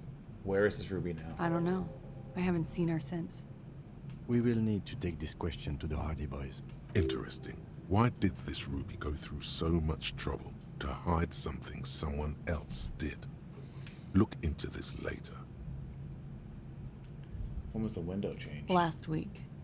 Angus and Titus's brother, I think he's called Tibbs, took care of it. She takes it around. You should have a look at that window. Reconstruct the scene. It's right here. So near. In her bedroom inside? Yes. You see the glass sparkling out of the corner of your eye. Could the people after you have killed him? That's the first thing that went through my head when I heard the glass break. And? I thought they'd found me. They've killed him to punish me. All last week, I've tried not to talk to anyone or be seen with anyone. She looks at her cigarette. So they wouldn't be hurt.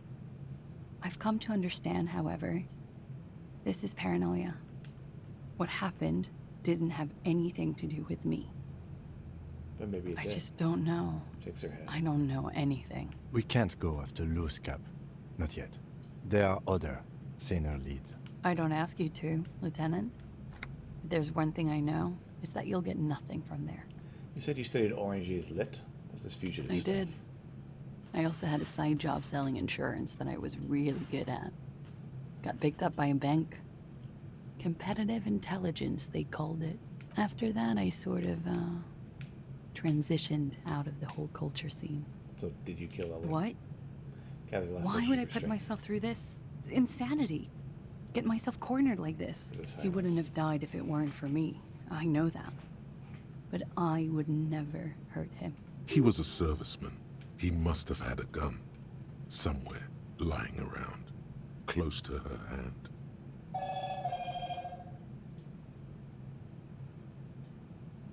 It's okay if you did it. I did not kill him to defend myself from rape. I told you before. That wasn't what happened. True, sire. 'Tis true.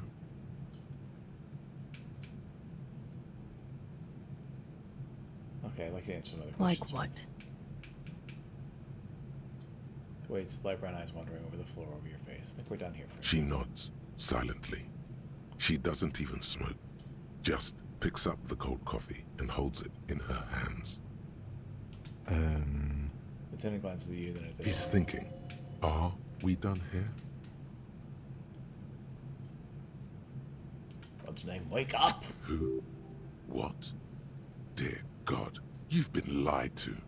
She could have killed her lover and lied to everyone. She's not candid at all. She's smoke and mirrors and willow-wisps. She probably didn't give you her real name either. Why would she?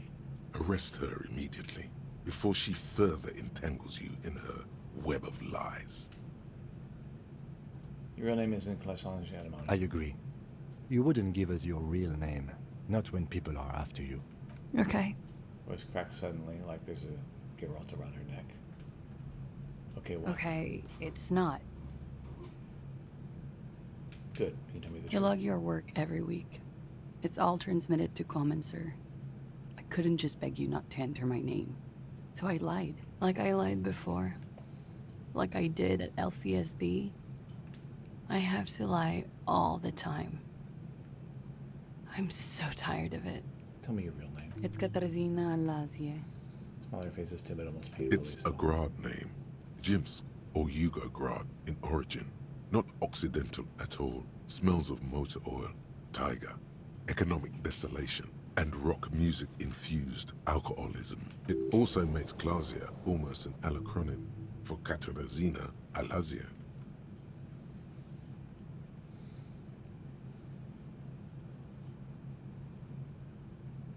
Wait, Clausange is an abbreviation of Claudia. It was a sentimental thing. I wanted to be more me here, this time. So I used my nickname. A nickname? Who gave you this nickname, Klasia? Who gave it to you? A teenage boy. 1,000,000 years ago. It's not even an Orange's name, is it? It's not even Mundi, it's Grad. My parents were Zhimsk immigrants, but I'm nationalized Oranese. All I remember is Oranje. Alasia is my father's name.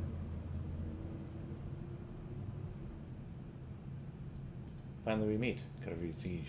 She nods. Her round eyes meet yours. They seem moist from the wind on the roof. Was the passport bullshit too? That passport you kept No.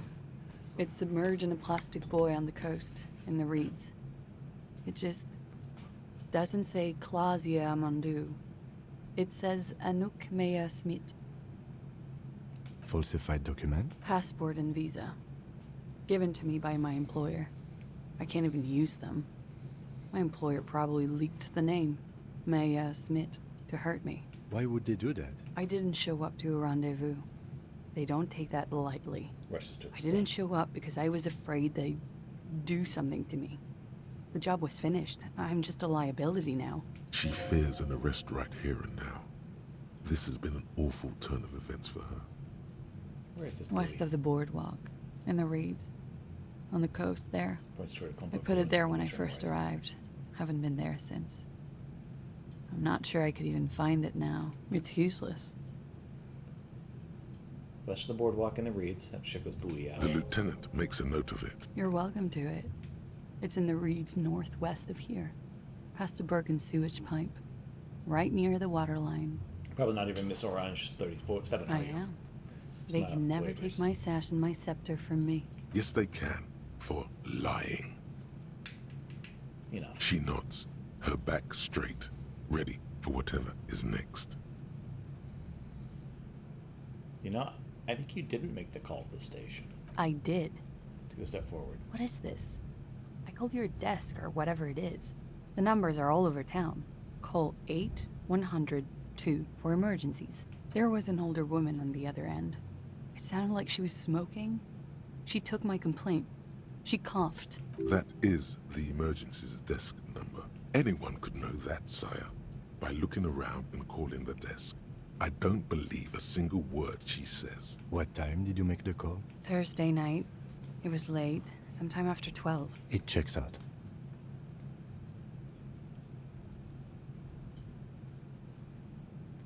She stands before you, holding her back very straight.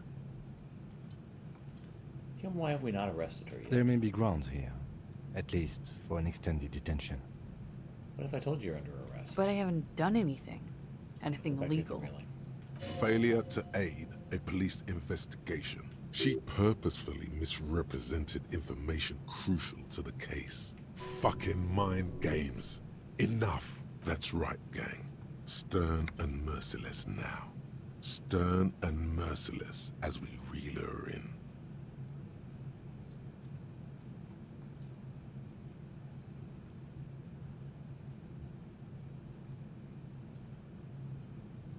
You misrepresented information about the case, but the Hardy's confession, we know nothing. The lieutenant produces a pair of handcuffs. Please, no. Eyes become round with fear. She tries to back further I off. think I know who did it. I know who shot Leslie. You know it wasn't me. Why would I do it? I have no motive. What do you know? Who shot him? She's silent for a second, as if looking into herself for certainty. Then, in a hushed voice, she says, gearing up for this betrayal is hard for her. Ruby. And why do you think it was her? She has this thing for me. Ever since I met her and the boys downstairs. She's been pretty frank about what she wants. And what is that? Sex. And more. I made the mistake of confiding in her. I told her I was on the run. She started protecting me. It became an unhealthy relationship. When I started spending time with Lely, she told me to end it. Said there would be shit if I didn't. It was not a good meeting.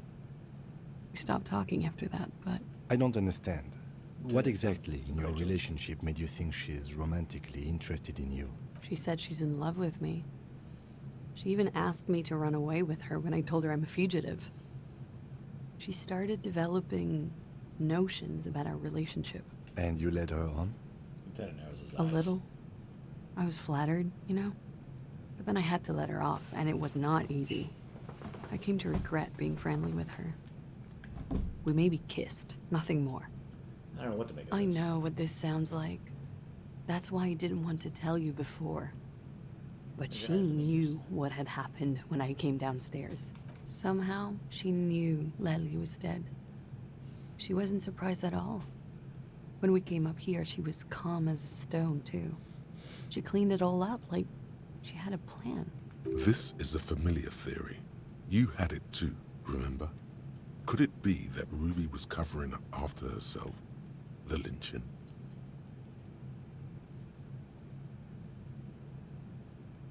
Ruby said that there would be shit happening if you didn't end your relationship with the deceased. Was she threatening you? She came over one night, drunk, said she'd turn my life into a living hell. I've been threatened before, so I can tell when someone knows how to do it. And she's a pro. She must be. To keep the Hardys in line. I tried severing ties with her after that. I thought it had worked, but... She looks at the window of her room. Some of that fear is still with her. She exhales sharply. What are you talking about? She's afraid you'll arrest her. How could she have killed him? You've been trying to kick that door down, right? Points to the barrel door. Maybe it leads downstairs. She could have come to the roof through that. Then taken the shot right here, where I stand. It was dark outside. I wouldn't have seen her. Then slipped back downstairs without anyone noticing. That is possible. Interesting theory. Did she know that door exists? Had you been out there with her? Yes, of course. She's been up here many times, jacking private stations off the ring antenna. She used to come here to drink on the roof with me, before it got weird. Okay, that's it for Ruby. Okay, and what? Arrest the liar now. Don't arrest her. Push her a bit more, but then let her off. That Ruby theory was solid, and she's beautiful. Who? Her. Stop letting her distract you.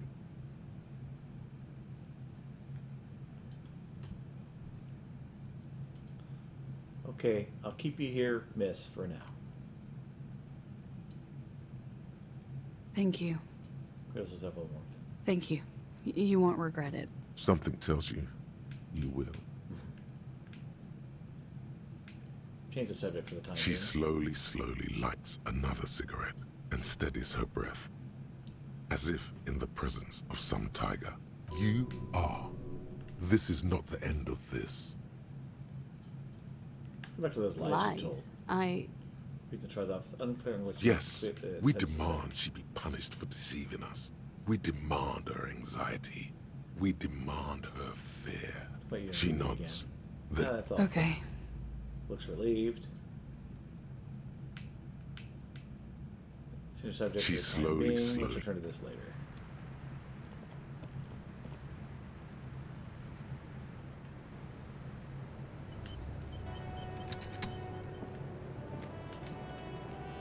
The same small, heavy door.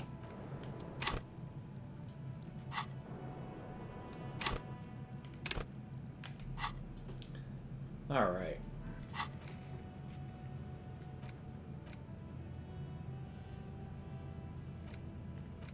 Make Titus give up Ruby's location, inspect the buoy.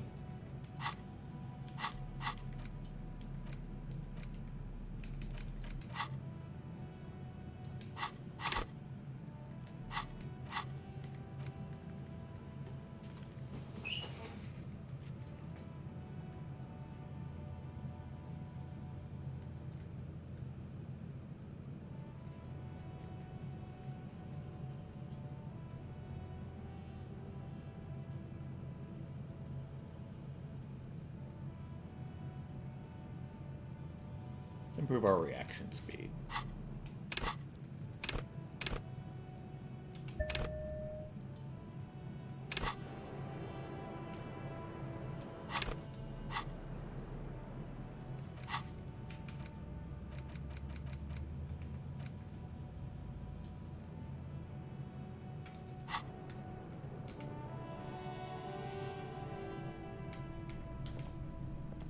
This window is pristine on the inside, unlike the one next to it. Light from the desk lamp reflects off the glass in an untarnished golden halo. Run your finger across the surface of the box. Smooth as ice.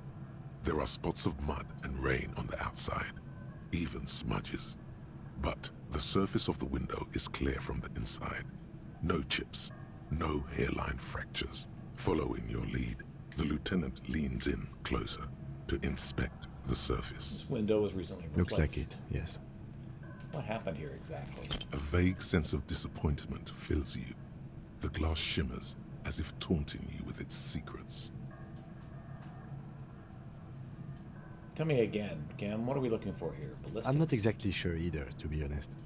My imagination has a way of failing me. It's a weakness. This window is pristine.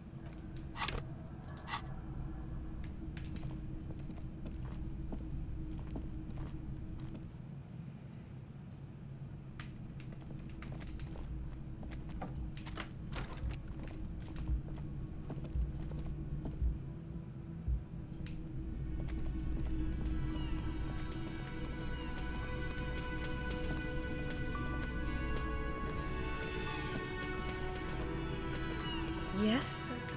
What is it? That's it for now. Again? I can't. Hey, was there... Oh, hello, dear. There you are.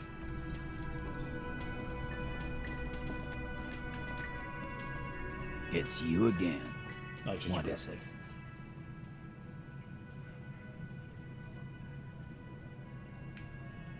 Okay, I talked to Kalashi. Now I need to talk to Ruby. Why?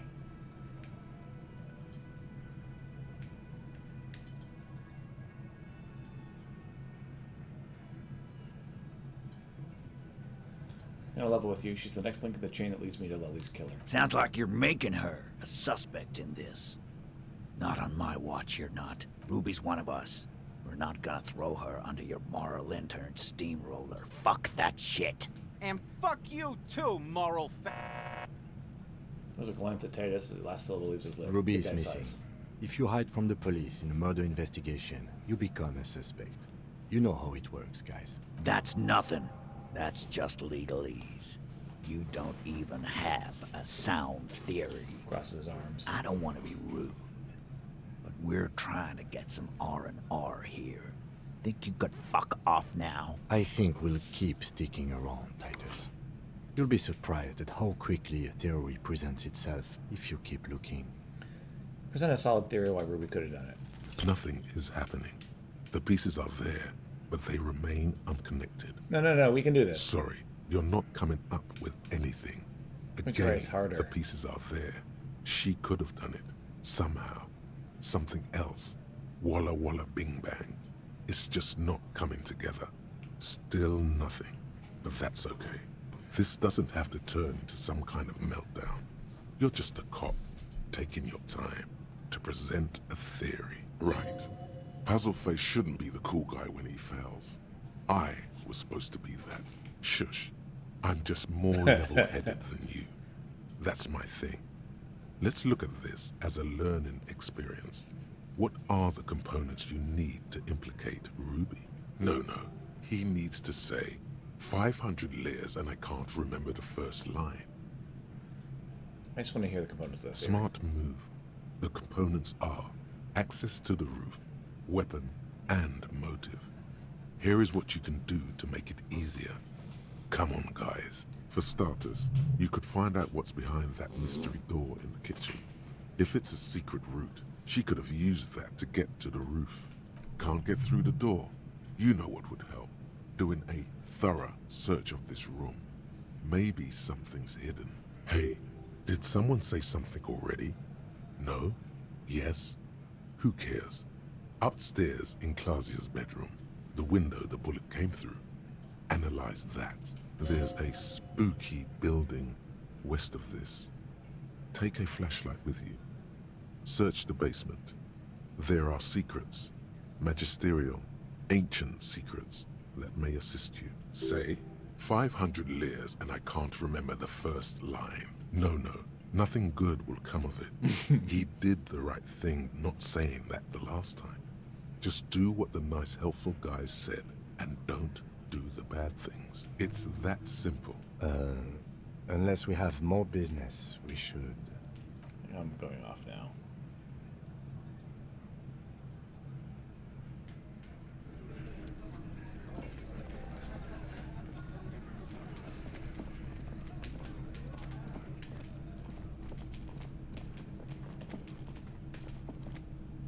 You see a heavy, the cobalt blue surface, old cobalt paint, rough on the fingers.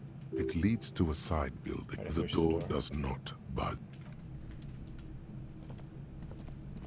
The man ponders his cooking. He looks up at you. Shrugging is an international sign for.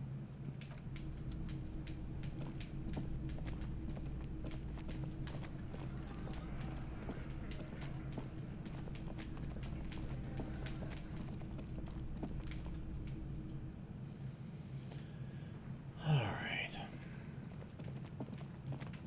First things first.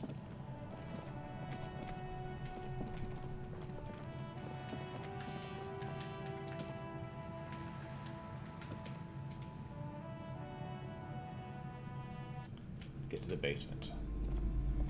Hello again, esteemed officer, and welcome to Crime, Romance, and Biographies of Famous People. Convince her to let you investigate the doomed commercial area. Slither up to her, you silver-tongued fiend. Show her what world-class perfidy looks like. Ma'am, I came here to help. I've handled paranatural situations before. Sure. Looks skeptical. Don't think I haven't seen charlatans before. I have returned from the void, a paradetective from a long line of paradetectives. You're no paradetective. You look nothing like one. And you're clearly a drinker. Pardon me for being so blunt, but... You look like one. The lieutenant keeps his usual stony calm. He silently picks out his notebook. Go ahead then. Rock her world, he thinks. I'll compose some notes. See, it's necessary to drink the spirits in order to connect to the void. How do you know all this? Here we go.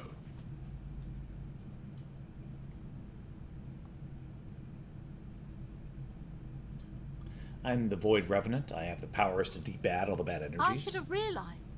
A pattern lies within the fabric. The hand of fate guides us. Our meeting couldn't have been mere chance, but I am not the only one at risk. I have to think of my daughter. You are certain you can help us? Keep us safe? No problem whatsoever. Your family is safe. I can't allow any collateral damage to hit us. No problem whatsoever. Your family is safe. The Phantoms are no match for me. If you promise, good officer, then you might be our last hope. Do you swear it? On my honor. Thank you, sir. There's one more thing I haven't told you about yet. The entity. Do not act surprised. You know of these things, sire. Of course, the entity. For I have sensed its presence. You have? The entity takes the form of a woman. A witch, probably. I've suspected that she must be connected to the curse ever since I first saw her.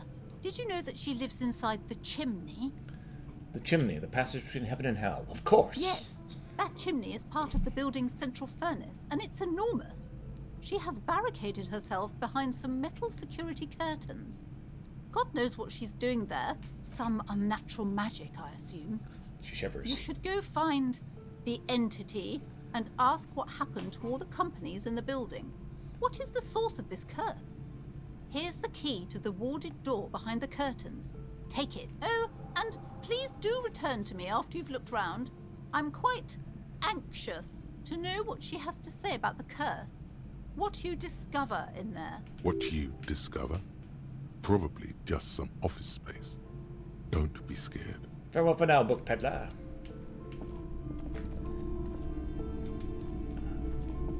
You see a set of tattered curtains blocking the way to another room. A strange cage-like trinket dangles from the curtains. Pull the curtains open. You see a dimly lit room full of dusty furniture and trash.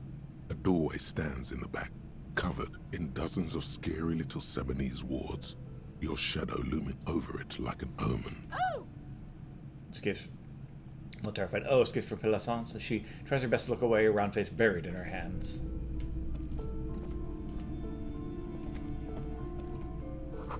Ghostly silhouettes of hairdryers. A vaguely androgynous portrait of a man. Before I do that,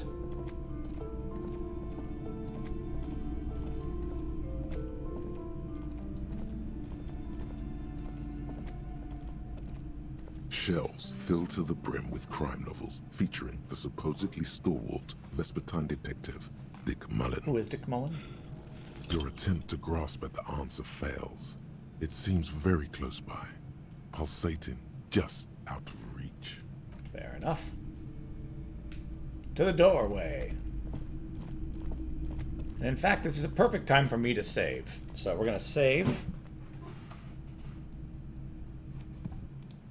right here. And tomorrow we will open this door. Assuming the internet doesn't go down again. Man, I've lost the internet so many times during time to play this game. Alright, so thank you so much for watching, and I hope you have